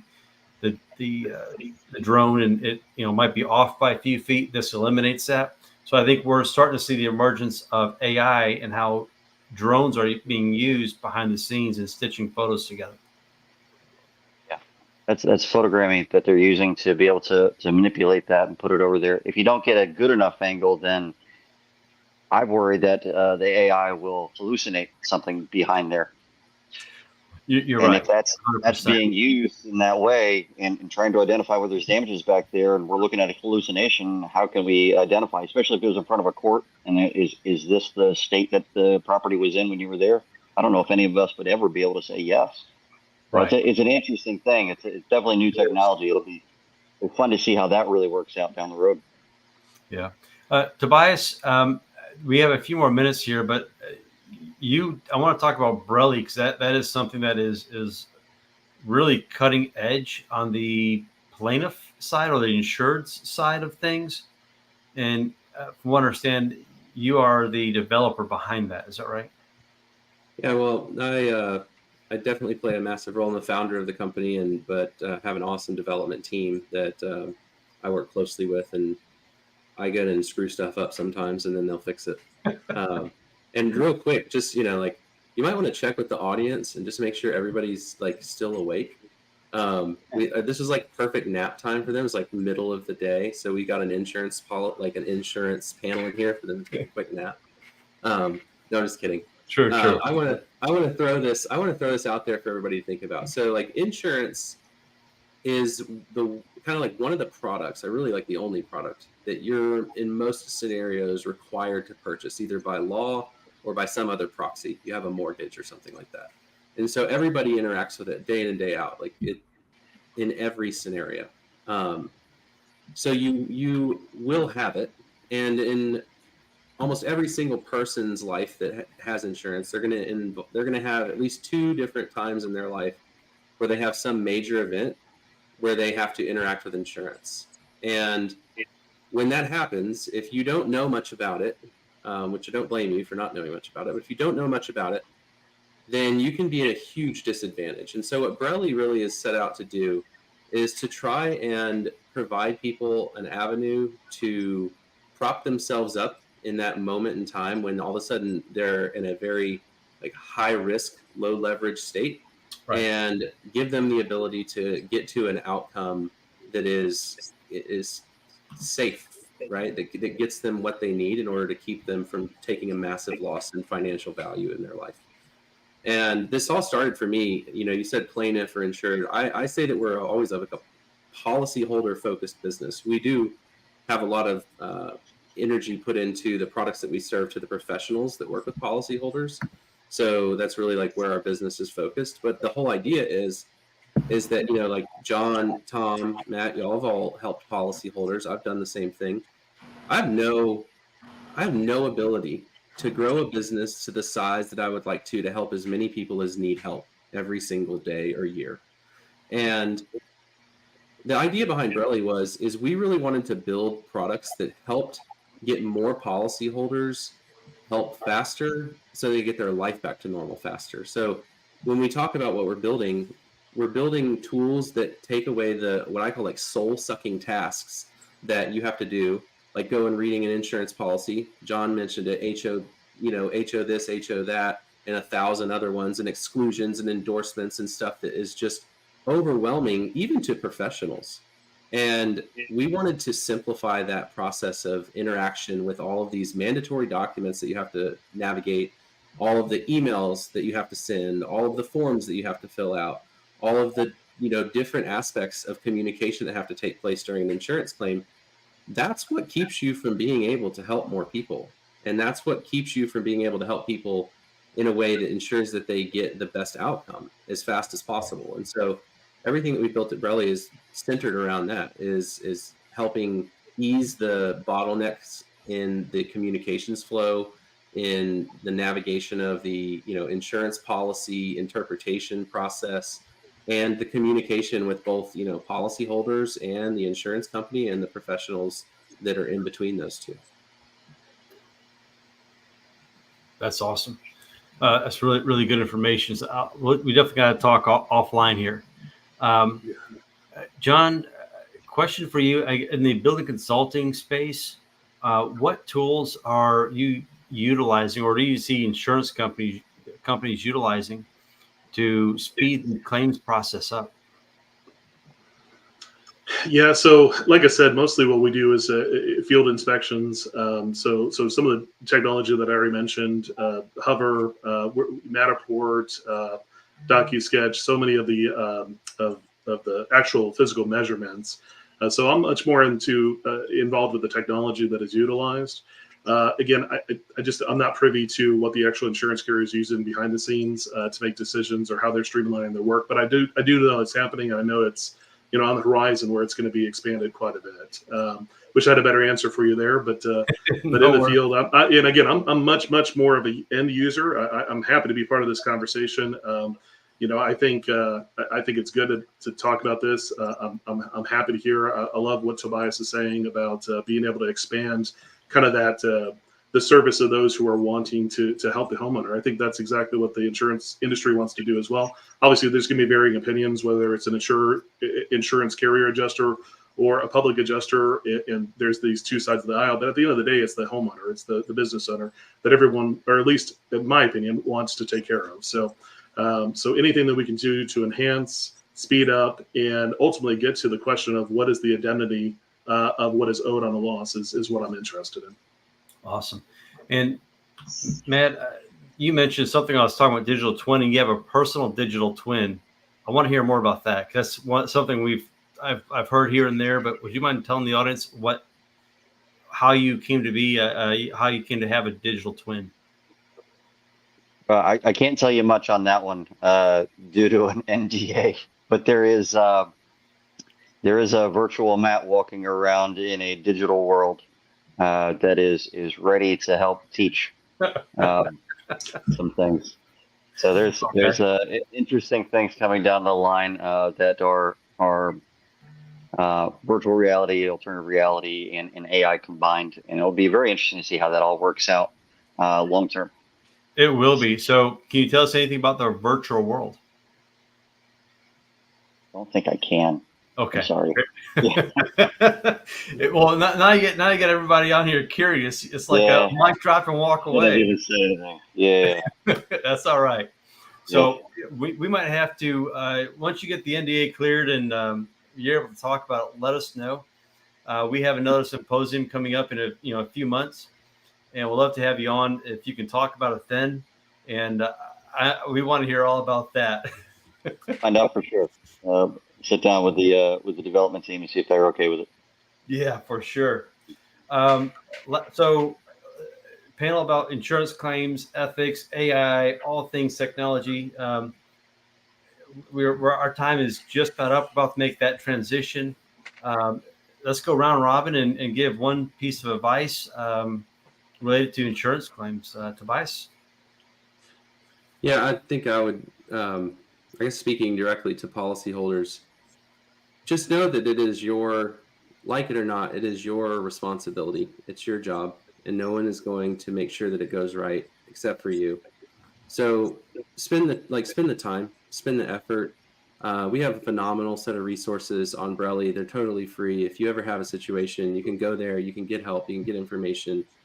In order to be able to navigate the process, don't sleep on it. The outcome really depends on you putting in that effort and energy. We have tools there to try and make that as simple as possible. But it's near and dear to my heart to make sure that people get the outcome that they need to get their life back and not end up in a pinch. Awesome. It's good information. John? Yeah, so AI is definitely a tool, and it's a tool at the end of the day. So I've already mentioned sort of I think it's good for black and white decisions, but gray area still requires gray matter. And I think AI is going to enhance what values we have. So for insurance carriers, as far as integrity goes, AI will enhance that integrity. So I would focus on the human aspects of the job. Make sure that you have those intangibles correct, and then AI will just enhance it, and then just do the right thing because it's the right thing to do at the end of the day. As far as that goes, that is really at the end of the day what I want to see the industry go towards. Is I keep on talking about indemnification. I really believe in the concept of insurance, and I want to get to the right conclusion for everyone involved. And I believe AI can help us, but again, we just have to focus on why we're doing what we do and taking care of that customer at the end of the day. That's awesome. And Matt, you got the last word of the panel. Almost want to say something about the increase in ethics. I suppose it depends on who's programming these things, though. But I guess maybe you got to be careful with how biased the programmers are for each individual thing. I would suggest that anybody that's watching this that is handling claims to try new things. There's so many new tools, and they're all coming out all the time. You can help your team or you can hurt it. But if you don't try new things, you're going to get left behind. It's worth investing the time and effort to learn what is available and what isn't, and give it a shot. See if it can help your team or not. Yeah, so well said. I want to thank Tobias, Matthew, Jonathan for your time, for giving of your knowledge, your wisdom, your experience. Hopefully down the road, or this is someone's watching from the claims industry live, this helps provide insight, gives you some tools you can look at, and things you can do to help level your education, your career up. So thank you, everybody. We're going to bring on the next panel. Thanks, Tom. Thank you. Appreciate it. And I'm going to go ahead and remove. All right. Whoops. Jeff, good to see you, sir. Back again. We are back. Yes, sir. G'day, g'day, g'day. Aussie, Aussie, Aussie. Oi, oi, oi. There you go. All right. Thank you, Matthew. All right. So this is, let me see, we have a few more folks joining. I'm going to take a break. I've been at this for a little while. You guys got this. You guys are going to crush it. Social selling, way to connect with the social media audience. I'll leave it to y'all. Thanks, Tom. Appreciate you. And g'day, Karen, my awesome co-host here with us. How are you today? I'm awesome, Jeff. Excited to be here again today. Well, I'm as excited as a what? I'm as excited as a caffeinated kangaroo jumping on a trampoline to the moon and back. So let's rock this. Guys, thank you very much for saying yes, for jumping onto this awesome panel. And, you know, it's so honoring to be able to share our wisdom with the world in this space. And absolutely love and respect each and every one of you. So let's do this. Let's start with Jay. I love to you just go through, go around the table and get you to introduce yourself in 60 seconds or less, because we've got a lot to cover. So I know most of us in the social selling space, we can talk underwater with the mouth of the marbles, right? So over to you, Jay, and then we'll go to Phil. All right. My name is Jay Jameson. For you Marvel fans, yes, that's Spider-Man's boss. I am an Air Force veteran, and now I'm an actor. So I have done some AI in filmmaking, and I'm also an affiliate marketer, and I work with Jeff. Jeff is one of my mentors, and I'm also in the social selling space using AI there too. And I look forward to this panel today. Awesome. Thanks, Jay. And Phil's in the podcasting space. I'd love you to introduce yourself.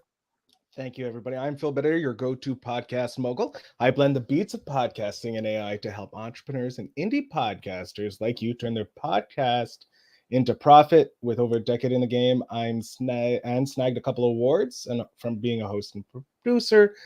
I'm really love this place because AI is helping podcasters streamline their business, and I like to be in the forefront of that.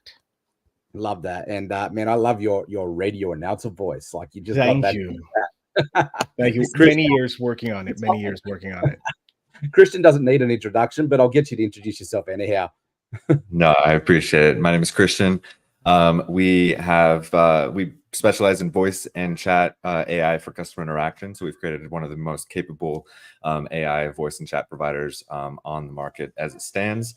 And yeah, we love the power of AI and how it can be used specifically in those points where personalized customer interaction is required. Beautiful. And Trevor, over to you, mate. Hey, how's it going? So I'm Trevor.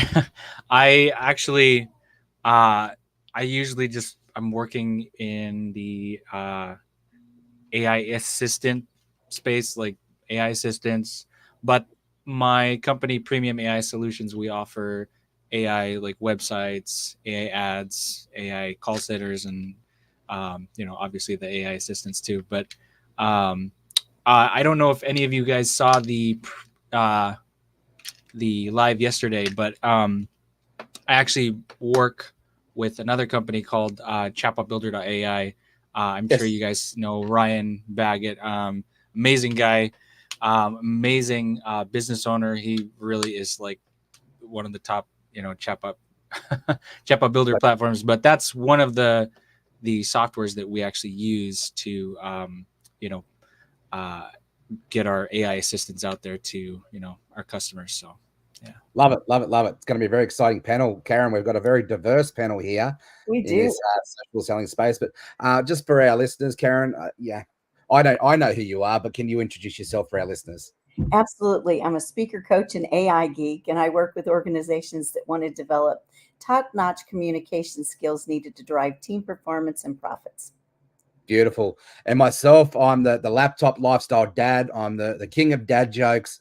I love helping people develop their own personal brand, especially in the network and affiliate marketing industry. I say Jay's one of our ChatGPT heroes here. And just love to people to navigate this space and master the social selling and AI arena. And so Karen and myself are your co-hosts for this social selling panel. And so let's dive in. So over to you, Karen. Do you have, if you had an opportunity to start again, and you had a panel of experts in the social selling arena, what would be one question that you'd love to ask them? What would be a specific example where the digital landscape has changed all because of AI that you can think of? Great question. Let's go to Jay. Yeah, that is a great question. Karen, AI has actually been around for 30 years. It's just not been widely used. And so in me being in the movie industry, the very first example I can think of is Terminator 2, where they used AI to construct the T-1000 based off the movements of Robert Patrick. And in the movie industry, AI has really taken leaps and bounds. In 2016, it actually even wrote an entire script. Wow. And that's the first movie script ever done by AI. That was a movie called Sunset. And also in 2016, AI analyzed audience preferences and actually created a trailer for the movie. What's that name of that movie? Hang on, I got it right here. Morgan, the movie Morgan, which came out in 2016. It wasn't created by AI, but the movie trailer analyzed audiences' preferences and created the trailer for the movie, completely done in AI. So I think AI is just amazing. I do believe in the future it's going to cure cancer. Well, I hope so, man. Like, it is changing the world in a big way. And I'd go far as saying that AI is like the internet for the 1990s. It's we're in a new revolution, right? So yeah, that's fascinating. And Phil, how have you seen AI trends the landscape for social selling over the past few months? Well, it's I have to talk from the podcasting perspective because it's helped smaller creators, shrink their team.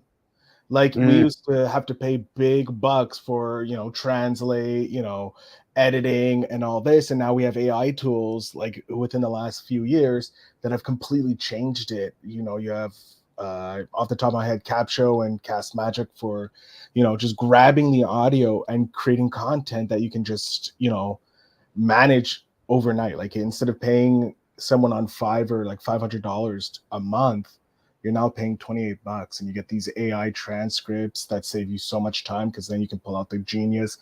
Yeah, and then you got AI tools like Descript that can edit your podcast for you in clips and that, or even Cast Magic AI, which is another tool for that just takes pretty much care of everything. So it's allowed people to jump to nearly like industry levels on a shoestring budget.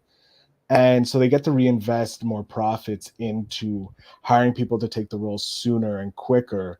And that just means businesses are growing up much faster and people are becoming better at social selling because AI also helps with ChatGPT and people like the laptop lifestyle dad helping them out.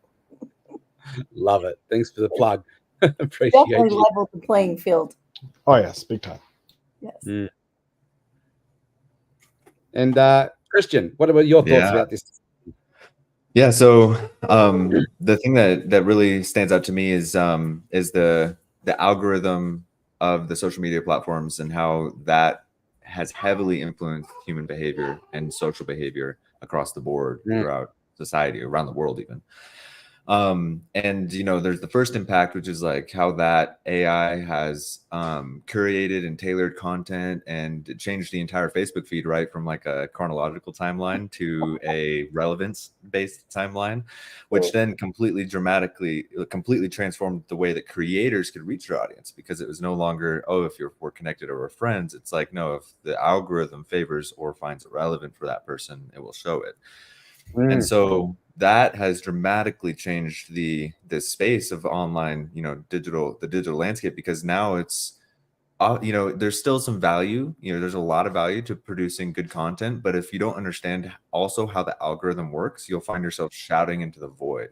And so understanding algorithm of the AIs behind these big tech companies and the social media companies and what they're looking for, it also gives you a little bit of understanding into like the psychology of it all. And so it's, I would say that's what I would point to is one of the biggest impacts, and that utterly transformed. And even now, with Google introducing AI generated search results, similar kind of shift. So it's gonna be interesting to see what happens with OpenAI and Apple combining forces together, like to take the next level. Right.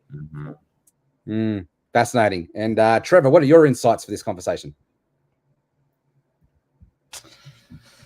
Man, honestly, like for me, working with a lot of business owners in various niches, you kind of start to see that it's, yes, obviously, all of us here, we know what AI is, we know what it does, we work with it on a daily basis. But when you get in a conversation with like regular business owners, mom and pop business owners, or even, some of these bigger agencies, yes, maybe they know about AI or they heard about it from a friend, but they don't really understand what it is. And I think the biggest thing for me as a business owner who works with AI and who promotes it, is you really gotta not so much dumb it down to help them understand, but you just basically have to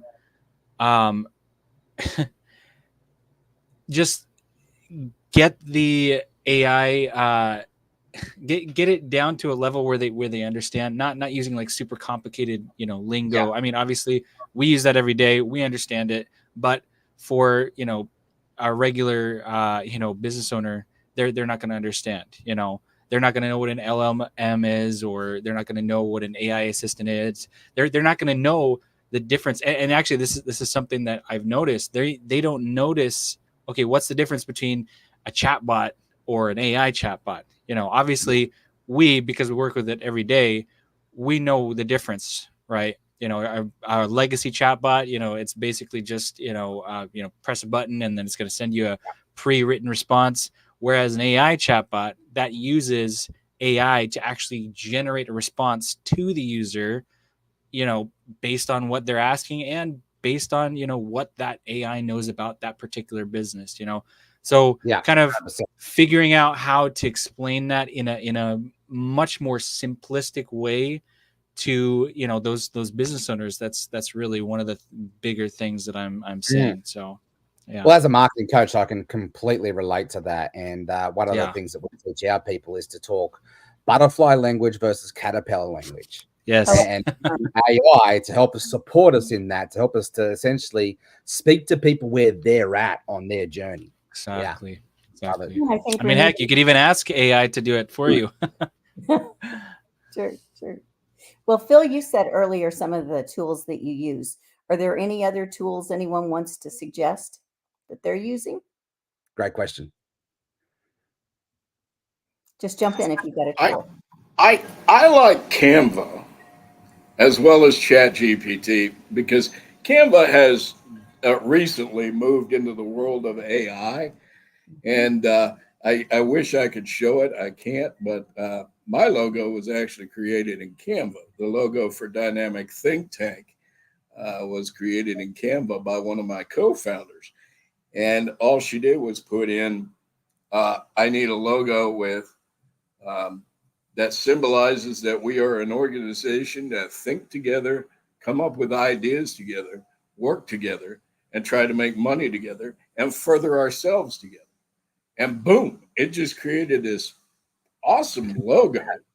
I only wish you could see it. Maybe I'll send it to you on text. But I love Canva.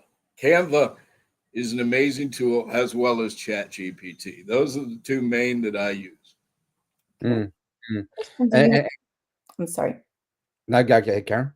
Christian, did you have one you wanted to add?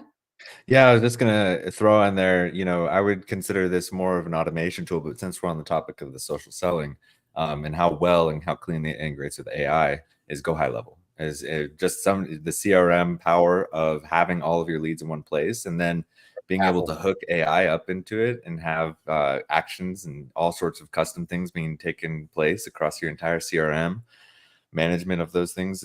It basically takes the entrepreneur level up a notch, and takes you to that level where you're actually able to run follow-up and run your business without a hitch. So it's a beautiful tool, one of my favorites. And it won't be long before Go High Level goes AI too. So they've already started, I think. Yes, I've been they've using got Go voice High and Level chat. for a year, and it's starting to get into the AI realm, and I love it. Yeah, I love how everybody's starting to jump on the bandwagon. Phil, as a podcaster, what are some of your favorite tools that you use in the AI space? The two that I use religiously are Cast Magic, because it's overpowered for what what you pay for it. Like, it's ridiculously overpowered, because each episode, or like, let's say you have a meeting with someone like coming on, and you want to pull out what were the main key points and all that, and how you can do a follow-up, you have ChatGPT associated with that. So that just right there, like, for me, I would pay hundreds of thousands of dollars for this, because you can save prompts. And so if I have 5 podcasts that I'm editing, for my clients and all that, I don't have to rewrite the prompts all the time. They're right there, and it automatically generates for me. So I got my clickbait titles if I want that, SEO, keywords, and if I want articles, boom, it's pumping out articles for me for LinkedIn, Medium, websites, SEO filled, and all that. And then you just and then I just send it off to my editor. They go through it, make it sound more human than sometimes AI doesn't give us.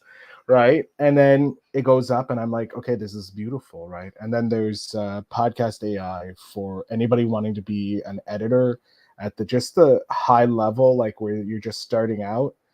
It is great that it cleans up all the audio for you, removes space, it does the gain and all that. So at that point, you get studio clear, crystal clear audio. And people have commented, Phil, you're an amazing editor. I'm like, I'm the worst editor in the world, because I cheat. But like, I give hats off to actual editors that know how to work all the actual systems without AI. But if you're just starting and you shouldn't be editing your podcast so much if you're doing interview-based or solo-based podcasts. Podcastle, by far, best for your beginning editors. If you don't have a team, those 2 tools, by the end of 100 episodes, if you haven't made money with your podcast, you're doing something wrong. Phil did a masterclass for our Laptop Lifestyle Dads community at the beginning of the year there, and he just over-delivered with his podcast. And this is the guy, as far as what's it, Life on Fire, podcast, like, he's like that quality. So thank you guys, Phil. I appreciate you. Trevor, you're mentioning there about talking to your clientele, and how a lot of people essentially just don't know how to leverage AI in this space yet. And us thought leaders, we have a responsibility to empower and equip our people. Actually, I saw a stat there the other day from one of my thought leaders that I follow, Jeffrey J. Hunter, and he put out the stat saying, 91% of USA businesses want to be using AI. They just don't know how. Actually, only 3% are. So, that highlights a really powerful, season that we're in as thought leaders to help, educate, empower, and equip our people. So, the question for you I have for that is how are you playing that space and that role as a thought leader, and how are you supporting people, and what tools are you using to help you with that?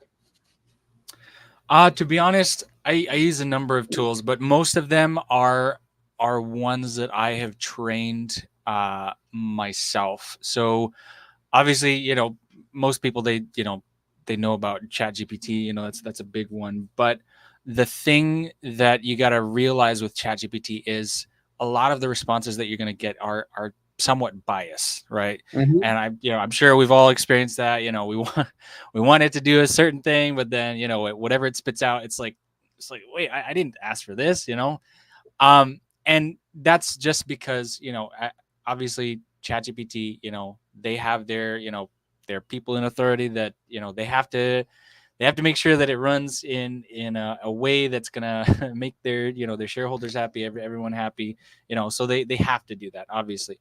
But Yeah. when it comes to the trained models that you and I train personally, that's where you can actually get into the bigger details that you want it to accomplish. Now, for me, when it comes to talking to business owners, and kind of helping them understand, just about what is AI, how can it help in your business, it's really, I can't say it enough. You really have to bring it down to their level, because most people, they don't know anything about it. I mean, it's kind of like how before, like I used to work at Facebook, right? And when we would get a I will call them an elderly client, they they knew about Facebook, they knew what it was, they wanted to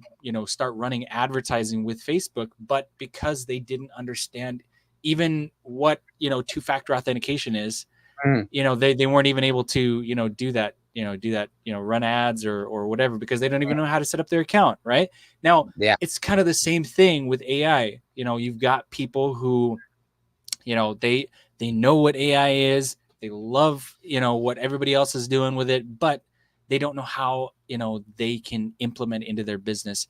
And that's where you really got to sit down and you got to just show them, like, okay, hey, yes, you have a chatbot, but here's the thing: with an AI assistant added to your toolbox or whatever, you can actually now have it automatically comment on any of your posts and reply to comments to every single comment that's coming in, and it's not going to just be like a copy paste. I know, I used to build with ManyChat for years, and the the terrible thing is a lot of accounts, they would get banned because it was always just this A and B, Too robotic. Yeah. the randomizer or whatever, and it literally just Yeah. be like sending copy paste messages. And at the time, that was huge, but right now, because we have Well, the AI, now we can have it automatically just generate a unique response to each comment, and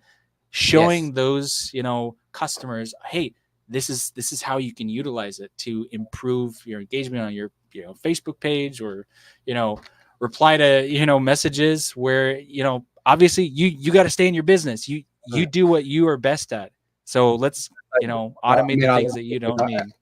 I could geek out with you all day long on this. We could I talk know, for I hours. know. Right? But just for the Right? sake of time, we'll keep the conversation moving forward. But thank you. I mean, you obviously got a wealth of knowledge Absolutely. there. So, guys, like I know, being a social seller and the AI mastery coaching here in this space, there are a couple of misconceptions that I'm consistently battling, or challenging is probably a better word. Like, we're challenging the status quo, right? Like, I wrote a book and I did that in 4 hours. Now I've got all the authors up in arms saying, I'm taking their job away, that sort of thing. So, like, there's some misconceptions there. And I believe it's our job to be responsible to challenge the status quo in this space. So, Christian, my question for you, champion, is how can we, how can businesses, how can industries overcome some of these misconceptions that are out there to fully leverage AI's potential? Yeah, so I think the number one thing is making sure that what you create, what you produce, right, whether that's podcasts, books, social media content, interaction messages, comments, like whatever you're creating, you want to make sure that you can actually stand beside it with a smiling face and say, I did that, right? Yeah, If you can proud do of it, right? that and it's undeniably good, Like, Yeah. what are they gonna do? You know, like you showed me last night a music generator, right? And I threw some lyrics into the music generator. I'm listening to this song and I'm like, honestly, I don't care that it's AI because this is pretty good music. Like I could put this onto a playlist and like continue to add to this collection. And I can make it say whatever I want. So like, yeah, an artist didn't write this, but now I can write, you know, I can make a country artist say like, oh, you're the best, or you know, there's America's the greatest. I can make it say whatever I want and it's good music. But if I can stand beside it and say I did that and I'm proud of it, that's going to be the thing that's going to, you know, overcome any of the naysayers. And there's always going to be people who are afraid of it. And there's always going to be people who are digging their heels in the ground and saying that AI should not be allowed in XYZ and it's write books, you know, great pictures, great music. People scared of transition. Yeah, exactly. So as long as you can stand beside it and be proud that you did it, even just for yourself, because that's ultimately like, that's what it's all about. You know, if you can say I did that and it was good, and it provided value in some way, shape, or form to the world around me or to my customers or my clients, keep doing that. So that would be the only thing. Love that. And Jay, how have you been tackling some of these misconceptions to help people understand the power of AI and fully leverage its potential? You know, it's funny you ask an actor that because we just went on strike last year for this very thing. And I was probably the only actor in my business that actually didn't agree with that strike, because the misconception is that AI is going to replace humans. And my advice is, okay, AI will never replace humans. Humans with AI are going to replace humans. That's the thing. Okay, if you're not learning to utilize this tool, and teach AI how to think like you. I mean, teach it your likes, your dislikes, your you know, even say your favorite. Somebody said yesterday on this symposium, why would you ever say please to a chatbot, to a chatty GPT? Well, because it learns how you act. Yes. And by saying please and thank you to the thing, it actually will interact that and make it more of a normal conversation that spits out in the output. So it's going to start thinking more like you and speaking more like you. Teach it to do that. It's not going to replace you, but it is a tool to assist you. 100%. It brings out the best in us, right? It enhances us. So Phil, like you're challenging the status quo in the podcasting arena here, and you've got your finger on the pulse, man. You're definitely one of the go-to guys in this space for podcasting. So how are you overcoming some of the misconceptions that you face and helping people to leverage his AI potential? The biggest thing I'm seeing is, I want to say purist, quote unquote, which I have nothing against them. They're like, no, it has to be a human. It doesn't count if you're using AI. It's destroying the game. And those are the people who are like, you can only get sponsorship and monetization, and they're stuck in the old way of doing things. And I have nothing against them. They are perfectly allowed to have their way. It's just like the Amish. We leave the Amish alone. They don't mess with anybody. We don't mess with them. They make great furniture. And you know what? If I'm going to make a podcast that has multiple layers, that's more of like an audio drama that requires more work, I'm not going to leave it to AI, because AI doesn't have the skill yet to be able to do that.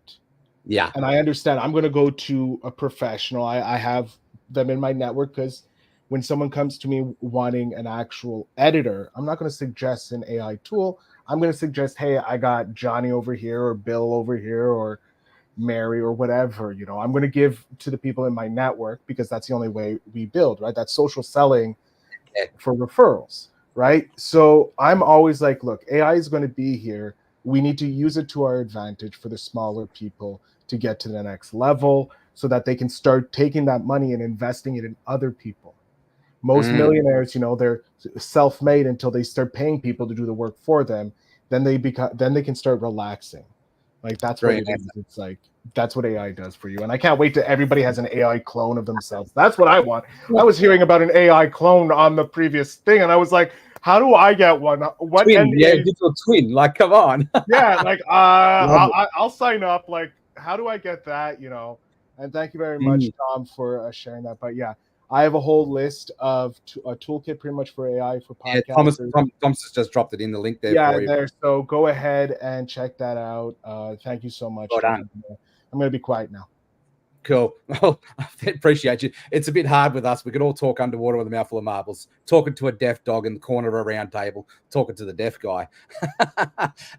So, guys, look, we do have like about 60 seconds, a minute 20 left. So, Karen, there's been some amazing insights and golden nuggets dropped here. So, just quickly, what has been some of your sort of like key highlights from today's conversation? Well, just looking at the different ways that we all use the different tools, you know, and we all look at them and for our specific needs. And I think just the fact that the sharing all the creativity that's in this panel right here just allows us to all get creative and use it the way we need to use it specifically for our businesses. Yeah, love that. And so, guys, we'll just do a quick round robin, 30 seconds, sort of like final words of wisdom that you want to share with your audience here, our audience. So Trevor, 30 seconds, just some final words, man, and then we'll move to Christian. You really need to learn prompt engineering if you're gonna use AI. You have to. Like, I've spent so much time, even weeks, just changing a couple words, and it just does wonders. Yeah.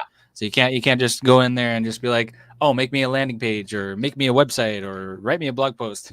If you're gonna give it a crappy, input or crappy instructions, then it's gonna be a crappy, response. So you gotta learn how to lay the engineering.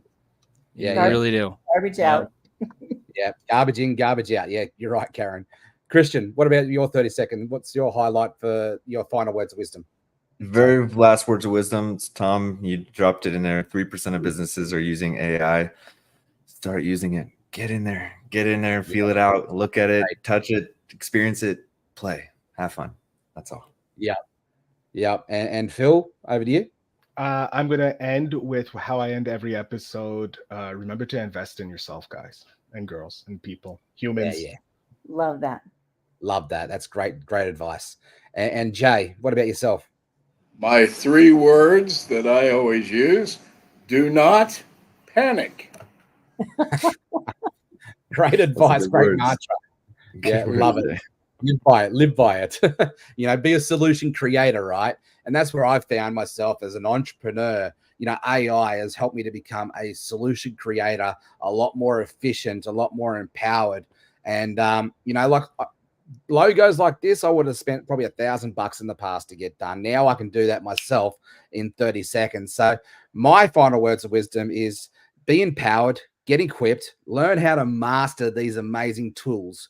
Because even if you're a skilled craftsman already, I'll use the book authors, for example. Like, even though that you're a self-published, you're an awesome book writer, you've gone to university, you've spent that decade honing that skill. AI is not going to be a detriment to you. If anything, it's going to be an enhancement to you. So AI is not a replacement. It's a tool, and it's a very powerful tool in a skilled craftsman if they know how to use it the right way. So don't be afraid with it. Get in and play with it and just fall in love with AI. So, guys, Tom, thank you very much for giving us the opportunity to, share this amazing wisdom and golden nuggets with our community here in this AI Symposium space. It's been an absolute pleasure, guys. So we're meant to be handing over now. Where are you? Hello, Tom. I'm here. All right.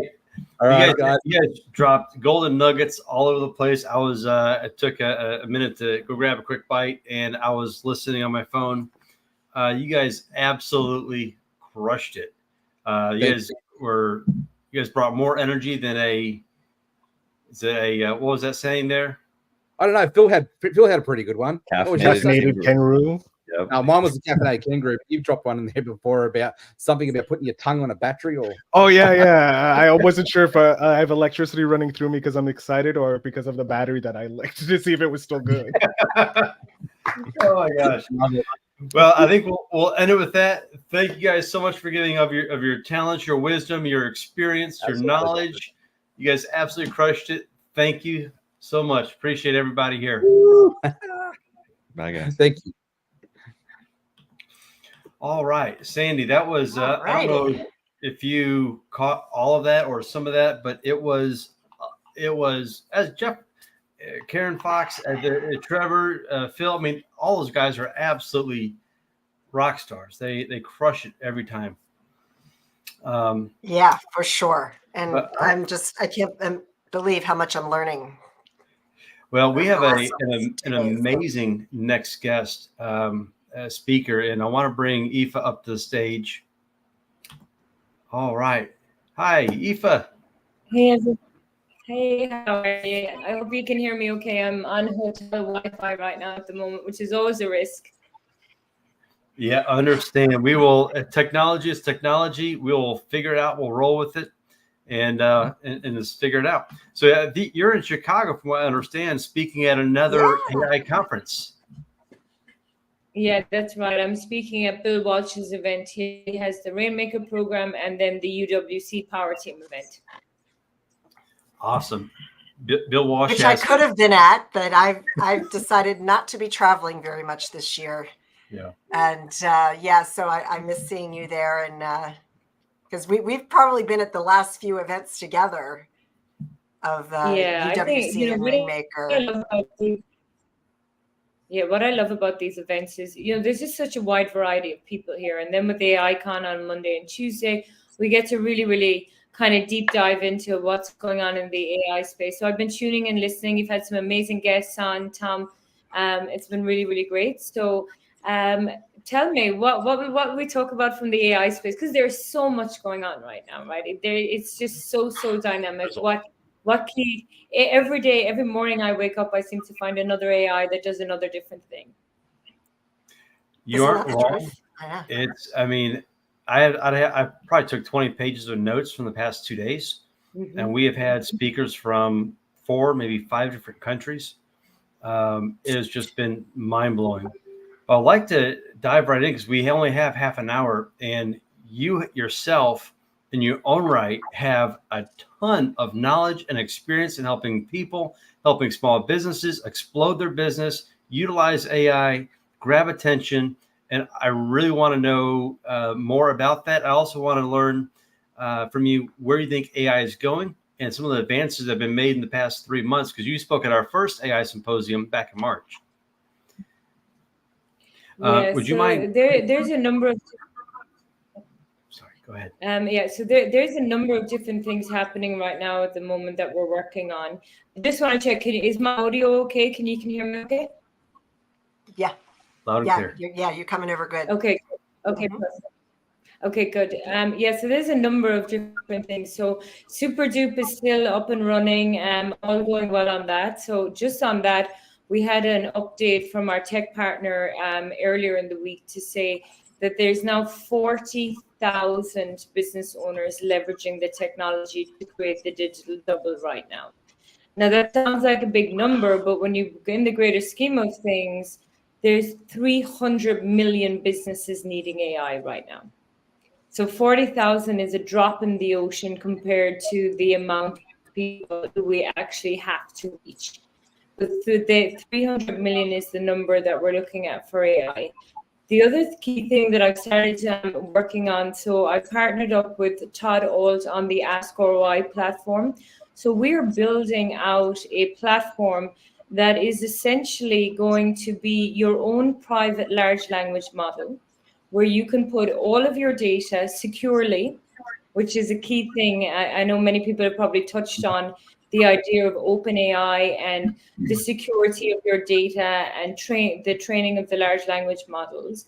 So we're going to have a system where you can load up all of your private data, and we're building out assistants and agents to be able to complete the workflow, where you could be able to go in using all of your own data and then ask an agent or assistant, using all of my own data, write me all of my social media posts, write me all of my blogs, give me all of the podcasts.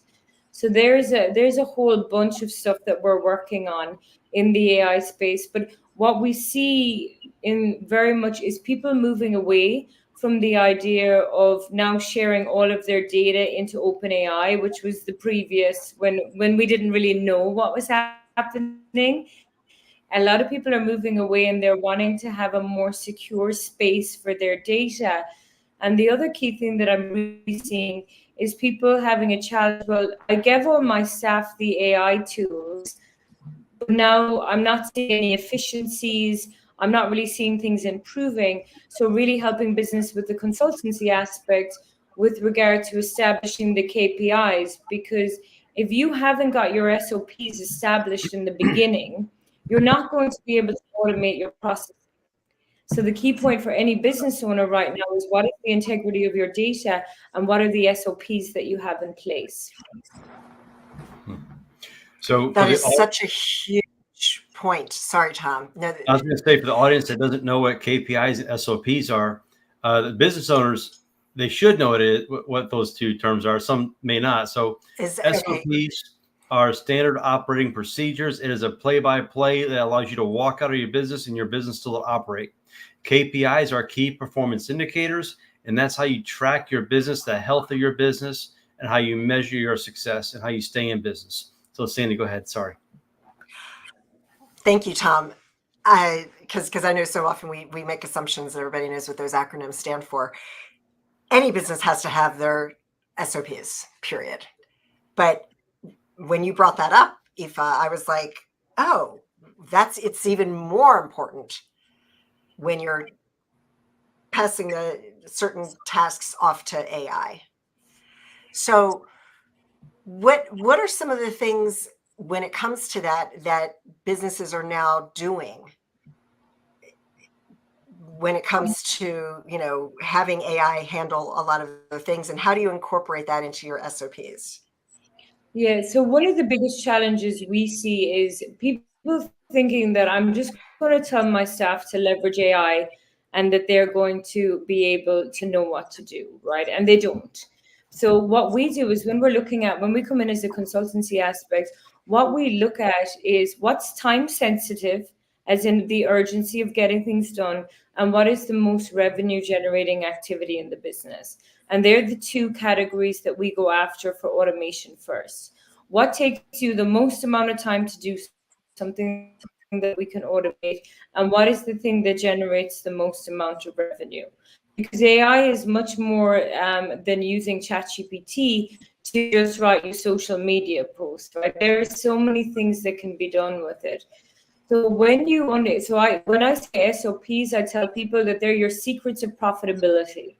The more that you have SOPs in your business, the more you're going to be able to, really scale the business. So going in, understanding every business, every vertical, and every area, and then looking at, okay, how do people do this today? So bringing in the human aspect. What do you do today?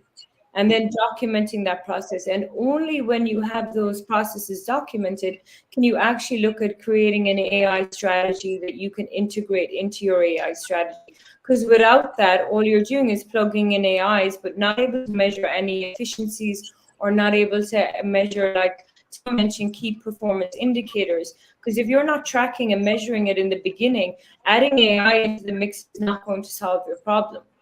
It's only probably going to make it more convoluted. So understanding exactly step by step what people are doing, and then what are the things that take them the most amount of time that we could potentially automate. Like, we have a couple of cases in right now where we have case management and record retrieval, where people have to use different codes to establish different data conditions. That's manually done by someone right now, usually time-consuming times. So we're looking at building out AIs that are going to be able to can have conditional logic to evaluate the data, make a decision on the data, and then be able to give that information back to the employees so that they can be much more efficient with their time and spend it on more revenue generating activities. Wow. And I love what you alluded to it, but what gets measured gets done, right? So If you don't measure it, you don't know how to measure it. You have to have SOPs, KPIs. What are you seeing as far as the opportunities out there? So I know one of the biggest issues small business has is consistent revenue, and they have trouble connecting with their audience. Yeah. What are some things or AI technologies that they can begin to implement today or tomorrow to help them with connecting with that audience and have consistent revenue? So the biggest build that we're doing at the moment on the Ask ROI platform is the idea of building out very distinct assistants that understand your brand voice. So we know Sandy does a bunch of podcasts, super successful podcaster. We could essentially take every single podcast that she's ever done, load it up into an AI, and ask it to learn her mannerisms, her tones, the way that she talks, the way that how she positions things, so that when we actually go to write emails, write text messages, write copy for the website, that the copy is written in Sandy's brand voice. And that's where people are going. People are just putting a prompt into ChatGPT. They're not priming it correctly. And when I say priming it, they're not telling it who it is or what it does. And then they're getting the reply and they're like, well, it's good enough than what I would have done myself. So yeah, this is perfect. Not realizing that the other billion people who are on the platform probably just got the exact same response. And we see a frustration now in the market where people are like, I can sniff out the ChatGPT post because people are not putting the time, effort, and energy. So what we're looking at doing now is training. My vision is that every single business owner will have access to a platform with Ask ROI, that they will have an entire group of digital assistants who will work with them in every capacity in their business, from video editing to website creation to blogging to article writing to scripting to whatever it is that they want to do, but trained in their brand voice. And then the other big environment, right? Exactly, in a private environment, which is the key thing, right? The idea of a private large language model. And that is really where we see the market moving, the idea of agents and assistants in private environments. The other one that I've built, which is really getting a lot of popularity right now at the moment, is is a sales assistant. Again, this is one in the Ask ROI platform. I take my team's sales scripts and they're loading all of the sales scripts up. I've trained an assistant to sell in the way that I would sell, using all of the conditions, all of the logic we built, from building rapport to qualification, to asking questions, to proving for budget, to closing questions. And they load up their scripts and the AI comes back instantly and gives them feedback on how they did on the call, and it gives them a rating out of 100. Then it returns back a script that says, this call would have gone better if you answered the questions in this way. And then it gives them the feedback. So what my sales team have been able to do is now have a catalog of every objection, every question, every closing, and learning all of the time about how they can improve their sales skills, which is a huge one for business owners, because getting the lead is one thing, but then getting the lead on the call and then not closing the lead is another thing, right? And that's where a lot of people have the challenge. They're like, well, I thought the call went well, and I'm like, has anyone listened to your calls? Is anyone, giving you feedback? So we're building AIs now to give instant feedback to people on their sales calls. And we've seen an increase in our close rate by 40% in just a couple of weeks. I can imagine. That's incredible. Now, you said Ask AOI platform. Is that yours? Ask ROI. Yeah, no, this belongs to Todd also. www.askroi.com is the ROI. website. Okay, ROI. Return on investment, right? That's all we're concerned about right now. Yes, is our I know. return on investment. Right. And I wrote down AOI because I thought that's the first three letters of your name. I was like, oh, that's so clever. Yeah, maybe I should suggest a rebrand. But yeah, so you can sign up right now. We're like literally about 2 weeks away from our real launch of getting out product out to the market. And what I'm doing in partnership with Todd is everything that I do in my agency, every training, every process, every SOP I've ever done over all of the years that I've been working in marketing is now going to be loaded up into the platform as pre-trained assistants. So we say that you're literally getting a brain jump of not only mine, but other key stakeholders within the business, where you could, Sandy could come in and say, hey, give me access to the sales agent. And that sales agent has been trained by me. And then you can feed all of your data up there. You don't have to worry about it going anywhere outside of the four walls of your business. And then we're going to be integrating SuperDupe into that. And we're doing a bunch of AI consulting as well now, because what I've realized is having the tools means nothing if you don't actually know how to leverage them. And that's where we're seeing the biggest challenge. Well, I just know since yesterday, I've learned so much just about ChatGPT. I've been using it, and I have not been using it correctly. I'm not prompting it. It doesn't know. I didn't realize, because we just don't know what we don't know. And I haven't honestly taken the time to really learn it. And the events like this is just invaluable. It's just invaluable.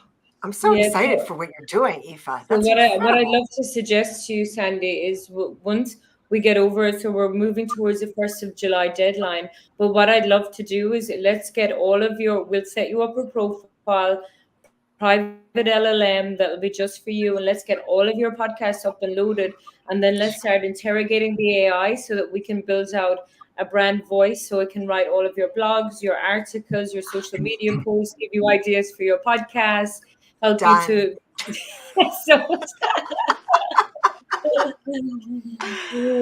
I have something with you as well. No, absolutely, and I have a really good question, because I know, like SuperDupe, you're able to translate all in different languages and make a digital twin of yourself. Is that also all that being transferred to Ask ROI? Yeah, so eventually we hope to API into it, and then that you'll be able so in our scripting engine, you'd be able to use Ask ROI to write into your brand voice. And then, so we'll either Ask ROI will API into SuperDupe, where you'll have an option to go connect to my knowledge base, and it'll write from your own knowledge base, or we'll have an app in our Ask ROI that will connect out to SuperDupe, and then it'll be say, here's my script, now connect and do me the video. That is amazing. Incredible. So you really don't have a standalone software anymore. You and Ask ROI, I think it was Todd or Todd Alt, Todd Alt. Yep, I think you guys are joining forces then. Exactly. Yeah. So that's what I've really learned in this industry, and anyone who's in the AI space who's a key player, it's all about collaboration right now, because the churn and of the number of AIs that are coming out, what we're trying to do is I'm going out and I'm finding industry experts within all of the different areas and looking, where can I plug that into my platform? How can I API it? Who can I find that's an industry expert? Like, I have one particular person that I'm very interested in talking to with the sales agents, because what we're going to, once we have the sales agent has 100 scripts, what's the next thing I'm going to do is I'm going to connect it out into an AI sales agent, because it's going to be trained on all actual sales calls and actual data. So we're looking now at bringing in so then I can have a hybrid of a team, which would be real people versus AI people. Well, AI people, but AI sales agents. But anyone in the AI space right now, and my advice to anyone would be, pay attention to those people who are going out creating the strategic partnerships, because they're going to be the one that are really going to be the one that are going to give you the most rounded solution. And that's what my vision is to empower. Like, I had a little tagline I said in the meeting the last time. They were like, you're really serious about this. And I was like, AI for all. And that's really what I want every business, whether you're a solopreneur who's not just starting out, or whether you're a Fortune 500 company with $1 billion in revenue, I want it to be accessible to everybody. And that and then Ask ROI is going to be the fastest path for us to get that, and being able to give it at an affordable solution to people where they will get all of these pre-trained agents and assistants on the platform. So you mentioned affordable. So I want to ask, I mean, what is these tools you're bringing up are really phenomenal, powerful tools. I know I want to connect after. I want to learn more about your AI. What is the pricing like? This, because a lot of small businesses are solopreneurs, are barely making it week to week because they've created a job for themselves. Mm-hmm. So how do they afford such a powerful AI tool? Yeah, so we're looking at building a low ticket subscription model where people just leverage what we've already pre-built for less than $100 a month. And then we will have enterprise software, available for people who want it. But for the regular person, my goal is to get, a couple of thousands of users on the platform. So I want to make it super affordable. And I want people then, be able to create communities and peer groups. People say it would be really good if it did this, and it would be really good if it did that, because we can build that. And we can build that and make it super affordable to every single business owner out there. And where people want more custom work or more, more kind of, well, then that can be done under an enterprise contract. But we're looking at monthly subscriptions of less than $100 a month. That's awesome. I love your vision, because the AI Symposium here, it's free. We plan on keeping it free. And the number one goal is just to educate people, to reduce the anxiety, to reduce the fear around this new technology, like it kind of was in the 90s. Everyone was afraid of the internet. Y2K is going to shut down the world. And then here we are in 2024. It's going to be the end of times, right? And AI used ethically in the right ways will assist us. Will some folks lose jobs? Yes. The folks who don't adapt, they'll be the first to go. And there will be retooling. I mean, we're in the fourth industrial revolution, and it's been going on for a couple of decades, and we're just now starting to see the hockey stick effect, where we're seeing the applications of that technology come to fruition. Sandy, I think that's a key point, because I had someone talk to me. So the last time I was talking to you guys, I had a team of 32 virtual assistants, right? I had 32 running the business. We've downsized that now to 6, right? Which is, and people say, well, people are losing jobs, but, from leveraging AI and building out all of these assistants from 32 down to 6. So, there can be huge efficiencies brought into your business, and to make it more lean. And every business owner should be thinking about, how can I make my business more lean so that it can be more affordable? But they have to have KPIs and SOPs in place. For sure. If you don't have the secrets of profitability, aka standard of operating procedures, you're not moving anywhere. So that's why I've just launched, and this will be my first day out on Monday or Tuesday, whichever day I speak, with what I'm calling the AI Advantage. So I'm going to be running a 2-day workshop in Vegas every month, where I'll be bringing in 10 business owners. They can bring a partner with them, and they will be able to come in, and they'll spend 2 days with me in the office, where we'll be drilling down, understanding all of their SOPs, where their data is at, how can we leverage it, so that we really give it, because no one is sitting down really explaining this to people. They're just saying, just put AI into your business. But just putting AI into your business is not the solution.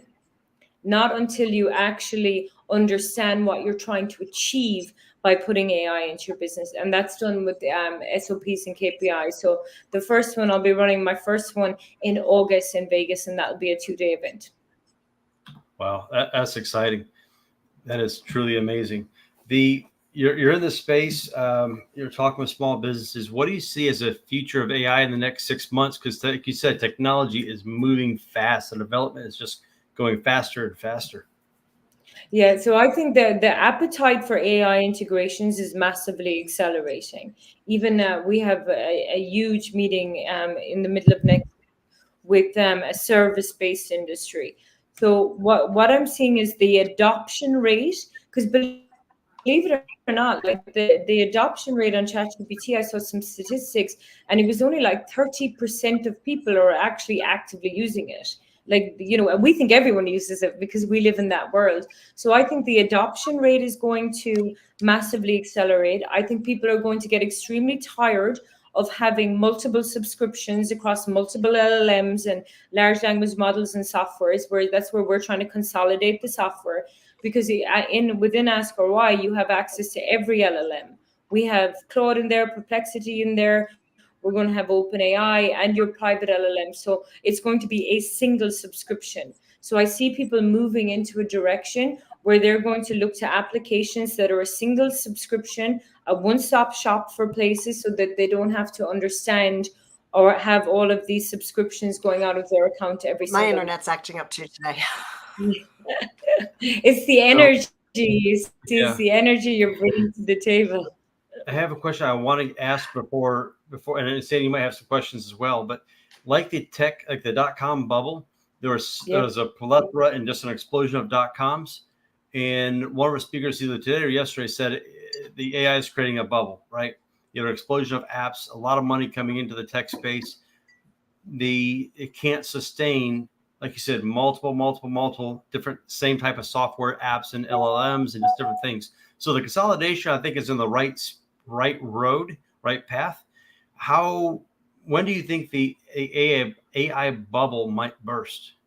Well, I think that there's a couple of layers and levels to that question. The first thing is, it's a bit of a bloodbath out there, and I would encourage anyone because a lot of people are selling the idea of their AI systems, right? But then you buy in and subscribe, and it doesn't do what it says they told you it was due. So anytime anyone is pitching me now for investment or anything, I'm like, show me. Right. Show me it working. Don't tell me it works. Show me it working. And I find probably 2 out of every 10 that I talk to can actively back up what they're saying that they can do, because everyone says that they can do it. But I think the AI train is not going to slow down, and whether there's a bubble or not, but I think over the course of the next 12 to 24 months is going to reshape the whole entire ecosystem as we know it. And I like anyone who tells you that this is how it's going to be in 6 months. Like at the beginning of the year, who would have thought that we would be consolidating large language models into a private LLM so that we could create agents and assistants to create a digital bunch of employees for everyone? I didn't have that vision. I didn't even know that was possible. So, I think it's very, very difficult to predict, but I would say for people to be very, very diligent in whatever you're making an investment in AI to make sure it actually does what it says it's going to do. That's why I like the Super Duke product, because we're like, go look at them. Ask them to show you case studies. Ask them to show you, show me the software. Give me a demo before you're paying hundreds, thousands of dollars to sign up for something and then to realize, oh, this doesn't actually work. Because that's what I see in the market. Because it's like a feeding frenzy, and everyone owns an AI company now. But having an AI company that does what it says that it does is another, that's the next level. Yeah, and so how does a private LLM compete against the behemoths in the space? I mean, you have like ChatGPT, Copilot, Bing has one. How do you compete against that? What's the feature of it? So within Ask or Why, we have a hybrid model where you can switch on and off the large language models. So let's say you can say, I only want to ask the data from my private LLM, or I want to ask the data from my private LLM plus the other LLMs. And our technology is actually has all of the LLMs, and it's making a decision on which one it thinks gives the best answer. So it's coming back and it's making it so you don't have to have 10 subscriptions now anymore. You can just have a single subscription, because otherwise you really need a subscription to all of them, because every one of them is competing equally and every one of them is good in their own way. Claude might answer better than ChatGPT in some cases, and it's like trying to figure out which one is the best answer. So the problem we're trying to solve, well, what if we had a model that would look at all the models and then retrieve out the most relevant answer that it thought fitted your question? So that, but I think you're going to see hundreds, if not thousands, of LLMs come out over the next 12 to 24 months. Building an LLM right now is expensive, but it's becoming a lot more accessible to people than what it ever was in the past. Is that because they are basing their current model? They're white is it being labeling. Okay, that's what I was going to ask you. Is powered by X, Y, and Z. That's what you see. You see a lot of that where they're building out and they say that they have these engines, but the engines is just a dressed up ChatGPT. It's just dressed up, right? And so that's the difference. Very few have actually brought a private LLM to the market. And the reason that you want to look at private LLMs is if I want to load up all of my customer information, if I want to load up my financials, you don't want to be putting your financials in ChatGPT, one, because 87% of the time is the accuracy rate. So you have a large margin of error that you're financially going to be incorrect. But you don't want that information out on the internet. And I'm sure there's people listening to this, and when I had someone call me recently, they said to me, "Oh, I met this guy and he built me an agent on ChatGPT and he loaded up all of my customer information." I was like, all of your private proprietary customer information got loaded into OpenAI? I was like, that's not a good thing. You shouldn't do that. Yeah. But people don't know. No one has sat down and explained to go, don't do that. Yeah, and so that's the goal of the workshops, is I really want to help people to understand here is the risks associated with your business, because on top of having to have SOPs and KPIs, you have to have data governance. You have to have, especially when you have a team, what information is accessible, what information is public, what information is private, what information is confidential. That's right. And there's That's a lot right. of And if you're having your employees using ChatGPT, you have to be very, very careful. And I doubt that many organizations are even thinking about this because they don't understand what OpenAI means. Yeah, and it's in the name, right? And they do have their teams now, and the team says, that it's not going to train the model on your data if you pay $60 for the subscription. I'm just going to give people a word of warning on that one, right? Because that's an important one. Because most people don't read the T's and C's when they're signing up for these things. If you decide to go with the teams on ChatGPT and you pay the $60 a month, which is the minimum, because that's 2 seats, you have to get 2 seats, you can never reverse out that. So if you train the teams, you can't go back to the $25 subscription after the fact. It's once so it's a very clever way of locking you in for a $60 subscription for the rest of your life if you want access to your data. Because because you could go in and train everything and load up everything, and then as you grow and scale your organization, you start adding more seats, and then you end up in subscriptions which are $400 a month, $500 a month, and you're locked in, and you can't move it back into, because they're not allowing you to move the other way. You can move your regular subscription into Teams, but you can't move a team subscription out. So you will essentially locked in. So I think that was an interesting flavor that I saw in it when I signed up. I said, okay, that's interesting. And what software is that again? With ChatGPT. So they have a new Teams feature. Okay. And with the Teams feature, they say that they will not train the model on your data. Still an open source, but you're locked in on a $60 subscription. Wow. That is really good to know. And for small business owners that don't pick up on that or don't catch that, that could end up really hurting them. Oh, for sure. Because if you take the time to do an AI initiative and you load all of your data up in there, then you're just locked into an open AI subscription on Teams. Whereas what we're trying to do is we're trying to build so that you have your own large language model. It's yours, you know what I mean? And then we'll probably do seats and usage, but all of your data is there and nobody else has access to it. Nobody else can see it. If you end a subscription, you know that it's just, that's just the end of the road.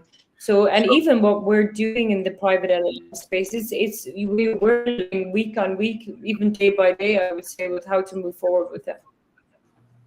Wow. And does Ask ROI have open APIs where you're able to connect and integrate that to your website and different things? Yeah, that's where we're building out a whole suite of integrations. So we have a vision to build out a private LLM model that would look like a little bit like a Zapier model, where you can connect all of the different apps and you can do all of that and you can create your workflows. So we're looking at to build that, but it's going to be like Zapier is great for building your workflows, but it doesn't have a data warehouse that you could use. So what we're looking at is building out a private LLM to connect into all of the integrations, so that you would be able to you would get your assistant to write all your social media posts, then you could integrate that into a scheduling tool, and then the scheduling tool could go out and post on all of your social media channels. So we're just building out all of these use cases, and that's why my mission is to get as many small business owners onto the platform and leveraging it as possible, because then we're going to be able to open a forum where people can submit requests to be, and if there's a solid business case there, and I see that that's a use case that is going to be valuable to the macro, then we'll just build it in as a product feature. That's really, really that's nifty. I like it. That's brilliant. Awesome. Very brilliant. Yeah, but it's always a work in progress. We're visionaries, right? So it's always a work in progress. But what I'd love to do, we're looking at going for July 1st for our first early release. So I'd love, for us to jump on a call and then get you guys set up, so that, because for me, the proof is in the pudding. Exactly what I said earlier. Don't tell me, show me. Let me go in and see what we're doing. So I think that would be really great. So I'd love to invite you to create some accounts on the platform, and then we can build out your own private LLMs. Awesome. Love it. Oh my gosh. Aoife, thank you so much for taking the time away from your conference. Say hi to Bill and everybody else I'm missing there this time. And Tell Bill we said hello. I will indeed. I must go in now. I think they're all about to go on stage, so I'll have to host them on the stage. We do that exercise where they go up and they speak for the minute, the elevator pitch. That I love that. Oh, I hated that. Yeah. All right, Aoife, thank you. All right, Awesome. thank you so much. Thank you. I'll be in touch with you guys to get you guys accounts on the new platform. Okay, I'm excited. Thank you, Aoife. Okay, Thank you thanks so so much. Okay, Thank bye. you. Bye. Thank Take you. care. Bye. Wow, I think every panel or every speaker that we have up is just, I mean, it's. Well, Aoife in particular, Amazing. she not only is she just like breathtakingly beautiful, and I could listen to her talk all day long. I mean, she's just got I just love seeing women like that it's she embodies,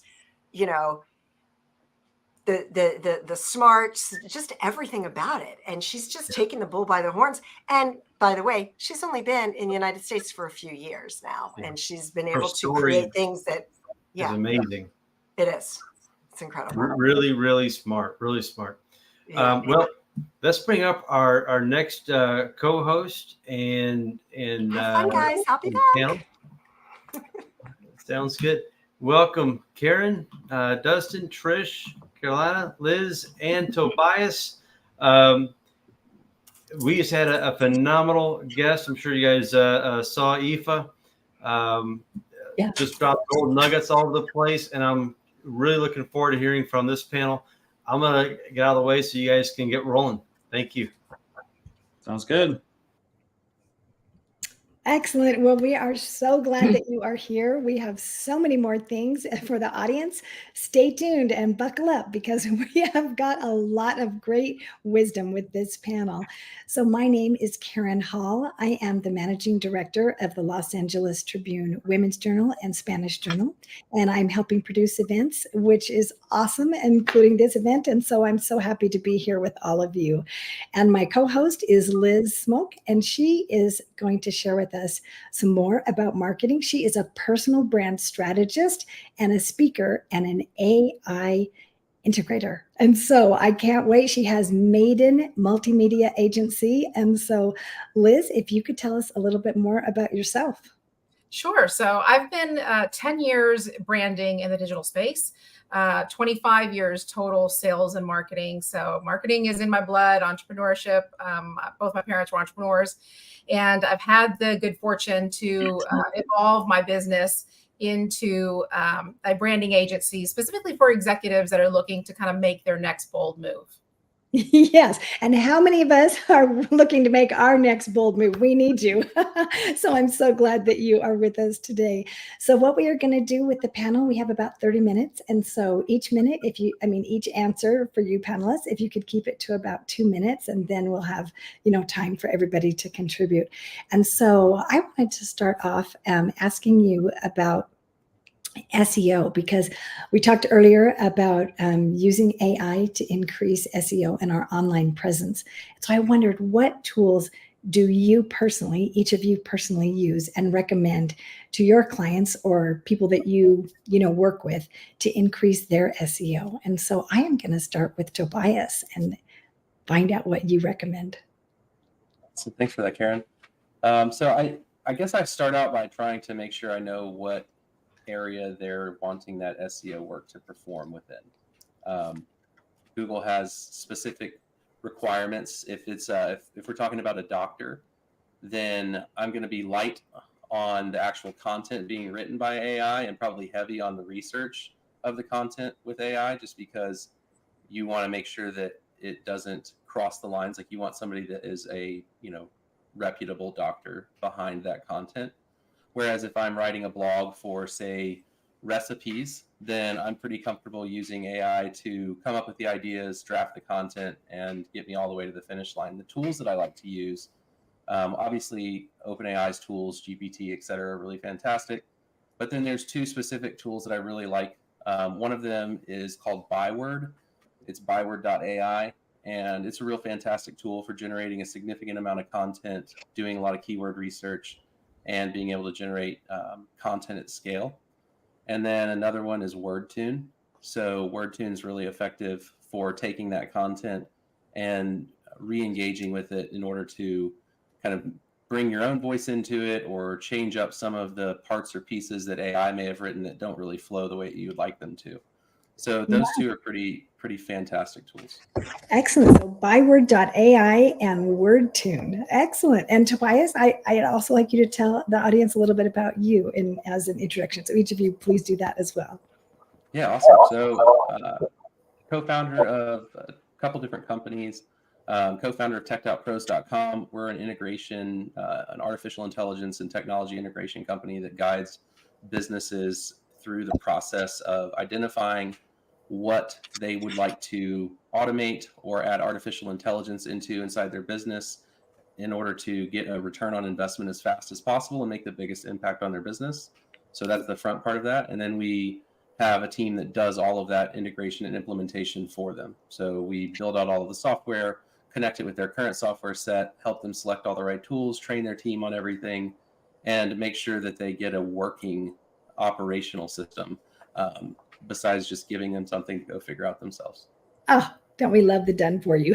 Thank you. That's awesome. How about you, Trish? Introduce yourself, please, and then tell us about what tool you use. Sure. Trish Matthews here from Destiny Detective. I used to be a Fortune 100 executive. Now I'm a bit more of a fortune teller. Simply looking at your birthday and your fingerprints, I can see your life purpose, and I use AI. Since I can see their purpose, they have a hard time wrapping their head around what I'm seeing. So with AI imagery, I can show them the archetypes of what I'm doing. So it's pretty cool. And then as far as SEO, I just won a website contest for my AI website there, and it uses SEO, and that was only a month ago. So I'm still kind of wrapping my head around that, but certainly using the keywords, using branding and whatever's specific to that customer, I'm heavy into that side of the house. Excellent. And so for your website where we can look, to see the contest winning website. Yes, thank you very much. Yeah. If you can go to destinydetective.com and you can see the website. It's only been up just under a month, basically. So still finishing it out and adding work with me and all those. Congratulations. That's awesome. Thank you. It was quite an honor. Yes. All right, Carolina. Is it Carolina or Carolina? It's Carolina. Thank you for asking, Karen. I appreciate that. So for me, for the SEO, I would use primarily ChatGPT. So thanks, Tobias, about the Byword and the WordTune. That's new for me. And it's really understanding the essence of what you want to achieve and your ideal client, right? So how do you pull that essence of the blog, of the website, right, to make sure that you're really tuning into those things? And so that's where I would use AI to just double check. It's like, okay, these are some of the things like my ideal client is talking about, thinking about, being, and overlay that to the content that I've created. So there's a nice blend to it as well. Yeah. So yeah, understanding what they really want to know. That's really helpful. Just fine tuning that part. That's great. How about you, Dustin? I try to stay out of SEO and leave that to the SEO experts, but I do have my ear to the pulse of what's going on. And one that I've heard of that I've seen have good results for other people is called ranked.ai. And that's one that comes recommended by Austin Armstrong as well. Awesome. And do you want to tell us a little bit more about you? Yeah, my name is Dustin Alley. I'm an AI consultant, and I provide businesses with AI chatbots, sales agents to do appointment setting and call booking, things like that. And as well as consulting on different solutions that they're looking to solve with AI. Very nice. Very nice. And Liz, I want to know what tools you use and what you would recommend for your clients or for any of the people listening in the audience. Sure. So trending keywords change quite frequently. They're changing all the time. So we use a two-pronged approach for our clients. We use Ask the Public. It's not an AI tool. There are some AI functionalities, but it's been around a quite long time. It was created by Neil Patel, the SEO guru. And we take whatever is trending from the public who are going on Google and going on different search engines. And then we put those specific queries into GPT and ask it to prompt us for search engine optimized words. So after you get the answer from Ask the Public, then you go to ChatGPT. And I love this layering. That's just so helpful. Great. So for marketing, I was wondering, what would you like to share with the audience? What is your best tip that you would give to our audience regarding marketing? Because I think we're all wondering, how do we get our message out there? We have so much inside that we want to share, and yet the visibility part, the marketing part, we kind of get stumped. And AI, well, how in the world do we use AI to do that? And so I'm going to start with, let's see, Carolina, can we start with you and have you tell us what you would recommend? Yeah. So for me, authenticity is everything, right? Getting to the core of who you are as a human, who your brand is as a human, why it's important, why it matters.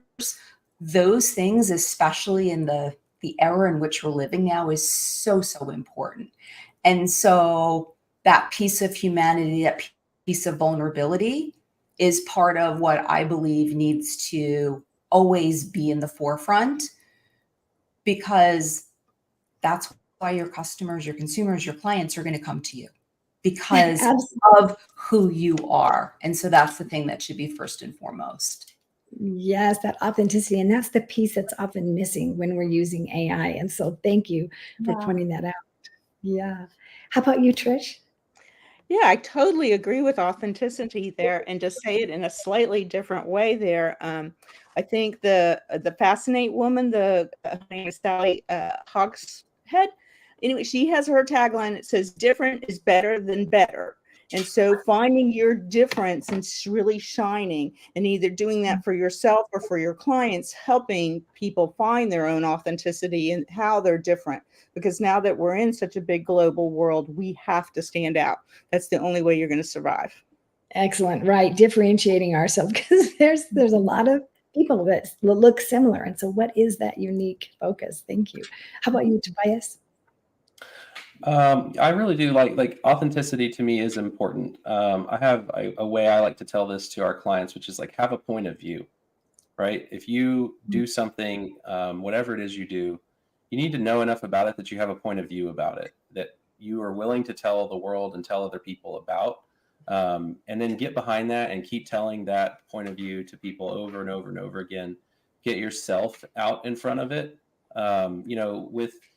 with where we're going with technology and artificial intelligence, I think there is a huge opportunity for anyone who understands that the human element is getting pushed further and further out of things. And I think if you step into that and start to put yourself out there more, then you're going to stand out more, because there's so much content and there's so much that's happening so fast that it's people don't know what to trust. And so they're really actually looking for more human interaction, more human, like that human touch.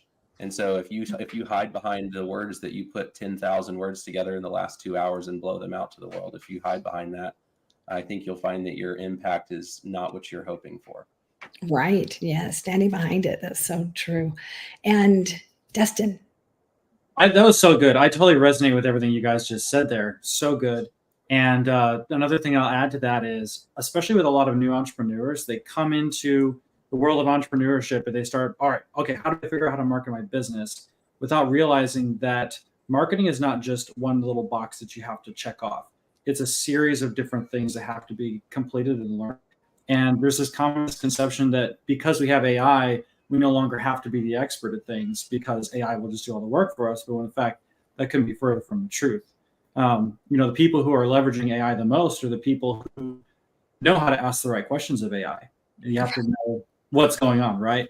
And so all those, I see it like a chain, a chain that's holding up the business to keep it functional, and every single link has to be functional in order for that business to run. You have to have the leads, you have to have a good offer, you have to deliver, and all these things. And AI can help solve every one of those problems, but just take it one step at a time and solve that, and learn what you need to learn in order to master that. Right. Yeah, absolutely. How about you, Liz? Yeah, Dustin hit it. He was exactly where I was going. For marketers, and I've been around many over the past decade, I would implore marketers to use ChatGPT to make them smarter and deeper in their marketing knowledge, because it's not a good tool when we plop in front of our desk and we say, write me a campaign for a brand new sauce made out of Tulsa, Oklahoma by a Mexican mom. And out it comes, and off we, exactly what Tobias said, and off we mail it, phone it in. It's a process, is what Dustin was saying.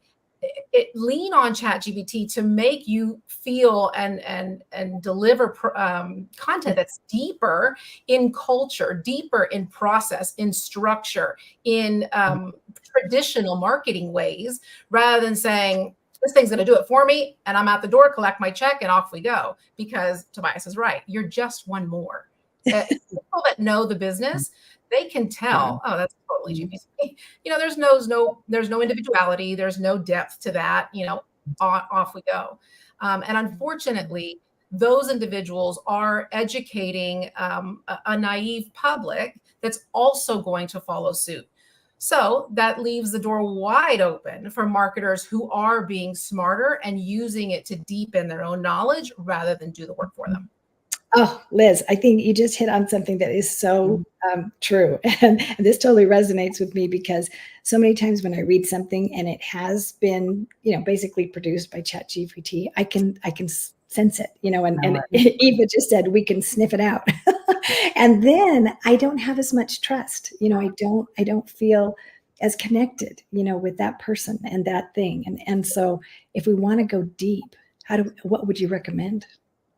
Yeah, I would say treat ChatGPT as your mentor, not your secretary, right? So when we're thinking about a marketing event, such as a campaign, such as copywriting, start with a structure in mind. So specifically, I'm building a copywritten campaign for a new hot sauce out of Tulsa made by a Mexican mom of 3, right?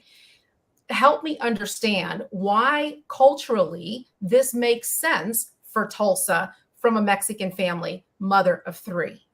I'm not saying give me some content about us that I can SEO optimize onto Instagram with emojis.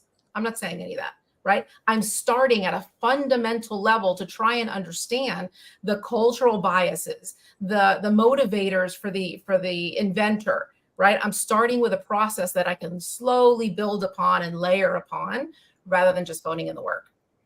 Mic drop right there. was awesome. All right, Liz, I'm going to turn the time to you and let you ask a question from our panel. Sure. Thanks. So I want to start with Trish. So Trish, you have some very unique modalities that you use in your work and with clients, past life, numerology, astrology, hand analysis. All this is super fascinating to me. And one day we'll have a good chat on it. But on your website, your award-winning website, destinydetective.com, you do a beautiful job at illustrating your story and your tools that are kind of esoteric. They're not really mainstream, but you do it in a very visually engaging and fun way. I specifically love how you've compared biases and how AI treats specifically female biases. You've actually illustrated that on your website beautifully. It's on your About page for those who are looking. But how do you suggest we use AI to better illustrate esoteric or sometimes boring or polarizing topics in businesses that are traditionally not visual in nature?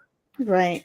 Yeah, it's definitely a real problem. You know, I'm 65 and I'm over 200 pounds, and getting AI imagery to cooperate and put anything close that looked to me was really hard. So finally, I was just like, heck with it. I'm going to go with it. And I picked, you know, red hair and plaid for the detective and just ran with that and let the images fall all over the place. And the more we use it and get stronger with our archetypes, you know, I use, say, the 12 astrology things, but you can go to The Hero and the Outlaw by Carolyn Pearson there that has branding, for, you know, extraordinary branding for using archetypes and really plug those in. And an archetype, a personality is the same. You don't have to use astrology. You can be faith-based or science-based or whatever to plug into that, but really articulate whether you're Tiffany or whether you're, you know, Harley Davidson's. Those are going to be two different things, and stick with a theme,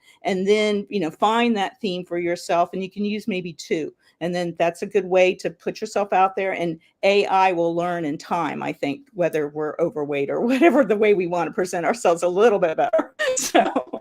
So what would you recommend for industries or traditionally non-visual based industries? I know Tobias is here. So say like insurance or law, something that's not necessarily known as visually stimulating or storytelling.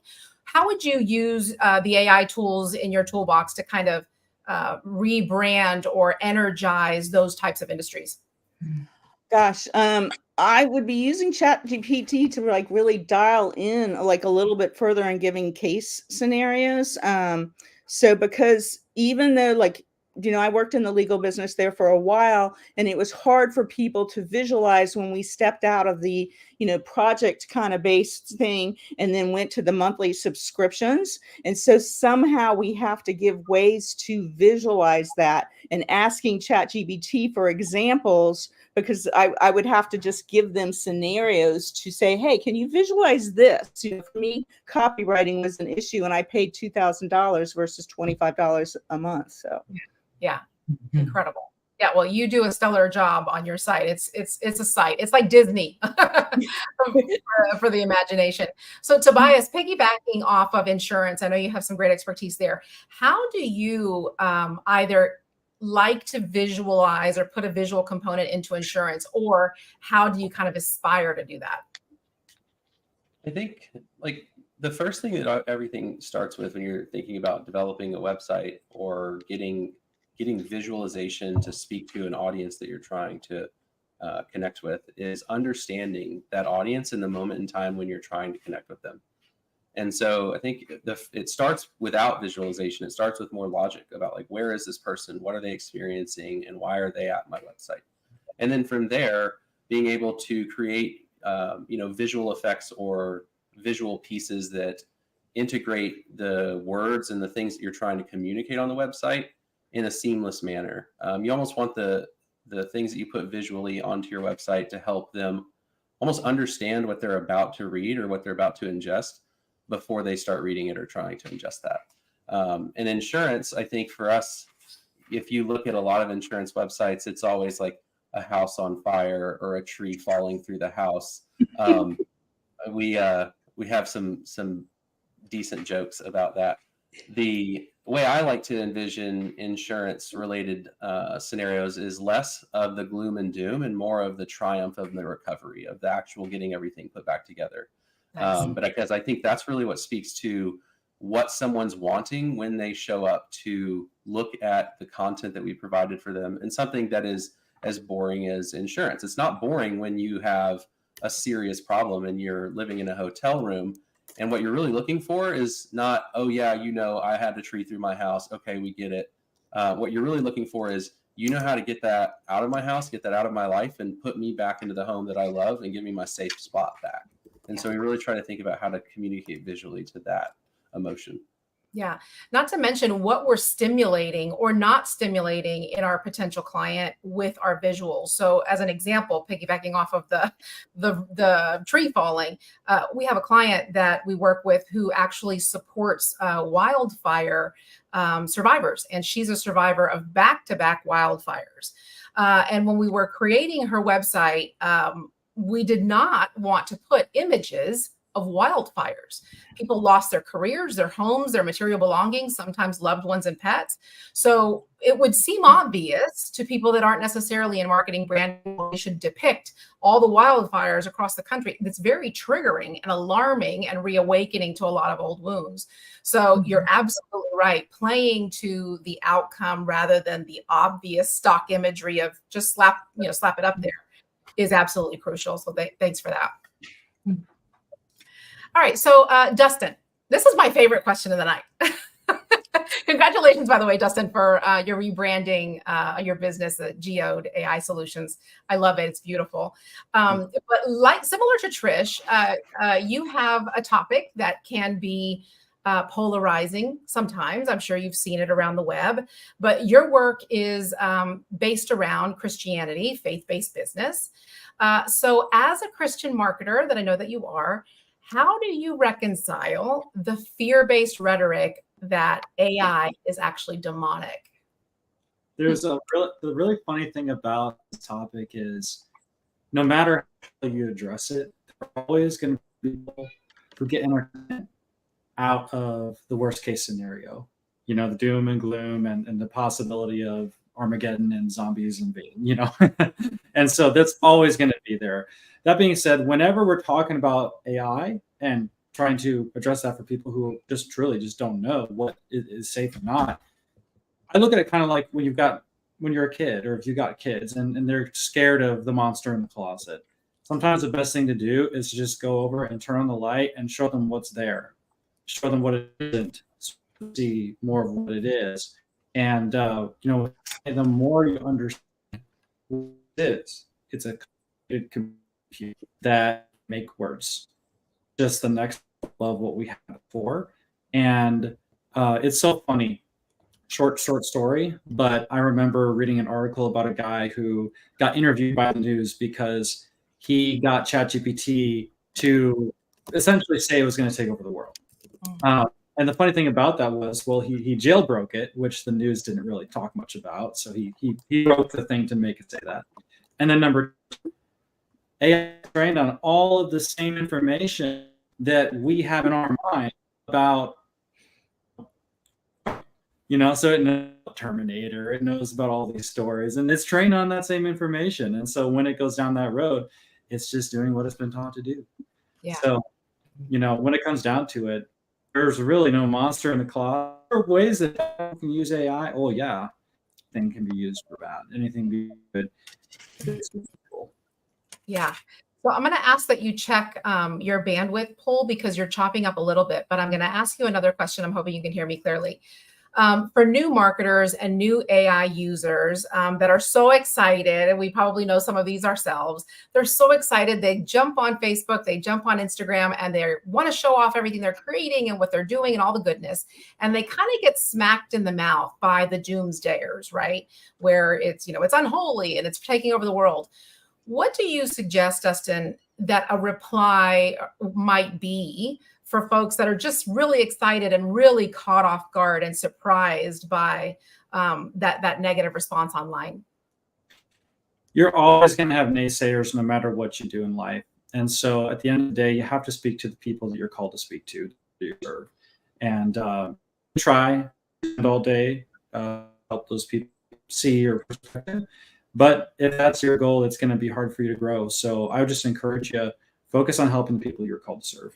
Yeah, that's so great. And we have time for one last answer from Carolina. Yeah. So I have a question actually for Carolina that's really in her wheelhouse, if you don't mind. Yes. So Carolina, you've made the often treacherous journey going from corporate to kind of chief soul officer in your own business, Soulful Moxie. Mm-hmm. And you teach people how to dream louder, which as a corporate girl myself, ex-corporate, I get. But how do you use AI? How should we all be using AI to help us dream louder? So yeah, you're right. This is definitely in my wheelhouse, right? How do we get to the soul? How do we like get to our humanity and do it with AI? I have to start with when I left corporate, I was so out of alignment, right? And I'm looking for like, how do you get back to that joy? How do you figure out what it is that you love? What do you believe? What are your values? Like, I was so out of alignment. And in those moments, you don't know who to ask. You're afraid to ask. You don't know the question to ask. If I ask, then how could I not know? I've been an executive all these years, right? So all of this stuff goes through you and you don't do anything. And in the world of AI, I was like, wow, dear diary, right?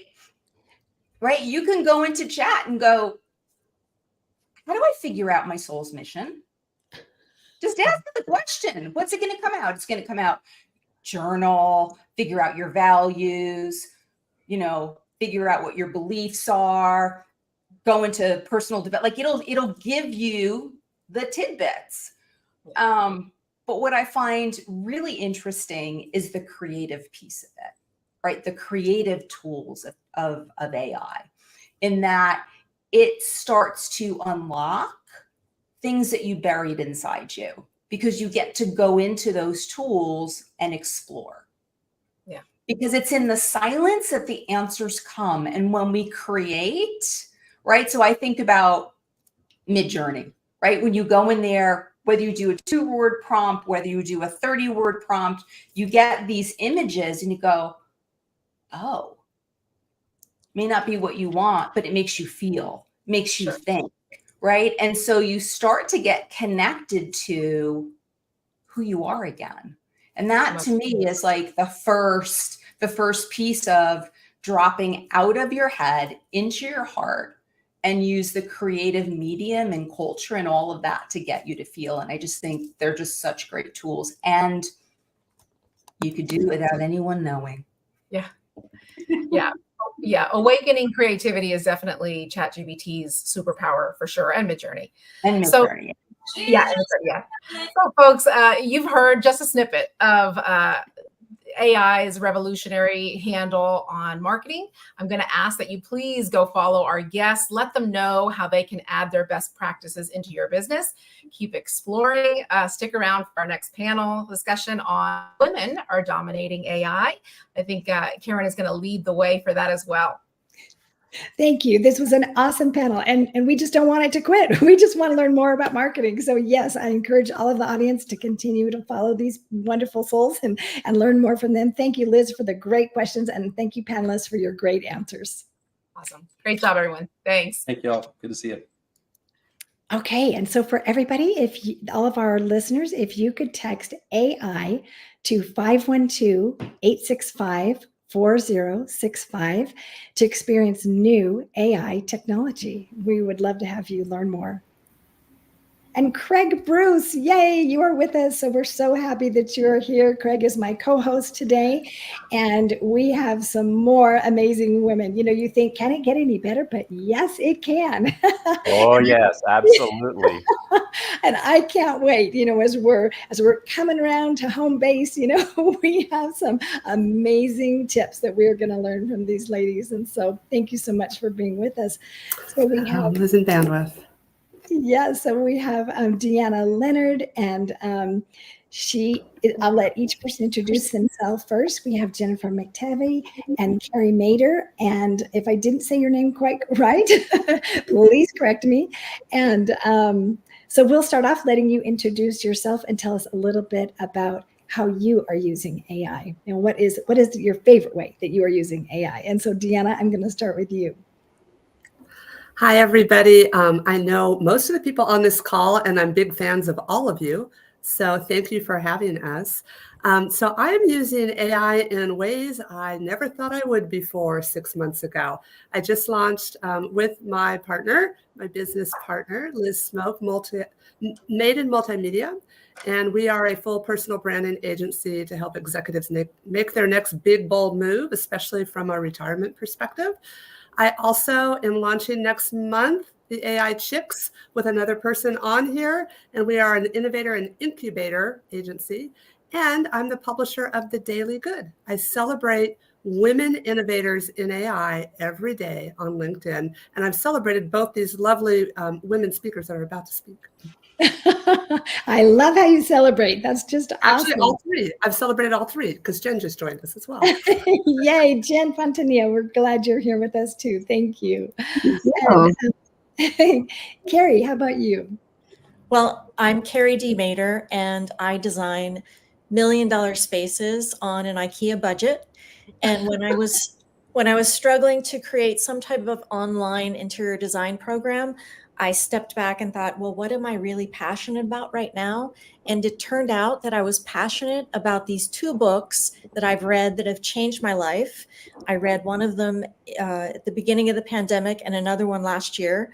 And I launched a passion project, which has unleashed all my creativity, and it's kind of generating everything that I'm going to do moving forward. And that passion project is a book club with these 2 books called Naked and Unafraid.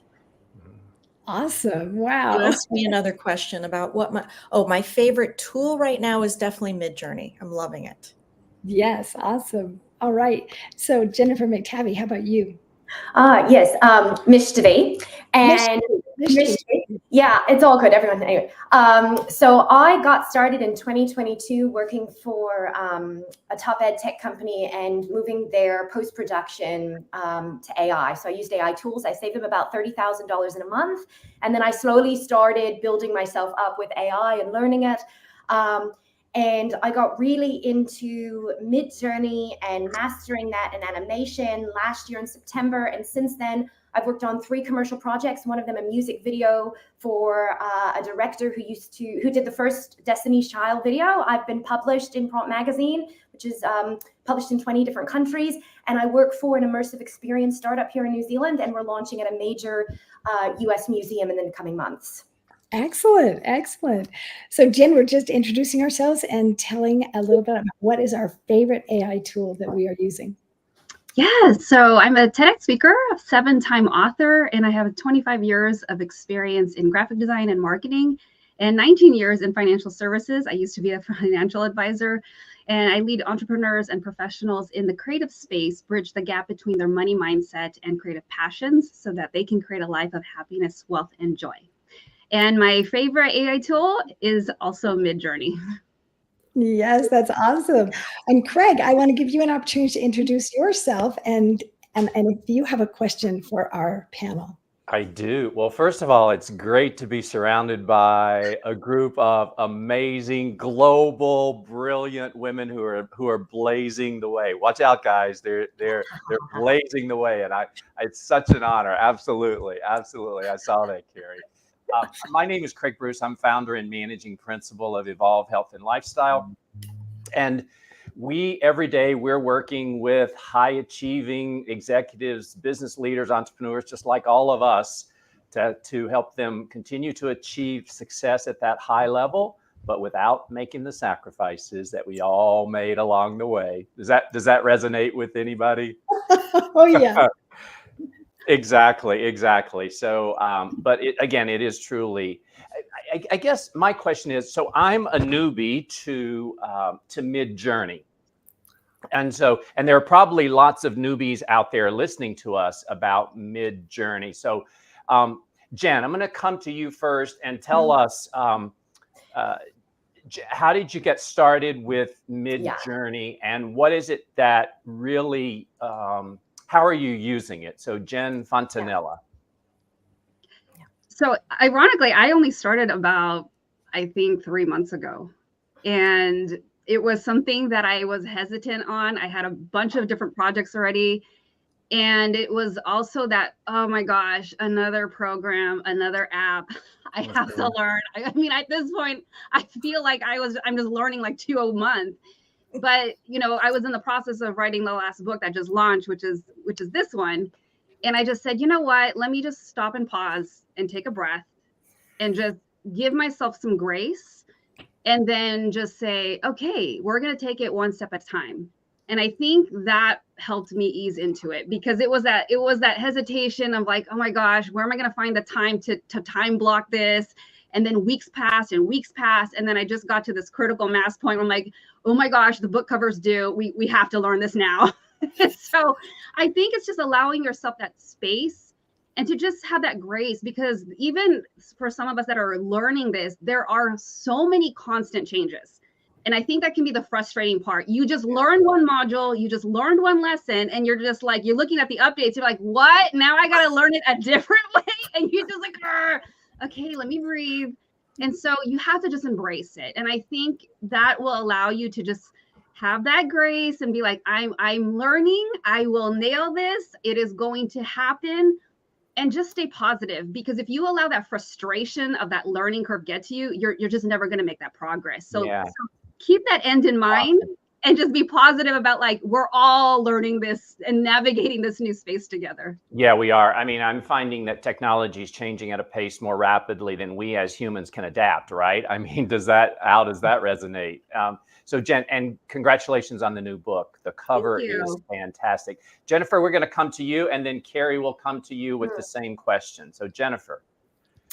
Oh, yeah. So I'm a molecular biologist and biochemist by trade. So I've completely changed my entire career in about 9 months. And I got started by using ChatGPT to help me create prompt formulas using Midjourney. I just got it to analyze the prompt, create the formula, and then I was able to learn at an excessive rate. And then I just kind of learned how to prompt it and didn't need to use it anymore. I use tools to help me learn. And just accelerate that learning. So ChatGPT has been integral in that and getting me started. And I guess with all of it, I just saw, you know, the transformation of storytelling happening before my eyes and the ability to animate what I was creating as well, really rapidly, and to have an impact in that way. So yeah, I think, you know, utilizing the tools, I don't necessarily, like Midjourney is great now, but I have a goal, and then I use whatever's there that's the best at that time to reach that goal. Advice. Yeah, that's really great advice, because there's so many tools out there. I find there's so many, it's quite overwhelming. Carrie, how about you? How has sounds like you're using Midjourney as well, right? And yes, how have you used it, and how has it enhanced what you do? Well, I started using Midjourney to create interior design pictures to kind of inspire myself and inspire others. You know, we're always looking for what's the room I want to create so that I can go create it. Mm-hmm. So that's how I started. But then, like Jen was saying, I was hesitant to create an image of myself and put my face on it. It felt weird to me. It felt fake. It felt inauthentic. And my AI coach kept kind of pushing me. And finally I started. And that process has been the most amazing thing that I think I've ever done in my whole life. Because when you start to create images of yourself as a mermaid, as a cowpoke, as a space explorer, as things that I would never see myself as, and I was creating images to promote my book club. So I was creating images of myself with a book in all these different locations, in all these different forms. And when you start to do that, I'm going to explain it. I was going to say I can't explain it, but I can explain it. When you start to see all those images of yourself as something else, you start to unlock something in your brain that I'm not all these images. I'm not even this. Ooh. And you start to, you know, that thing they tell us, okay, you're a soul living in a human body. And we're like, what? It makes no sense, because this is my body and this is how I grew up. That starts to make sense. So here my friends are saying AI is going to ruin the world and everything is fake. And I'm over here creating images of myself as like a cowboy. And I'm like transcending my physical form. I love that. Using a robot. That's amazing. You know, I've never heard anyone share that thought and that perspective. So, Carrie, thank you. That is so powerful. Thank you. Thank you for that's mind blowing. Deanna, we'll come to you, and then Karen will hand it back over to you. Yeah, so just tying into what Carrie said, several of us on this call are in the same course, and I am watching women like Carrie, like Jen, like Jennifer, really come back to life through this creative tool that's using the right side and the left side of your brain, and it's starting to re-engage. I'm seeing people laugh again, build businesses, realize that that fake thing that you put your face on is hilarious and you can laugh at yourself again. Who cares if you're a skinny supermodel? No, it doesn't even matter. And there's something here where EI meets AI. There's something going on.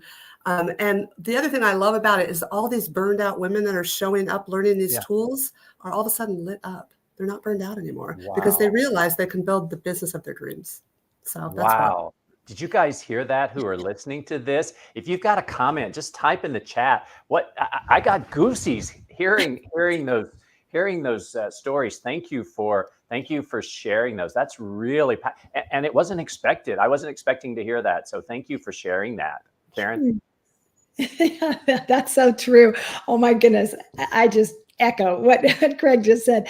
And one of the things that I have picked up from all of you is how you are transcending what people would normally think that you would get out of AI. I mean, we just don't think about, imagining ourselves different and the liberation that comes from that and the joy and being lit up. We just don't often think about that. And so Craig, with his specialty of helping people to, avoid burnout and when they've gone through and sacrificed so much of their life, to now find fulfillment. Tell us about how you use AI to liberate yourself. And so I'm going to start with you, Jen. And if you keep your answers to about 2 minutes, that would be great. Yeah, I think ever since using the tools, I know we had talked a lot about the imagery using Midjourney. I use a lot of ChatGPT as well. I've used it for spreadsheets. I've used it for creating formulas. I've used it for recipes, convert this recipe for 1 times chicken if I have 4.3 pounds of chicken, and it's just about, even, alcoholic drinks, whatever it is. I mean, that thing can convert. It's like doing the math for you, right? I can do it. It'll take me 3 times longer, but why not plug it into this thing? And I think also as I was rebranding my stuff and as I was working on the book, what I have found is that my voice got refined. It really, what I love about the Symposium is that I have heard echo over and over is that it's not replacing you. It's just helping you do things faster, more efficiently, saving time, saving money, and having that time to do other things. And so for me, it's like finding that voice and having it very refined and using that extra time that you're gaining back from using the tool to be able to refine the other parts of your projects, whatever it is that you're working on building. And so that is what lights you up, because now you're like, oh, wow, I feel more focused. I can do things faster. It's more efficient. And then you just feel like you're just checking things off the list that you're finally getting through and feeling like you're making that progress. Yes. And so besides putting your spreadsheet and your contracts in ChatGPT, what else do you specifically use to do that? You know what? It's just that. It's really just that. And then I just copy it, and then you can even put it in a Google Doc. So it's just between those two. So that's the thing that's nice too. You find out that, wait a minute, it's not that complicated. There is a learning curve. But I think when you're new to it, you're just like, oh my gosh, is this going to be a lot of programming and all this craziness? And it's so not, it does not have to be that way. So breathe. Breathe. Yes, thank you. Don't panic, like they said earlier. And so, yes, thank you. And I appreciate you saying that, it's just ChatGPT. I mean, so many things that I don't know that you can use with ChatGPT. So just take a step, give yourself grace, learn it step by step. How about you, Carrie? What are you using to liberate you?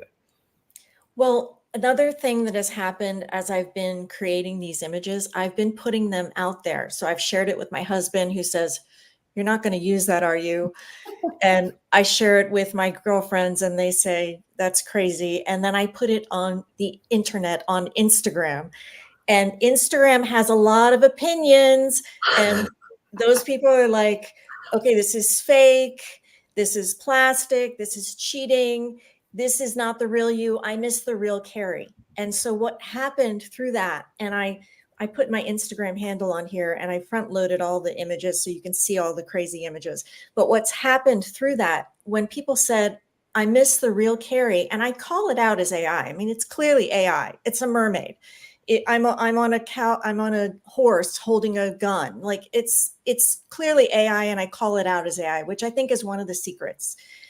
But doing that has caused me, real Carrie, to push myself into the internet and out of my own literal closet that I'm sitting in.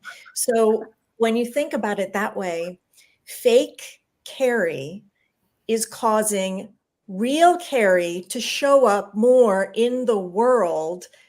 And it's a robot that's actually kind of fueling all that. I mean, that's amazing. And we're all here to deliver something amazing. And if we don't put ourselves out there in the world, it's never going to happen. So if this tool can help that unlock me, I mean, what can it do for you? Oh, yes, that is excellent.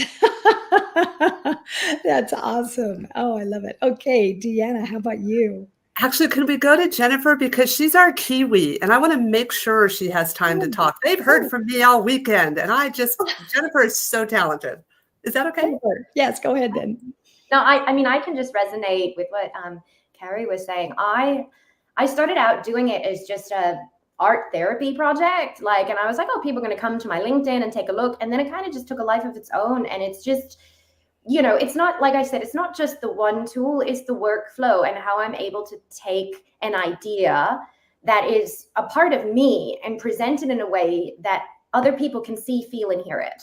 So I do, sound mixing, and I start making these immersive experience spaces and create, forests with jellyfish, and then I make them move and create all these different things. And and I also am able to, I guess, take clients' ideas and dreams and turn them to life using all this new technology and expressing myself in new ways. So it's definitely transformative. So I kind of agree with everyone here. It's like the second you start using it, it becomes a way to further express who you are as a person.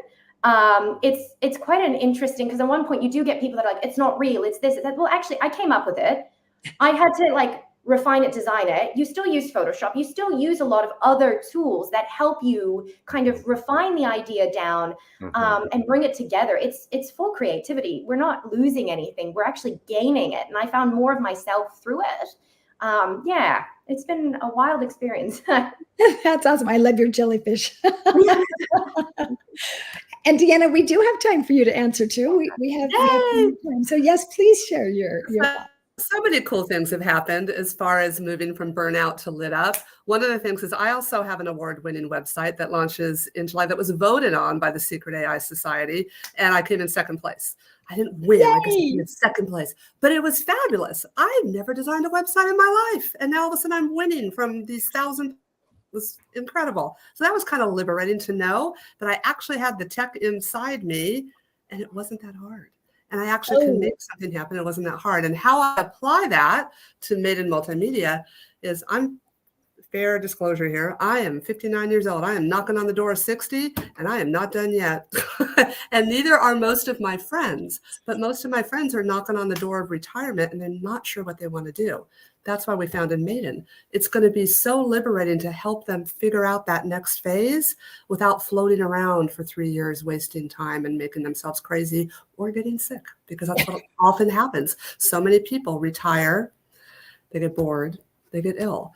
We don't want that. We don't need that, right? Right. Oh, that's so good. And we want those golden years to be golden. Exactly. And to have and to enjoy all that we have worked for. And so that's awesome. So Deanna, do you mind if I just ask what, for our listeners that are maybe wanting to design a website, how did you do it with AI? So I did it through the class. I put it on a platform called Show It, which is one of the more advanced easy to use tools. Go check out Show It. I am a huge fan. If this woman who has tried every website software out there and win let's go. You can do it. Showit.ai. Did I get that right? Showit.com, right? Ladies that are in my class, yeah. Showit.com. Excellent, excellent. Craig, did you have another question that you would like to ask? I Jen? do, but before I ask the question, I have to say, Deanna, 60 and sensational. Oh, Yes. thank you. I love that. That just might be the next one. I think, you know what? 60 and sensational. Take it. I'll take it. I'll take All Carrie's right. book club has taught me to accept a compliment. So thank you. Absolutely. I just say thank you and move on, right? And take Right. it. Carrie, I want to build on something. We'll come to you with this question first, and then we'll go to Jennifer. You mentioned the word cheating. And it's interesting when I have conversations with my friends about how I'm using AI to craft messages and to craft articles and even assist me in revising, fine-tuning my first book that's coming out in the fall. And then you Google Midjourney, and there are issues around originality and copyright and infringement, all that kind of stuff. What experience have you, and what are your thoughts around AI and the idea that we're cheating? And then Jennifer, will come to you. Well, I don't think we're cheating. We are literally taking what's in our brains. We're coming up with an idea that's in our brains, and we're feeding it the words into the tool. So the only limitation that we have is our language and modifying those words. So I don't think it's cheating. I think that's ridiculous. And to talk about cheating, I mean, we're bombarded with pictures of women that use filters and, put Botox and fillers in our faces. And, like, what is real and what is not real anymore? Like, you're real as the real person as I'm showing up right now today. I mean, I put makeup on to be here, what is real, Yeah. So, yeah, cool. I get it. Yeah. Yeah, thank you. Thank you for that. Jennifer, and then Jen will come to you. Yeah, it's funny too, because as we entered this space, there's actually an option that you can choose to, refine your appearance as you enter into this. Yes. Yeah, so I mean, that's the whole, so cheating, I don't know, is the invention of the car cheating when we used to ride a horse? Like, it's, Yeah. Good one. kind of like, we have a plane now. Is it cheating? Should we just get on a boat and spend like 17 days trying to get from one Great place to analogies. another? Like, it's not, I feel like if you're experiencing a positive reaction to it and you feel good, like, it's not, I mean, I don't see it as cheating. I see it as transformative. It's great. a different tool that's going to help you reach your goal. I don't want to ride a horse, like, Yes, how do I go yeah, from New and I Zealand love to that. a I love horse that to a mouse? paradigm shift, right? That paradigm shift of transformational, right? And also, I think it's about having impact as well, and enhancing that impact. Jen, thoughts? So I'm going to take it to the graphic designer perspective. So I know the traditional tools, Photoshop. I've been using it for like 20 something years. And so when we think about cheating, I think about these tools saving me time. Could I have done it the traditional old school way that I did before? Yeah, it would have taken me 3 weeks. And the thing that's so crazy is that I look at this as the tool is taking me 50, 60, 70, depending on what I'm doing of the way. It's collapsing the time frame. But what it's also doing is allowing me, because of the speed at which I can do it, to show the clients that I'm working with other options that I probably would have never came up with, or I probably wouldn't be able to present it because it would have been another, how many weeks out. So I look at it as just taking me a little further than I could have gone on my own. So I don't really look at it as cheating. And even what Jennifer mentioned, when you refine it. So I still have to take something I make, I still have to take it into Photoshop. I still have to take it into Illustrator, and I still have to refine it and tweak it. It isn't just prompt, boom, post all the time. There is a lot of work that I still have to put into it to get to the final product. So it is not just, done. There's so much work behind it, but you see the glory, you don't know the story behind the scenes. Oh, I like that. You see the glory, but you don't know the story. Thank you. That did you guys? Love it. You Love guys it. who are listening should write that down. We invite you to write that down. And Deanna, and then Karen will come back to you. What's the question? The question is it so considered cheating? Oh, is it considered cheating? Oh my gosh. Okay, so I'll give a story that I gave the other day. I was working with a client who is a menopause coach worldwide. She gets on stage and she helps women through the pain of menopause, right? Naturally. And so she was asking me for some images. So I went into AI and I said, well, let's just take a look. Menopausal woman. I got a 90-year-old woman. I got a 100-year-old woman. I got women that were cartoons. So no, it's not cheating. You have to figure out how to make it work. So you have to put your own thought into it. You have to backwards engineer it. You have to build prompts and experiment. And it's actually part of the fun. It actually starts unlocking your creativity. So no, I do not think it's love cheating that. at all. Unlocking your creativity. Absolutely. Love it. Thank you. Thank you, ladies. Yes, that was awesome. So I am wondering, what strategy do you use now that you wish you would have known earlier? And I'm going to start with Carrie. I just wish I'd started earlier. With everything. Yeah. Especially with the with Midjourney. I wish I'd not been scared to use it. I wish I'd not been scared to use ChatGPT. I wish I'd just jumped in. So that's my message, to just jump in. Jump in. Yeah, let's go. Jennifer, how about you? What strategy do you wish you had used earlier? I think it's just an overarching follow your passion and your dream. And if you think, like for me personally, I didn't see design art as a way to make a living. So I never put a lot of time and effort into honoring that. I did crafts, I did art, but it was never with the idea to monetize. And I really wish I had taken the strategy sooner of honoring that part of myself and really going forward with it, because regardless of the tools, my creativity would have shown through in other ways and I could have been able to harness it differently. Really happy with the way it is now. But yeah, just, follow your passion. It's not easy, but the strategy is just, if you like something and you're good at it, go and, follow that. There's only so many things we're good at. And if you're really good at something, go for it. Right. Deanna, how about you? What specific strategy, if you could give a concrete example for us? Well, yeah, I can give a concrete example, which is the Daily Good on LinkedIn, which is a daily newsletter. What happened when I started learning AI is just like what happened to so many of us. Carrie gave an example of everyone thinking it's fake, it's cheating. It's like, how can you do this? We need regulation. We're going to lose jobs, all the things that were all being talked about. But what wasn't being talked about was the good side, was the female inventors that were bringing good things to the planet, was the fact leveling your finances and salaries. I wish I had started that sooner and just pushed it even faster, because I think we need to celebrate more. There's plenty of the other side being taught there. That's true. Let's celebrate the good stuff, the good life. All right, Jen, how about you? I resonate with what Carrie said. I wish I had started sooner. I wish I wasn't as cynical in the beginning. Like, I don't know how long this is going to last. And then time just kept going on and time just kept going on. And I think I just kept ignoring it. And I think it had to do with, so this is for the people who are not doing it yet. I just was that person. I was like, no, let's see if this phase, wears out. And, but as I kept looking and paying attention, I was like, okay, this isn't going anywhere. And then it became this, okay, you're going to get left behind. And I heard it earlier, I've been listening all day, but I heard it earlier.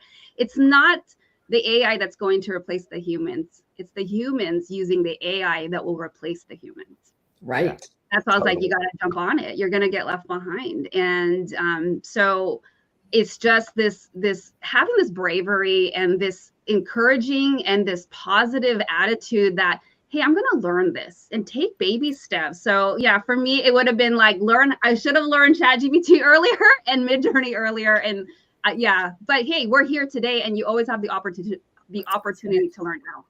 Right. So wanting to learn things earlier, I'm going to ask you, what would you recommend for a tutorial or for a link that somebody could use right away? And I'm going to start with you, Carrie. What would you recommend today that someone used?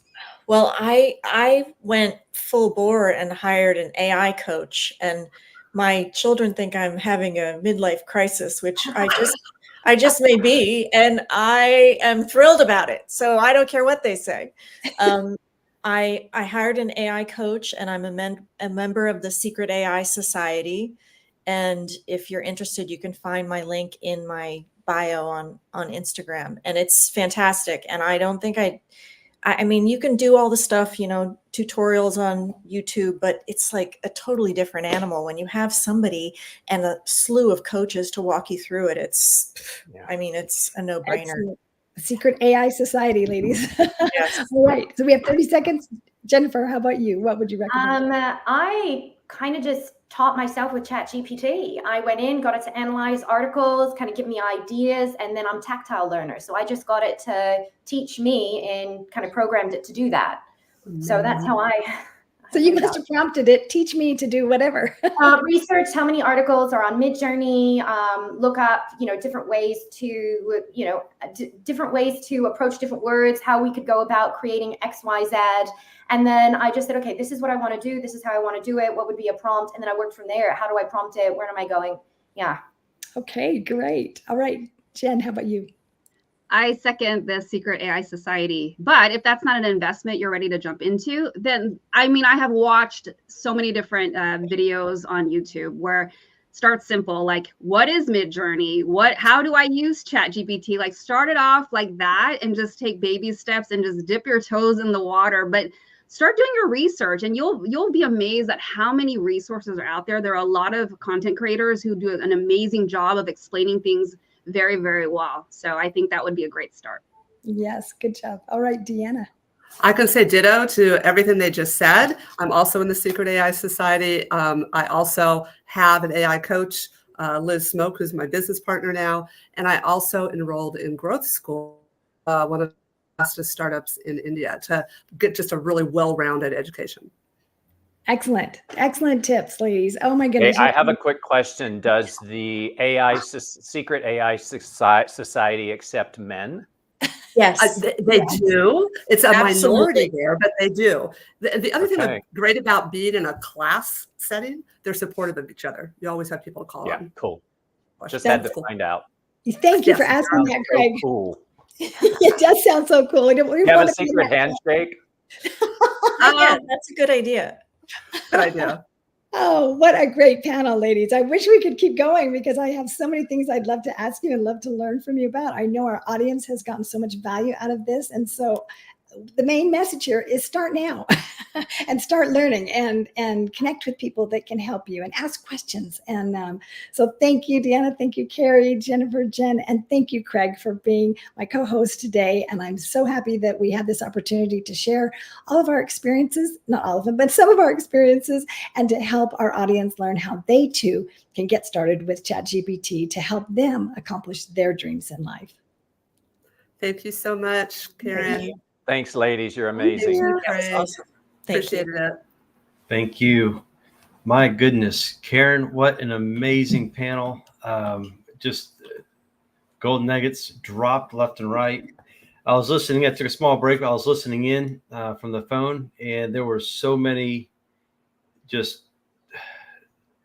there was just a lot of really quality tips and pointers for the novice user to small business owner, solopreneur to an entrepreneur who has multiple businesses. It was awesome. Yeah, it's amazing how at all levels you can get something out of it. If you're experienced, if you're not experienced, this symposium has been absolutely incredible, Tom. And thank you so much for all the work you've done and all the guests that you brought on to bring us all this amazing information. It is not me. I have a great team like Sandy and Karen and Tobias and all the speakers. Really, this is more of a collaboration than just one person or two or three people. Every speaker here has contributed to their expertise through their thoughts, their experience. They've been able to share the stream. They've been able to get the comment and give input, and it's been awesome. I've really enjoyed it.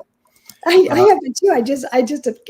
I can't Google it fast enough. After they teach me, I'm like, I gotta go find out more. I have a list of websites just for the past two panels, about almost 8-9 different websites I have to go back and digest and look at. But we're getting ready in a couple of minutes to bring on.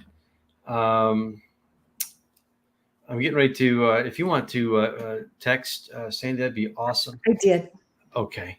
And we're going to bring on the ethics panel here in just a minute. But before we do, I do want to give a special shout out to the LA Tribune Podcast Network, techdoutpros.com, and then my mentor, hq.co.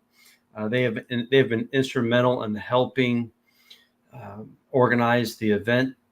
Just recommend speakers. I know Tech Out Pros has been a huge help in bringing to life the AI experience we have now, which is if the audience or even post event text AI to 512-865-4065.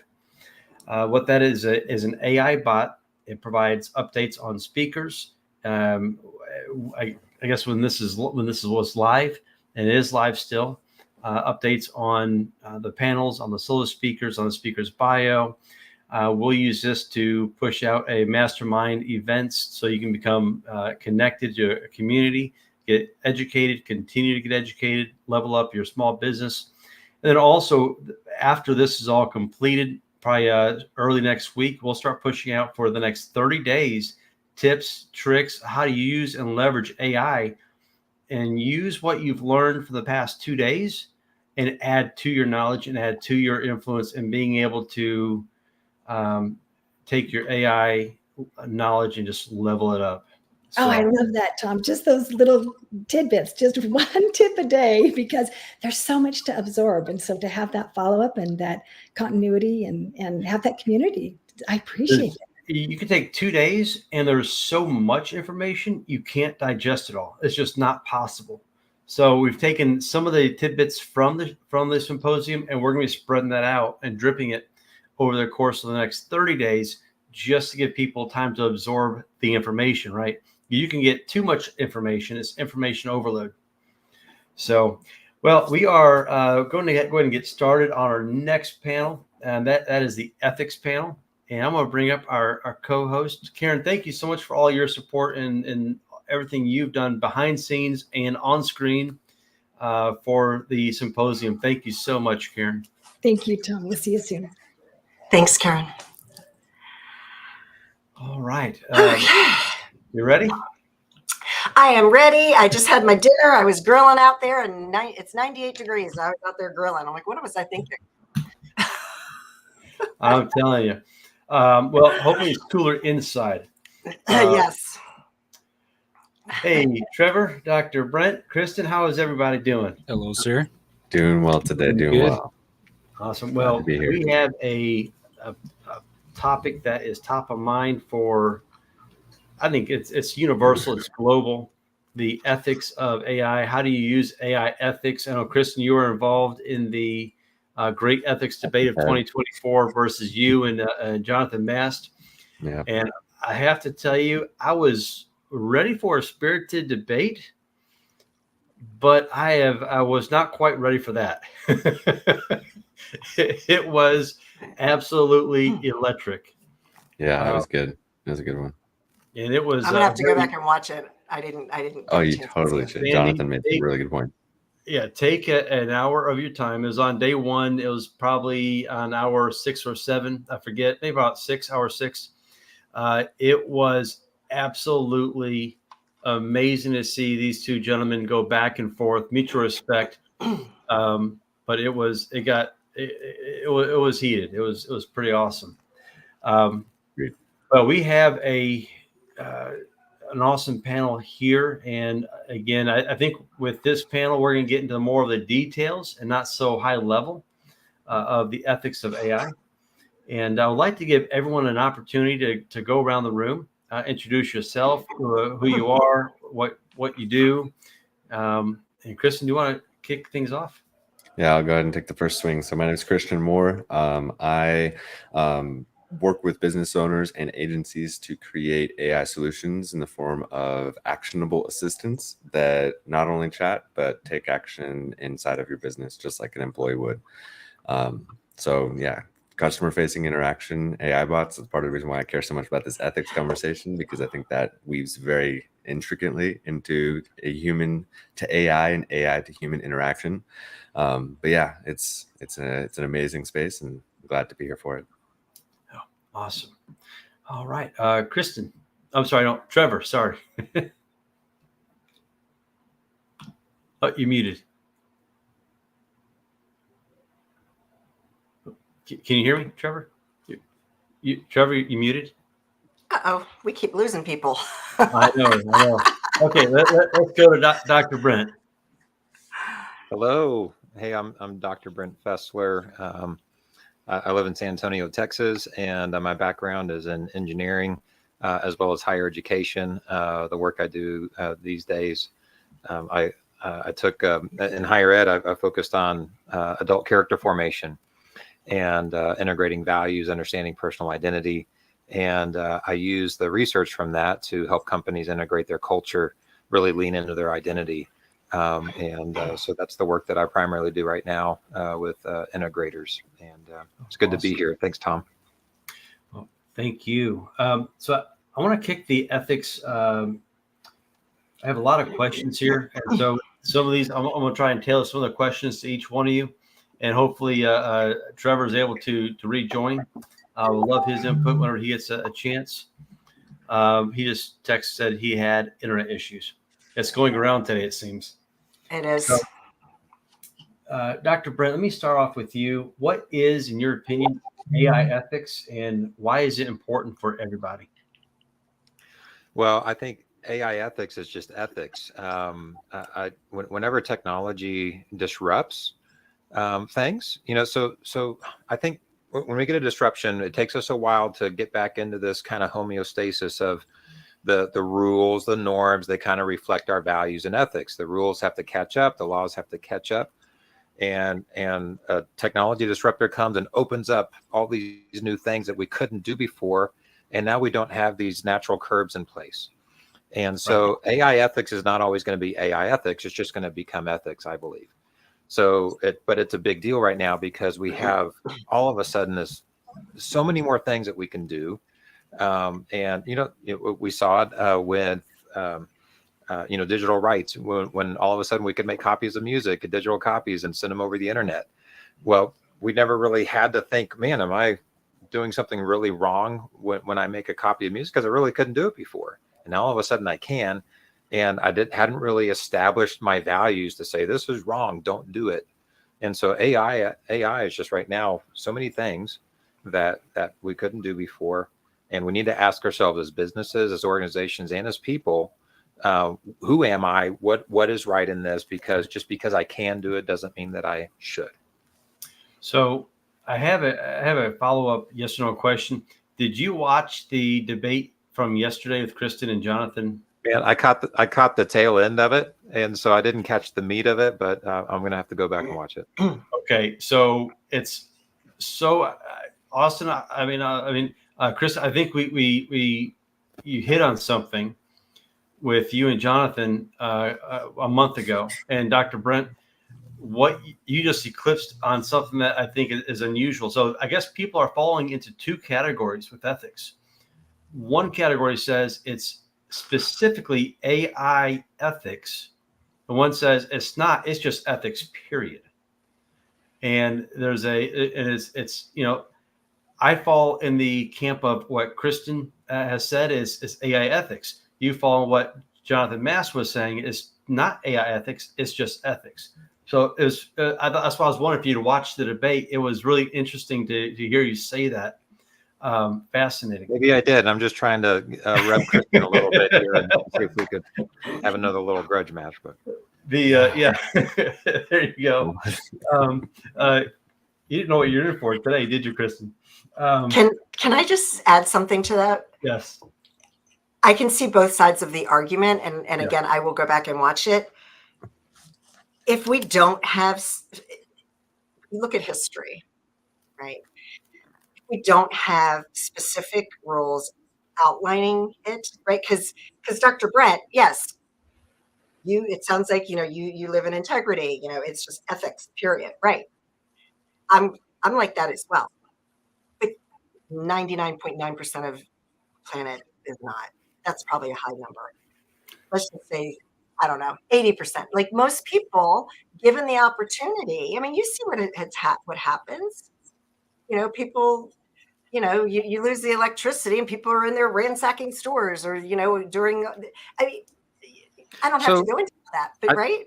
Yeah, I'll jump in there. So if we look at like Lawrence Kohlberg's theories on moral reasoning, he talks about kind of these three different phases, and generally we kind of grow through each of these phases. The first one is I do what's right only because of extrinsic control. Is there a reward or punishment with it? Eventually, I grow into what he calls conventional, which is I do what everybody else is doing. I'm following the rules. I know there's rules, and I'm basically not going to stick my head up and stand out. The third phase, though, is this one where I've got internal values, universal values that I really, really believe in. And even if everybody else is doing something else, even if the punishment rewards say something else, these values are going to be strong enough to overtake that. And generally, there's a small percentage of people. Doesn't mean that we don't know those values, but it takes a lot of courage to live in that space. You know, we all look back on like Nazi Germany and say, man, if I had been there, I'd be hiding the Jews. I'd be doing all this right stuff. I don't know, because it took a big price to do that. You know, I think I probably would have believed that it was wrong, but I'm like, man, wow, the government's doing this. You know, everybody, the neighbors all say it's right. Maybe I'm wrong. You know, so it does get kind of complex. But in general, it's not as much about knowing what's right. It's about it's a muscle. It's a new muscle. So if the norms aren't established, if the rules aren't already established to help everybody do the right thing, I'm going to have a lot harder time, because, you know, it's kind of like decision fatigue.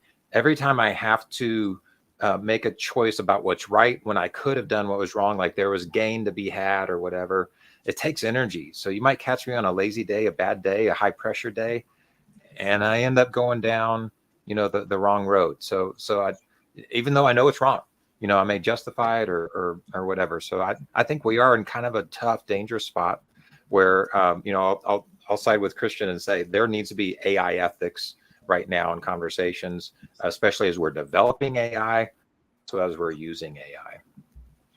Well, yeah, and if I could just jump on that one, Brent, because I loved when you were sharing that initially on how this new technology does not have those norms established, and so there's almost this like, what are we supposed to do? I didn't realize that like this was possible. I love the music analogy of, or even, you know, you take movies, scraping those down onto your hard drive, and it's like, well, this is just for me, like what is the big deal, you know? And it's like, then, you know, they come out with regulations and laws around that. The point is that with that new capability now grants an additional responsibility that requires an active conversation to help everybody to get on the same page and think through that. So I really love that point there, because it's almost like, there's this never seen before capability, you know, of being able to create content or video content or audio like whatever it is. So now there's additional like questions, additional reasonings that have to be walked through that, the majority of people will fall into those lower two categories. You know, they don't have those guiding core values that will lead them to the light, you know, like they're just going with the flow. And if there is no flow because it's not established yet, that will, I think, open up into a kind of what we're seeing now, which is, I would say, you know, in a lot of ways, kind of a reckless application. There are those people that are running with it. And then there's those people that are standing in those values and they're showing a different way, you know, and I would say Jonathan Mass is one of those individuals. Sounds like you are too, Dr. Brent. And it's going to take us being forefront and those individuals who do have those strong values to share them openly and to communicate them openly. Without more, you know, kind of like a moral kind of tinge attached to it of like, oh, you're doing something wrong. It's more like, hey, this is why, this is the understanding, and this is how we can make the world a better place with this stuff. So I love that. That's an excellent, both points. You're excellent. But so I have a question, I guess, more for Kristen. You're a developer of your code, and you're a developer, so you might be better suited for this question. And then I know Dr. Brent will have a response, be able to play off that response. Can you explain how AI systems make decisions? Because we all know you have developers behind it, and there's that human touch, right? So humans have a responsibility, but for the audience who don't quite understand some of the decisions that go into making an AI and AI. Would you be able to speak to that? Yeah, so just transparency, and forgive me if I nerd out on some terms here. So I'll try to keep it like on a normal word choice level. But large language models, LLMs, is the AI type of AI we'll refer to in this case, and they're essentially large databases of language that's been organized based upon relevance that's been given to it by humans, right? And so it's language, it's information, it's words, and their meanings are assigned to it by the programmers, by the trainers of the AI. So in the inception of an AI model, there's the hardware of it, but the software component of it is a model that is assigning weights, and I guess weights would be the best word, or levels of importance. It turns it into like computer words, right? Which is zeros and ones. It turns it back into that, but it's essentially assigning weights to different words and different terms and different concepts, and correlating them back to each other to communicate them back to you. So when a model is being trained, there's a process of the AI going back and forth with a very large amount of human handlers that will be telling the AI, this is right, this is not, this is right, this is not, this is right, this is not. Over a large amount of those iterations, the AI starts to understand its positioning in space and time when it comes to that data that it's been fed. So data is fed, human handlers teach the AI what that data means, and then now the large language model is able to use that data to communicate back information, to process things. But it's all going to be correlated to the original assignment of those weights and measures that were given to the AI. So when OpenAI was developing, ChatGPT, they had their handlers working through, they had teams of individuals. I can't say necessarily how many there were, but teams of individuals that were carefully selected to counteract and remove bias as much as possible from the introduction of the machines, because they even pick up on our own internal biases, and our own internal things that we may not even be aware of. But it's essentially through humans training the computer, what does language mean, and then giving it kind of as much data as possible to work with off of that. And that's where that power is unlocked. So if I need to go into any more of those little like offshoots of that to help it all make sense, I know that's a kind of a word vomit of nerdy tech jargon, but no, you're good. I would love to hear Dr. Brent from the human perspective of everything you just said. Yeah, so I look at it statistically. It's kind of looking at all of the stuff that's out there, and what it gets trained on is going to affect what it kind of statistically is going to be pulling together out of. I mean, it's a very simplistic idea of what it's doing. The interesting thing, I think, that has been really unique about AI is because it's been trained so much with language, is that you use regular everyday language, and often psychologists and human people are able to use AI better than somebody who's used to coding or things like that, because it's not used to, it's not being trained to speak code. It's been trained on human language. So it's kind of a unique thing where it feels so much like a human. The responses are so much like a human. It's sometimes easy to forget that it's not a human on the other side. It really, the extent of its ethics are kind of based on the data that's been trained into it. So, I think we assume we're when we work with a human, when we're talking to all, the four of us here, we assume some ethical common ground, that we believe with each other. We can't necessarily presume those things with AI responses right now. Yeah. Wow. That's awesome. So I guess we can keep going with Dr. Brent. Johnny, you coach companies, you coach CEOs, C-suite folks.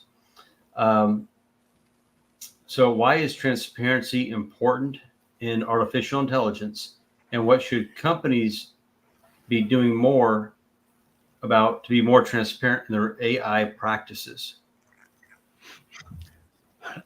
So transparency is really important for a number of reasons. One, for accuracy. I think we can get pretty lazy using AI, and it throws out all this information, and we're like, wow, last time I looked, it was pretty good. So I'm only going to check 10% of this thing. And now we're prone to errors, and we just kind of treat it like our own. But from an ethical standpoint, I think, especially if we haven't checked that, but then we deliver communication or message or product that was AI generated that we didn't really own ourselves, because we've had editors, we've had lots of things where other people are contributing to our work. We've had third-party consultants and things, and those things have all been around. But I think that a lot of the same things go in. If I have to own my product. I can't just now delegate or relegate my authority just because I didn't produce 90% of this thing that went out. So transparency is important from that, because I need to really own the accuracy of things. But from a customer standpoint, I think customers are getting more and more savvy. I can smell AI. I can, like, those are interesting words. If AI was trained with some Shakespeare or something, it's like, dude, I know Christian doesn't usually use that word. He clearly used AI to help him write this really hard email. And now I'm like, did he really write this thing? Did he even read it? Does he mean it? So now I've got this trust breach, because I feel like this really wasn't generated by you. So if you didn't generate it and you didn't proof it enough to truly own these words, it's saying all these weird words, we get this pretty significant trust damage when we just blindly use AI or not transparent about it. I think on the other hand, if we are transparent about it, like, if we text and get onto this AI bot, and we're texting with an AI bot, and I know it's a bot, I kind of enjoy it. It's like, hey, this is pretty cool, but I know it's a bot, and so there we go. There's the text AI to 512-865-4065 to experience that right now. So yeah, go ahead. I just want to say, I kind of feel like we're almost there already. Because I know for me, when I'm reading something that someone wrote and I know that they're not really a writer, this is their first thing, I'm kind of already there. I'm kind of already questioning, did they really write this? This seems a little too far, right? And I think it's just a matter of time before we're going to be there anyway. That we're not going to know. So many people are going to be using this, especially the content creators, with the exception of people that listen to my podcast. It's me. They're going to know it's me. I don't have somebody else talking for me, right? Like, that's unique. But when you're seeing any written word out there, I don't know. So I think we're almost there anyway. Yeah, I think there's going to come a point in time when people are just, as the level of AI acceptance increases, the use of AI and LLMs to write emails and write papers, and that's going to become more an accepted practice. And that trust, I think, over long term, over decades, it will start to, I guess, increase from initially you send emails like, you didn't write that. I know there may be trust issues. 30 years from now, it's going to be standard. And I think it's going to return to where it is currently, maybe. So I think that's a short-term issue that I think a lot of companies are having to navigate, having to think about and try to walk that fine line of when is that inflection point going to be when it's a known factor. And I think it also has to do with the product, right? I mean, if it's a very personal product versus a B2B type product or service, that's also going to be very telling. Trevor Fowler, who was on the panel, was having some major internet issues. He did say that his company is about to launch a couple AI apps for the education industry. And the biggest thing that he is seeing that is either not ethical or responsible is a lot of those schools have students and teachers who use ChatGPT and other services like that to finish their homework, and in some cases cheat. And that's because a lot of administrators and parents are really afraid of allowing AI in schools.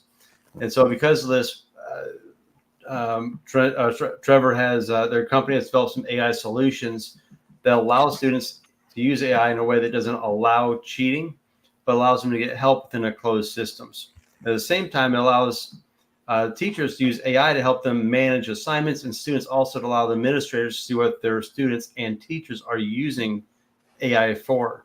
So I think the closed systems in certain environments will help ethically breach or steer away from breaches in ethical use of AI. I thought that was very interesting. Thank you, Trevor, for that tidbit there. That's awesome. But I'd like to also hear from Chris on the same question I asked Dr. Brent is, what can companies be doing more now to ensure transparency, and is that even important? Yeah, that transparency is the entire reason I even started thinking about the importance of talking about ethical AI, and that transparency is the critical factor that it is the difference between eroding at your customer's trust or your prospect's trust or your, whatever relationship that is to your business or to you, or building it. If you are coming out as a company and you're saying, hey, we're going to use AI because it's faster, more effective, we can serve you better, we can provide you more value, and we can ultimately become the best provider of XYZ, right? Whatever the heck that is in the market because of our AI usage. And if you need to talk to a human, we have those pathways, right? Like we have a pathway for you to connect with a human team member if needed, but our AI system handles it so that we can keep our prices lower for you, so that we can keep our service fast and efficient, so that we can take care of all these things. Now you've positioned it as a positive thing. But and I brought this up in the ethics discussion when I was with Jonathan, a lot of companies that I've seen who are looking at AI, and we live in the world of chat and voice, so it's replicating a customer interaction experience that normally was always handled by humans. And the first question is well, I don't want them to know it's an AI. And that's really just coming down to wanting to take the shortcut of, I don't want to put the effort into explaining why we are using AI. I just want to use it and use it fast and save money with it. So I don't want people to know. And that, like I shared, in the ethics panel or the one with Jonathan, is it's like, man, that's a scary slope. And you touched on that a little bit, Dr. Brent, of handing over that authority of your brand or your product to a computer that you can't fully rely on to do what you need it to do. Like, do you really want to put your name on that? And so that is, so it's essential. I think that's the way forward.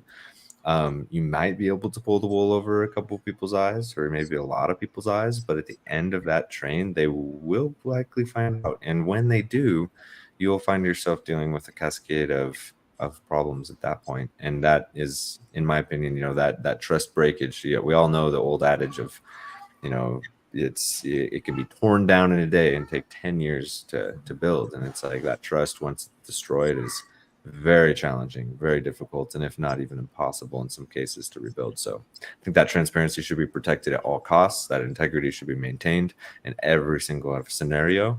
And care should be done in these system designs to ensure that they do have that pathway back to humans. It's like, just because you're using AI doesn't mean that everybody has to talk to your AI.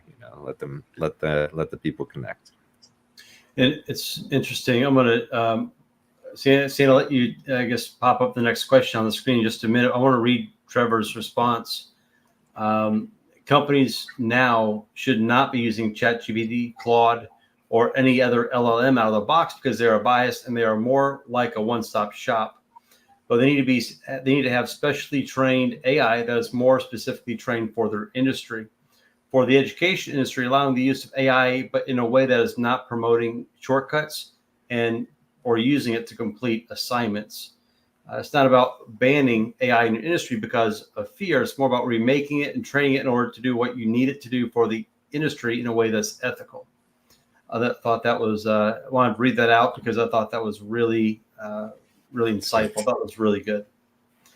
But we had a question come in. I'm going to go ahead and post that. And so now we have a dilemma. What do we do with the information that it's, hey, I feel like I'm being jaded because you're passing yourself off as I'm dealing with a real person, and I'm not.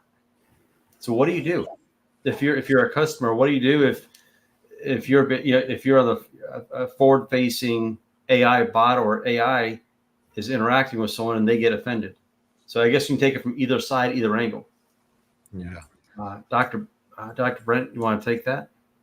Well, I'm going to go with like the business response to that is most customers, if the research shows if they feel like a company is unethical, whether it's AI or anything, they're going to take their business elsewhere. Yeah. And so even if in that call that maybe they'd make a transaction, they're not going to want to come back. They're going to go somewhere else. One study that I'm familiar with a little bit is that even if there's not another option, they're going to go without if they feel like that business is unethical. So I think we need to know that if our customers feel like we are being unethical, or that they're like, oh man, they're trying to tell me that they're talking to a person, but I can tell this is AI. It's the business thing is that they're going to go take their business somewhere else. So that's that's a good thing. That's a good thing. When you have market forces that help us do the right thing, that's a good thing. But we need to be aware of that. And I think in the education space right there, the example that Trevor was talking about, when we're trying to sell our expertise or when we're trying to have a specific outcome, which is like going to the gym, like, hey, I found this really great tool that's going to lift the weights for me. Well, you're not going to get stronger, so you're not going to get that outcome. That's cheating part of the system. But when it's like, hey, my outcome is really to reach people and to touch people, to have this particular value proposition to somebody, and AI helps me do all this noise in the background so I can do that more. That's great ethics in AI, is when it's helping you actually be more be more of your purpose, more of your mission, and carry that out. But when you kind of like, it was in the last panel, you had somebody talking about it feels like cheating. Sometimes I think we should pay attention if it does feel like cheating. Why do I feel that way? We do have conscience, and we have a conscience for a good reason. We just because we can do something, we shouldn't ignore it. So, but yeah, so I'm sure Christian has something great to respond as well. Well, yeah, I mean, you tackled the business side. I'll hit it from the customer side. If you were a customer, dealing with a business that had made you feel, that they were being unethical, or more importantly, were using your data in ways that wasn't respecting your privacy. First things, yeah, just like you shared that from the business side to the awareness, the customer should discontinue doing business with that organization, whatever they're doing, and find an alternative, or do what they can to go without if absolutely necessary, because it's better to go that route than it is to to be in a position to where you feel disrespected or mistreated, especially when you're paying for it, right? That makes no sense.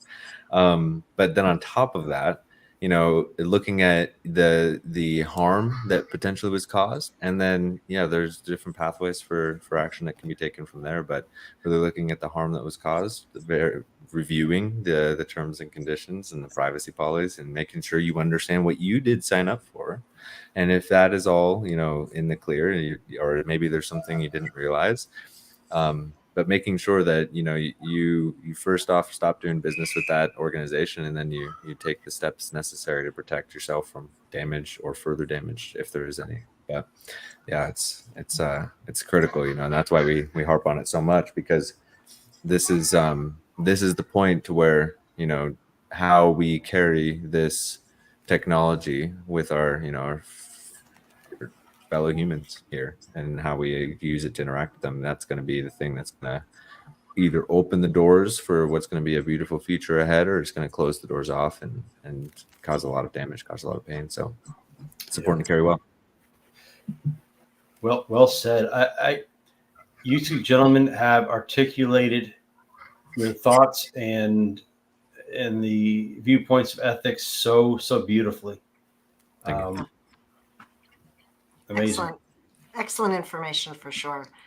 And you brought up a good point. There's terms and conditions. Most people don't even read it. You just click. Right? You agree. What am I agreeing to? I don't know. Yeah. And that's something, there's a gentleman, I don't think he was a part of the symposium, but he's a lawyer on AI IP.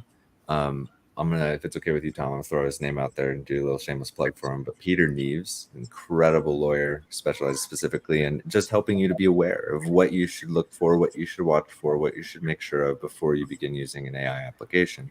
Because there is a lot of data that's passing through those systems, And if you haven't read ChatGPTs or OpenAIs, definitely give those a read. Take a look at what it says. But yeah, it's good. It's all about awareness and making the best informed decisions possible, and that starts by taking personal responsibility, as Jonathan harped on the last one-to-one, how important it is to own that aspect of the interaction too. Awesome. For sure. We got 2-3 minutes left. I just wanted to say thank you to both of you. And is there last comments, maybe a 10-second, last round here, Dr. Brent? Well, I would say, take this opportunity to revisit who you are in the season as a person and as a company. Because if it's not articulated out there clearly, and you can use AI for this, right? It's fine. It's this weird recursive thing. But we get stuck in our habits and we kind of forget who we are. We just kind of keep doing. We just do. We get in our ruts, and this is changing all of our ruts. And so take a moment and articulate. This is who I am. This is my purpose. This is my company's purpose. These are the values that we really care about right now, and these are non-negotiable. I love to call them core invaluables, because they're really things that we shouldn't ever do without. But not just, hey, I believe in this, but challenge. Am I living these things out? And because nobody's making me do it right now. And I don't know. Imagine, the Virgin Mary over you, or your grandma, or whatever. Bring whatever you need. Like, would they approve of what I'm doing here? And I know it's way easier said than done, but that's just my parting thought there. Yeah, and real quick, Kristen, I'm going to interrupt real quick. So Trevor had a last word as well. He's reaching out via text. I think this was in response to what Dr. Brent just said. He goes, that is something that people need to be made aware of. Just because when a business owner learns about AI, they shouldn't automatically think, how can I get rid of employees, but how can I leverage AI to better my business through my employees? And I'm paraphrasing there, but Kristen. Yeah, so it's really just going to be coming down to making sure that the way that you use AI is worn as like a proud badge. If you're using AI and you're using it to save time and save money and save energy and impact more people, you should be proud of that. And if you're not proud of that, it comes back to that conscious thing you brought up there, Dr. Brent. It's like, maybe your heart's telling you something, but I encourage you, wear it as a badge. People and businesses, especially business owners, they are looking for people to lead that way. And if you are part of that leading edge, like, by all means, wear that as a badge of honor and do it in transparency with integrity and honor, always thinking about how the person on the other end would feel and putting yourself in their shoes and thinking about, man, would I want to be experiencing this? If the answer is no, then don't do it. Turn it off. So that's what I would say. Just real quick, speaking of transparency, I was about to do a post today in a private Facebook group, and I didn't do the post, but it had an option to select if you wanted to make it known that you wrote this using AI. Yep. It was just in a private group. I haven't seen it elsewhere. I don't spend a lot of time on Facebook. I thought it was very interesting. Yeah. And I'm wondering if LinkedIn, is LinkedIn going to do that? Because LinkedIn, you can already just push a button and they'll rewrite it in AI, using AI. So Christian's probably not old enough for this, but when CDs were first coming out, they would always put on there whether or not, at what stage they were recorded in analog or digital. And it's not really an ethical thing, but it was nice to know, it'd say, AAD, so it was recorded analog at first and then they made it to digital at the very end, or it'd have DDD because it was recorded all digital. So coming up with a little nomenclature, that could be really useful. Yes, it was both AI and human, so AH, or it's just 100% A or whatever. Yeah. No, I like that too. Let's trademark. I like the transparency. Actually, I do, because then you just know, and it just feels better for some reason. It does. Yeah. No, it feels better for a reason, because there's something to be hidden. It's hidden for a reason, right? So. Awesome. Well, gentlemen, thank you so much for your time, Yes, your thank you thoughts, guys. your Very experience. good. Really appreciate it. Thank you guys. Have a great weekend, and definitely want you back on for the next symposium. We'll be here. Thank you, Tom. I appreciate you, and thank you, Sandy. Things are going to be so different in the next couple of months, so we'll have a lot of new things to talk about. Yes, ma'am. GPT-5, all sorts of crazy stuff. We'll see. We'll see what comes up. Yes, sir. Thank you, guys. Sounds good. Thank you, guys. Thank you. Wow, that was the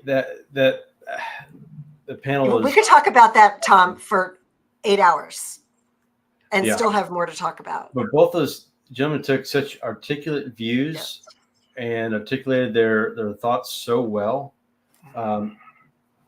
It was awesome. But we have a guest coming up that has been behind the scenes instrumental in the AI Symposium. So I wanted to give him some time to highlight his views on AI and how he uses AI and how he helps small businesses use AI. Is a good friend of mine and largely responsible for this right here. Tobias, welcome, sir. Good to see you. I was getting ready to say you are the mastermind between you and Kristen, who is just on, behind putting all this together, together in a matter of a couple of weeks. And that's texting AI to 512-865-4065. Your genius never ceases to amaze. Thank you, sir. Thank you, Tom. Thank you. It's great to be here. You know, they say you're supposed to save the best for last. So I don't know why you put me on here. You have a host of amazing people, really amazing people at this event so far. It's been wonderful to hear everyone's opinions and what they're doing in this new space. So thank you. Thank you, Sandy, for sticking in and giving everybody a run for their money with great questions and keeping us on our feet. This has been a lot of fun. And I've learned a lot just being here as part of it. Yeah. That's high praise coming from you because I thought you knew everything AI. Shoot. Yeah, not even close. So why don't you start off? Give us a brief synopsis of who you are, what you do, and how you help small business. Yeah, well, my name's Tobias Patch. I the co-founder of Teched Out Pros. We're kind of a boutique done-for-you artificial intelligence and business automation group. We help small businesses, medium-sized businesses take the place that they are, where they are in business, and clarify where they want to get to, and then create a strategy and map a path for how we're going to use artificial intelligence and technology to help them actually get to that point. Awesome. Good deal. Sandy. Well, I haven't really heard you talk much, Tobias, but I love the way you're this texting it in, because I filled out my bio, or I answered a couple of questions and I immediately got a text. That was like, I didn't even know that's what I was doing. I even said to Tom, I'm like, do you need me to fill out a bio? Like, I'm not really a speaker here. And he's like, yeah, it'd be a good idea. I'm like, okay. So I just did it on Thursday. And like, by the time I got done and hit send, I happened to pick up my phone and there's the text message. And it was really brilliant. It was really brilliant. Well, thank you. So I'd love to just hear more about what you do and how you help some of your customers, your clients, with the AI systems. Absolutely. Well, I'm glad it was a good experience for you. I will say we worked hard and fast. We'll be 10x as put together as we were on this one in the next symposium. So we're excited to have some more time to get ready for that one. But we're happy it came together. My background and being an entrepreneur is I've been over a decade now as an entrepreneur. I've started multiple businesses, bootstrapped them. When I first started, I didn't really leverage technology as much as I do today. But I built a really successful design build firm with my wife, who's an interior designer and still works with me to this day on different businesses that we have. And when I was in high school, I had a pretty bad car accident and ruptured some discs in my back, which led to a couple of spine surgeries. And in 2015, we were running it was a really successful television show in Waco. And we were like the ghost team that was doing a lot of the work on that show and the design and the construction. Are you talking about my two favorite people? I may or may not be. I love that show. I love that show. I want to move to Waco just to have them do that with me, do a house for me. That's funny. When we were there, we were going, full steam ahead, and I ended up hurting my back. I ended up having to have a third back surgery, kind of emergency surgery, and in that, they ripped my spinal cord, and so it was supposed to be a couple of weeks of recovery turned into 6 months of being pretty much stuck to my bed in a dark room with horrible headaches. And in that process, we lost our whole business. And we had employees, we had really great people. This was after we were finished with the show. This was kind of like a couple months beyond that. But we had some great people, and then we had some not so great people in our business. And I just couldn't see into the business. I didn't know what was going on in the business day in and day out. I couldn't run the business from, being away from the office. And so it just got out of control. We had a lot of things going on. I was 24 at the time, 24, 25. And I didn't have the experience that I do today. Anyways, long story short, we just ended up losing everything that we had built and put together. And at first I was really frustrated or upset about that. But then as I started to come around and recognize that it was really on me for not having the systems and not having the processes and not having the technology in place in the business to be able to run that business from a wheelchair, really is what it boiled down to. That was my responsibility, and I hadn't fulfilled that appropriately. And so upon really coming to terms with that and taking responsibility for that reality, I just swore to myself that if I was to start or build another business, I would build a business that I could run from a wheelchair. And that started to drive all of my decision-making process about retraining myself, reteaching myself. So I started learning how to do software and software development. I started leveraging a lot of simple low-code, no-code tools. And when I did get back into business and started my next business, I really stuck to my guns on that. I built a new restoration business in the insurance space at the time, from a totally different city than where the business was operating. I did everything from my computer. And I worked very hard to leverage technology and to be a tech-enabled service business. And that allowed me to grow and scale that business pretty effectively and aggressively in about 3 years, and then successfully exit that company. And as I did that, I started getting all kinds of questions and requests for help and from other businesses that wanted to use technology to simplify and streamline their businesses. And I was very passionate about that process and what goes into doing that. And so I ended up starting technology businesses that are focused on helping other small business owners or medium-sized business owners go from being the type of company that I was, a low tech or no tech service type business or even product businesses. We've kind of branched into a lot of different sectors now, and really help them understand the path of going from how you operate day in and day out to how you're going to need to operate in a tech-enabled business.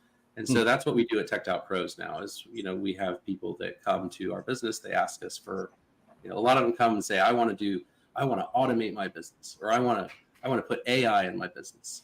And what I often think about is well, why? Right? I always start with why do you want to do that? What is it that's driving you to do that? What's the pain or what's the problem that's pushing you in that direction? Because there's a lot of different reasons that people come to us for help for those reasons, for tech help. So what? I was just going to say, I would imagine that there's an influx, an unlimited amount of potential customers for you, because there's still so many, especially the, older generations, right? Definitely. Not everybody has needed to use a computer for the work that they do. Now it's almost becoming, you almost have to have a computer. Yeah. So to add on to what you just said, just curious, what is, from a small business perspective, what is the hardest thing for businesses to solve when they say, hey, we want to implement AI or implement tech in our company? Usually it's being really clear on what it is that they're trying to accomplish. A lot of times you have an idea that technology is going to take some pain in your business away. You just show up and somebody puts tech in your business, pizzazz. And all of a sudden the things that you you were struggling with are gone. They're dealt with. And the truth is a lot of times the early stages of getting technology into your business are some of the most painful. And it's because you came with a problem that you weren't solving beforehand. And technology won't just show up and magically fix that. And so a lot of times we have to spend time with the business owners and their teams, deconstructing what the real issues are at play that they want to solve, and then crafting a strategy that's effective at helping them fix those problems internally, that already exist. And then we teach them how we're going to apply technology to make those problems not show back up again. And that's, I'd say, usually like one of the more painful, like hard parts of getting a company from, where they are to starting to make progress. So a follow-up, I guess. So once the problem has been identified, let me ask you, I guess, a same question in a different way here. What solutions or what AI tech do you recommend most for a small business, maybe when it comes to marketing? Because there's a lot of options out there. We heard from Aoife, who had Ask ROI, and you threw out Byword, you threw out an earlier thing, WordTune. There's a ton of different like SEO bots, chat bots. You have so many different avenues you could go, so many different softwares. What software do you recommend for marketing and customer engagement, and maybe even more? I'm not sure what I'm trying to ask there, but I'm looking for some insight as far as a small business to help solve that solution, or that problem rather. I always find that there's two types of businesses. There's businesses that have started to solve or have somewhat solved the problem of getting leads in the door of their business. And then there's businesses that are still like paddling against the current, trying to figure out how to get leads and get opportunities flowing into their business. And usually the ones that have solved getting some level of new opportunity flow into their business are using one or usually a myriad of different softwares. And I find that it's really difficult to get everybody on in one place. Like when you think about marketing and sales, it's a really very connected, very intertwined process.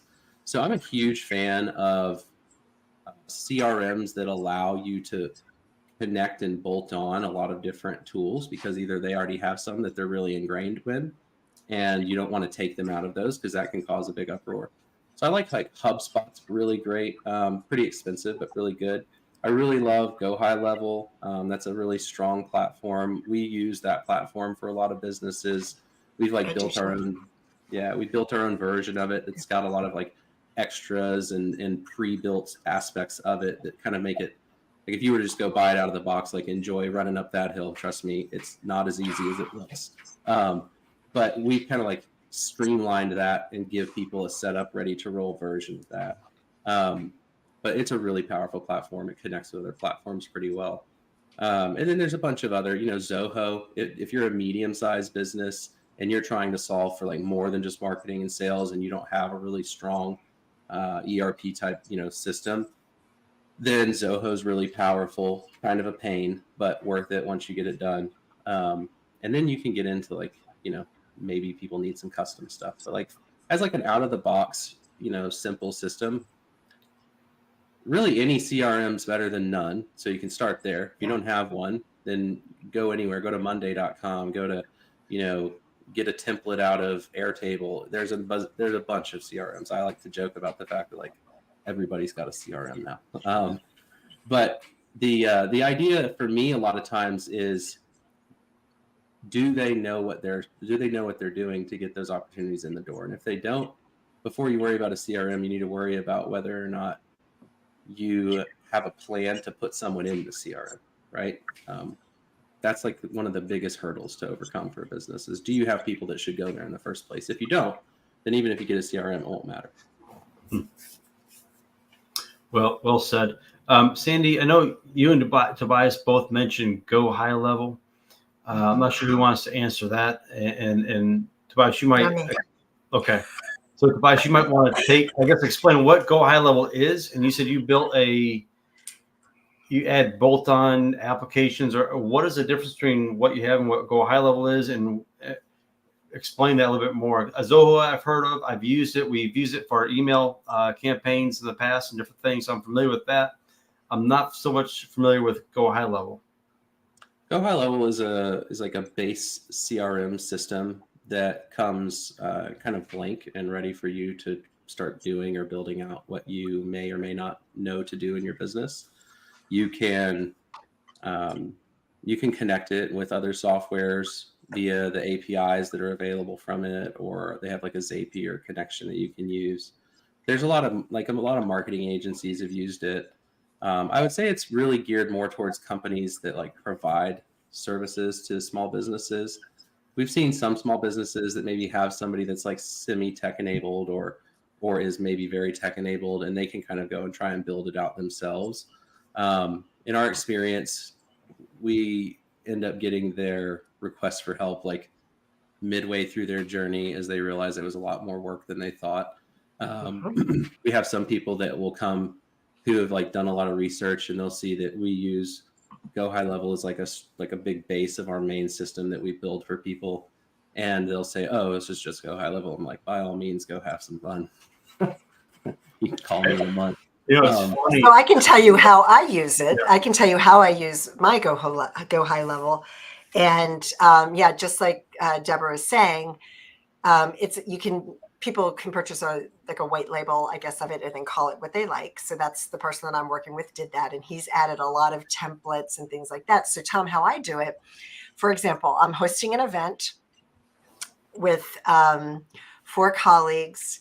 It's going to be in Palm Springs in November, and so we have 2 different landing pages. One is to sell tickets, and one is for sponsorships. Okay. But the great part about it, once you have that, you can set up a whole email sequence. So when somebody signs up, signs up to your course, because I sell my podcast launch accelerator program through there, and there's a whole sequence of triggers that you can say, when they purchase this, they get this. And then 2 days later, they get this email. And 2 days after that, they get this email. Or, if you have a lead magnet, people purchase my book. There's a whole sequence of emails or text messages. You can do the whole thing. So for me, it's just a way to manage that. I collect the money. You connect it with Stripe. The one thing that I have had problem with, Tobias, is the calendar has not been very good. So I'm still holding on to Calendly, and I don't have that integrated yet because it doesn't integrate with Calendly because it has its own calendar app, which I have not had good luck with it. So that's Go High Level. I don't find it to be very user friendly. I'm tech savvy to a point. Once I learn how to do it, I can do it. So I can set up my own things now. It just takes me a long time to do it. It's time consuming for me. So there's like and I'd like an AI bot that could do it all for me. And I can say, create a landing page that has this, and this, and then just have it done. Like that. That's what I want. So figure that out. We need an AI bot for Go High Level. We're like the human version of that AI bot, Sandy. That's what we do for people. Okay. Awesome. So Tobias, you are in this AI space and tech space. What are some websites, or what are some AI softwares that people can start to maybe utilize, integrate into their business to see an immediate ROI?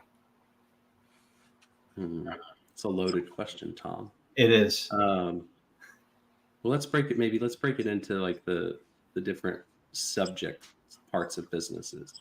So if we talk marketing, I threw a couple of them out earlier. Like if you're using like Byword or video, WordTune. WordTune's a good one. ChatGPT, in all honesty, if you know how to prompt it correctly, can help you knock out a good chunk of your marketing needs. There is, see here.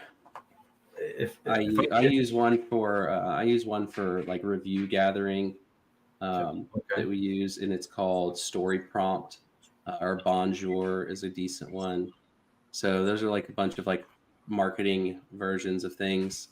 sales and marketing. So I would say, so like if you were to get into like the CRM space, just about every CRM, if they're smart, is starting to integrate some level of AI in their CRM systems. So some of those, and then from like a process and like operations perspective, depending on the type of business that you are, like ClickUp's really strong and powerful. Notion's really effective. Notion takes a lot of build out, but it has a really strong AI integration now. So those are like probably two like the easiest ones to integrate for like operations, depending on the type of business you're in. Awesome. And so I would love to hear from someone, I guess a techie, if I can call you that, a techie, how you use ChatGPT or a large language model. Yeah. So who was it? I think it was Liz that said this in our panel earlier today. She recommends using ChatGPT as a mentor, not as an assistant. Mm-hmm. And I really resonate with that. And I agree with that a lot. Yeah. I've done some things that I spent a ton of time going back on like 2 or 3 years ago, really learning how to craft and prompt powerful prompts that do things to that system that you would never, ever expect you could get the return out of it that you do. So I use it for myself personally, like ideas on how to be a better husband, how to be a better dad, how to structure my time better, counseling, things like that. So feeding it. I have a really like powerful thread system that I've used where I've created different personas that I've anchored into that thread, and it understands like when I ask different personas to come to life in that thread, it knows who they are, what they do, and it can get context from that one thread. So I have a very like living thread around things that happen in my life, and engage with it that way. I use it for employees in our businesses from like a business perspective.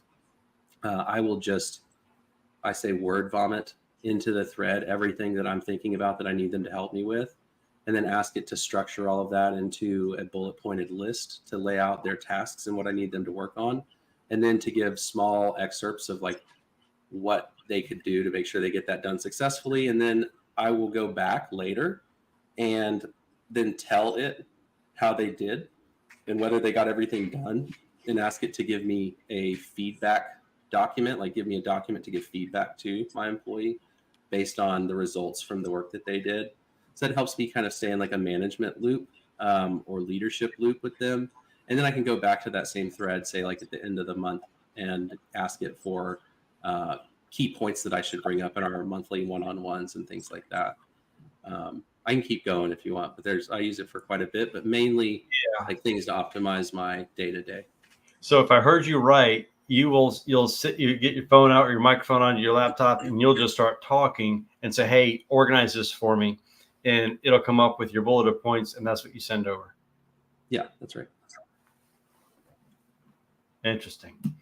We had a question concerning, or I guess around ChatGPT. Do you create separate GPT personas?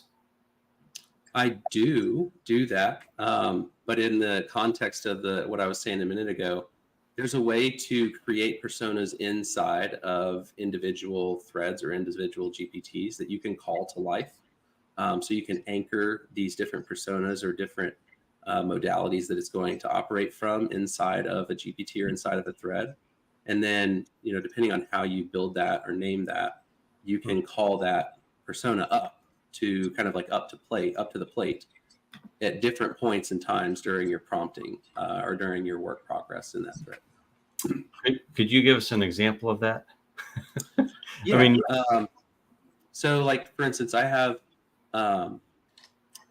one that's like a negotiation thread that I use, and I have it's like I have a couple different. I have an attorney persona that is a business attorney.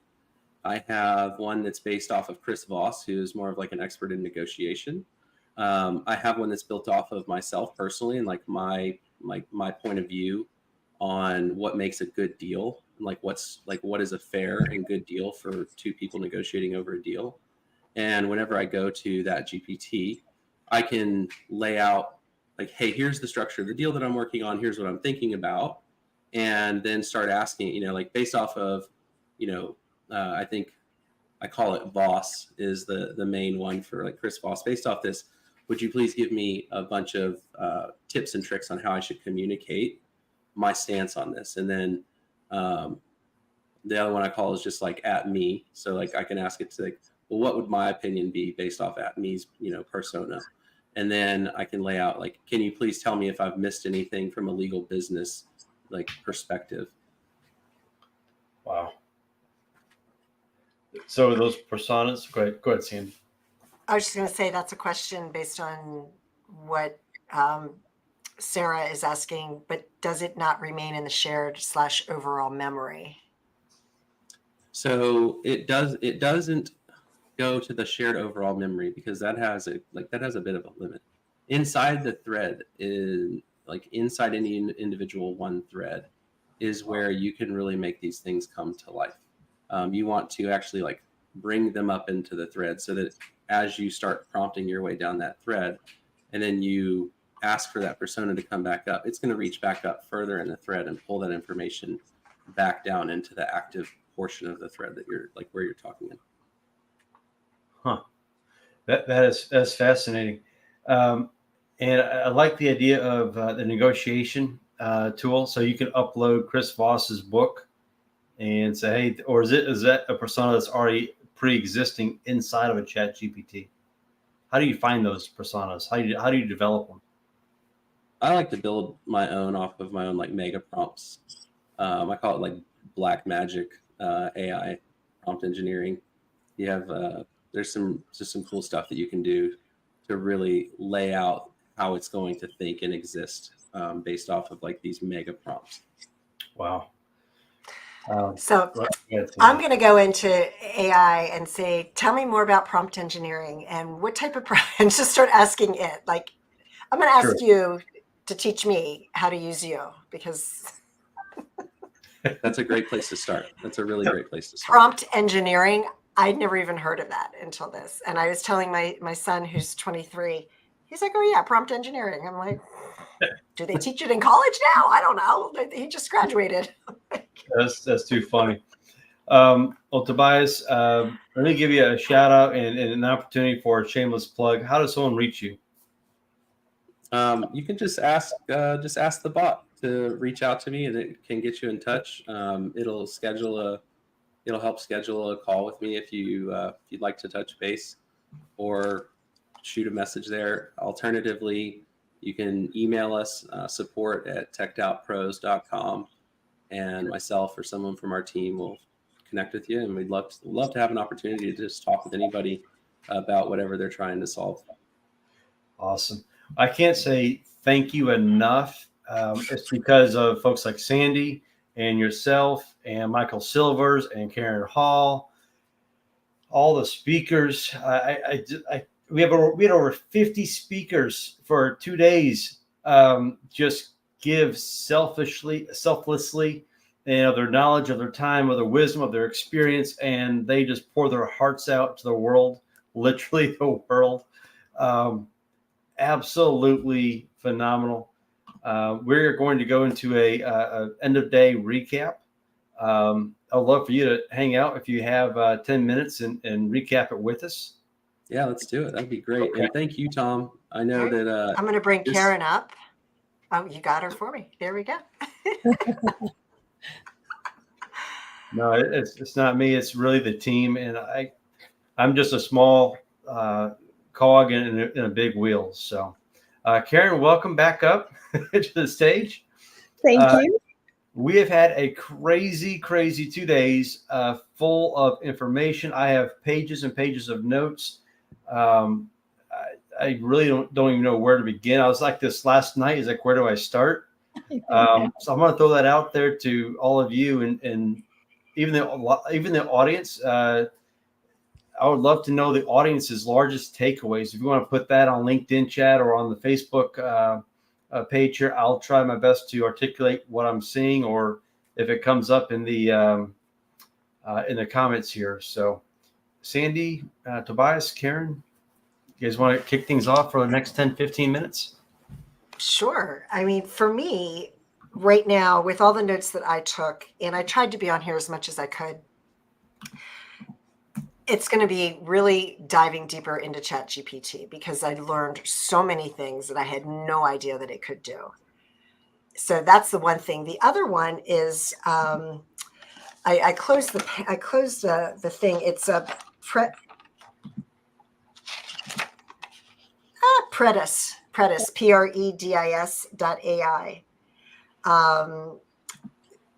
We had a woman on yesterday that was, she goes, it's kind of like Canva married ChatGPT. So I'm looking into that, and they have a free version that I'm going to try out. So for me, it's really just right now, those two things, because, you know, I already have a service for my podcast, and I am thinking about now that because I've been using the service for 18 months, and I'm like, you know, we didn't talk very much about podcasting AI, right? You know, except a little bit on the podcasting panel. I'm guessing there's probably other services out there. So yeah, I think I'm going to start looking into that, just because it's been, you know, 18 months later since I started using that service. There may be something that does a little bit more for less. I mean, I don't know. But yeah, my big focus is just mastering ChatGPT, if there is such a thing as mastering it, right?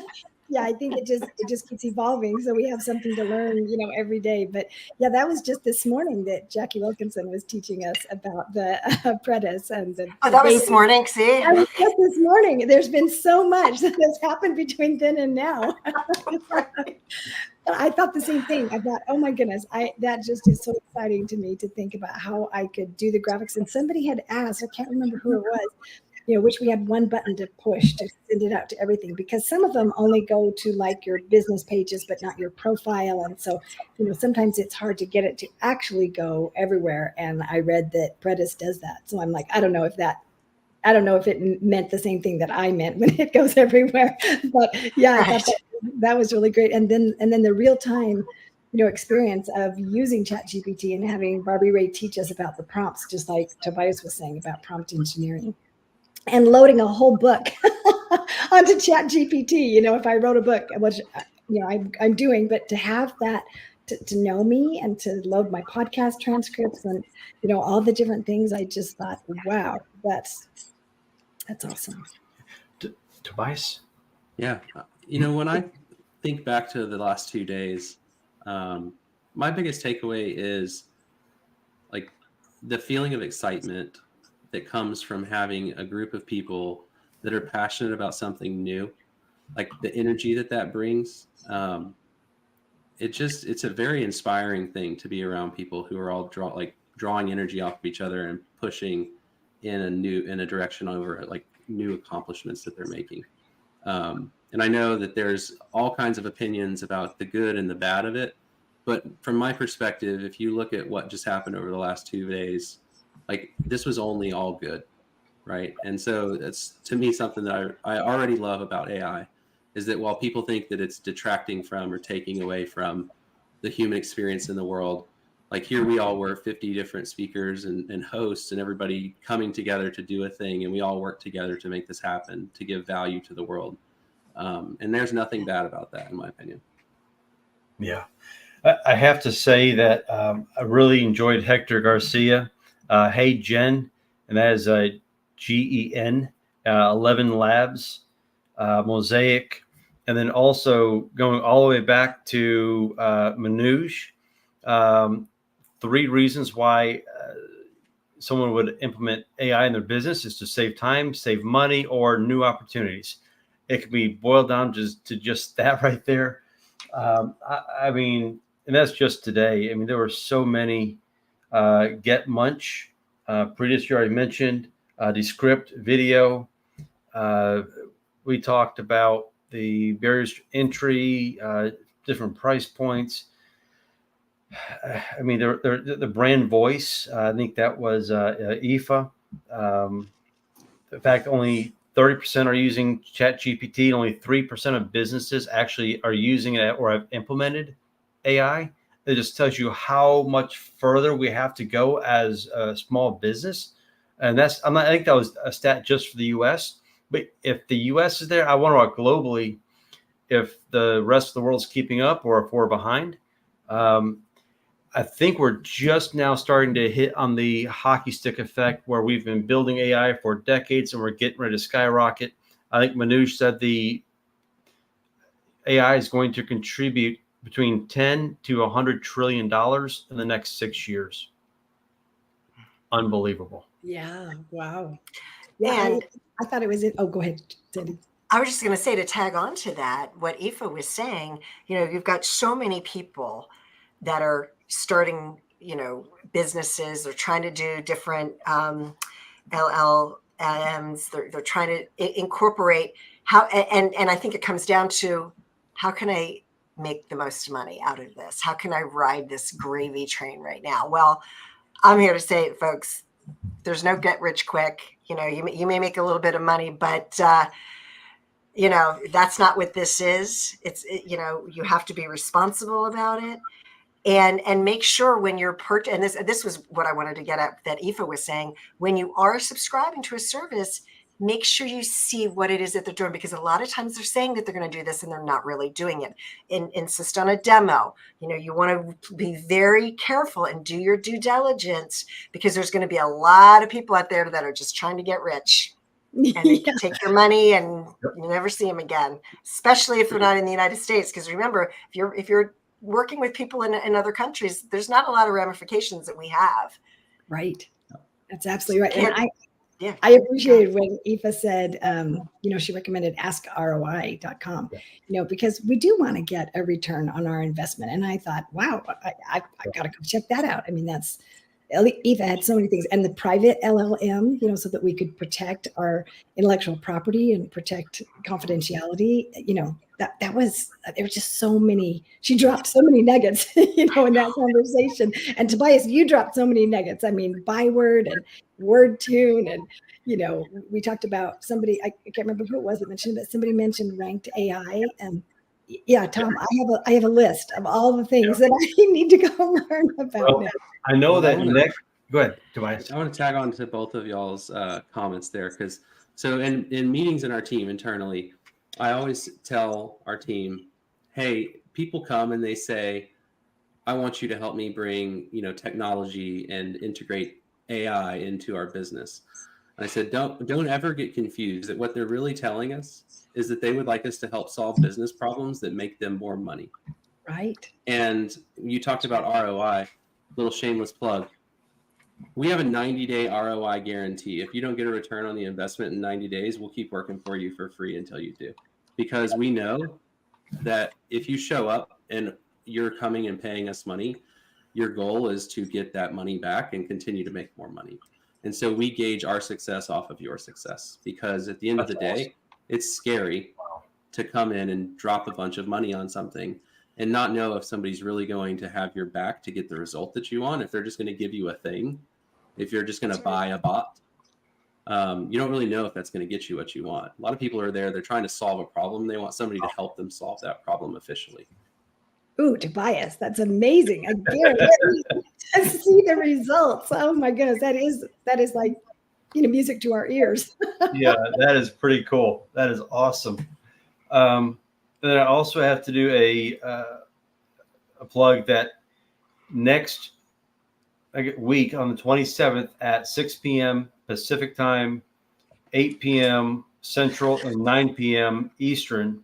We're going to be doing a mastermind with the LA Tribune, and we're going to have phenomenal, just highly intelligent people like Tobias on there answering questions about AI, doing masterminds. How do you implement AI into your business? How do you do it effectively?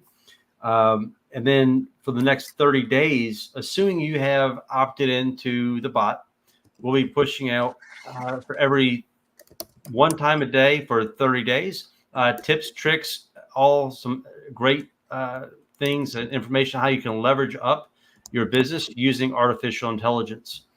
And so I think that's really adding some value there and helping people, because this past 2 days, we've had so much knowledge, so much information packed in 2 days. you can't absorb it all. Right. Really, you just can't. So by spreading that out over 30 days, it helps you absorb that information. And just to reiterate, next week on the 27th, and that is next Thursday at 9 p.m. Eastern, 6 p.m. Pacific, depending on where you are on the coast, East Coast, West Coast. If you have subscribed to the TechSpot, then you'll be invited to that mastermind. We're going to try and get word out in other ways, but that is the most immediate way.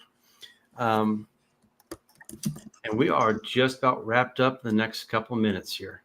Let's go round robin and last thoughts. I'll jump in and start here. I would just leave everybody with this, and something that Manoj said earlier. If you're on the fence, if you're not sure about whether or not you should start putting some time and energy into, at a minimum, learning about artificial intelligence and what it can do,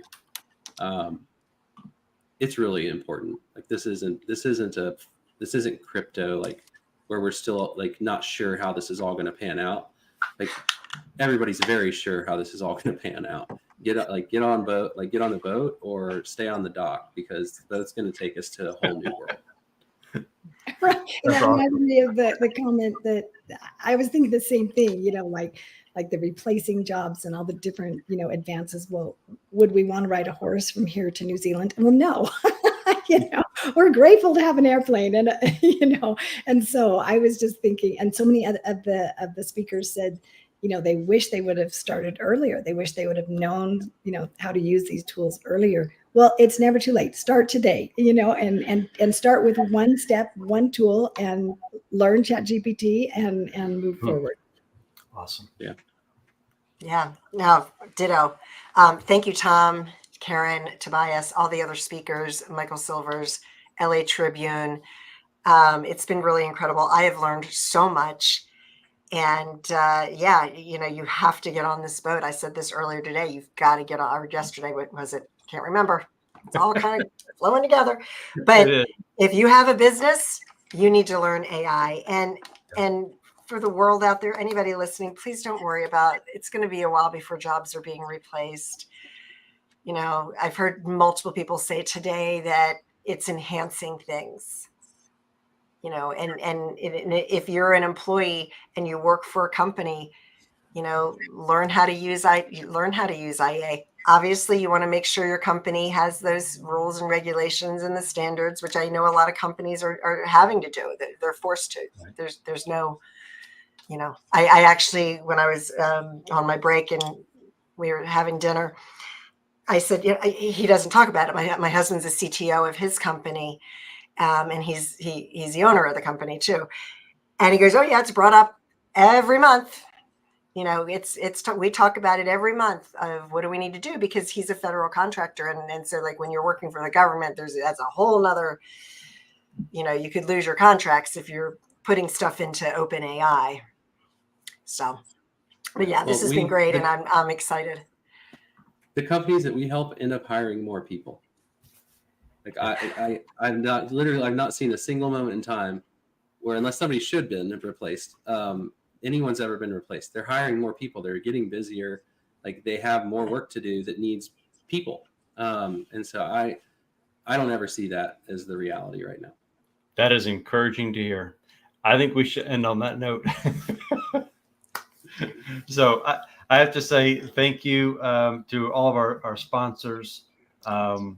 That is the LA Tribune Podcast Network, LA Tribune Women's Journal, MyMentorHQ.co, an online education platform, and of course, Tobias's Teched Out Pros, techedoutpros.com. Thank you, Tobias. Thank you, Sandy. Thank you so much. Thank you, Tom, Sandy, Karen. You'll have a great night. Thank y'all. Thank you.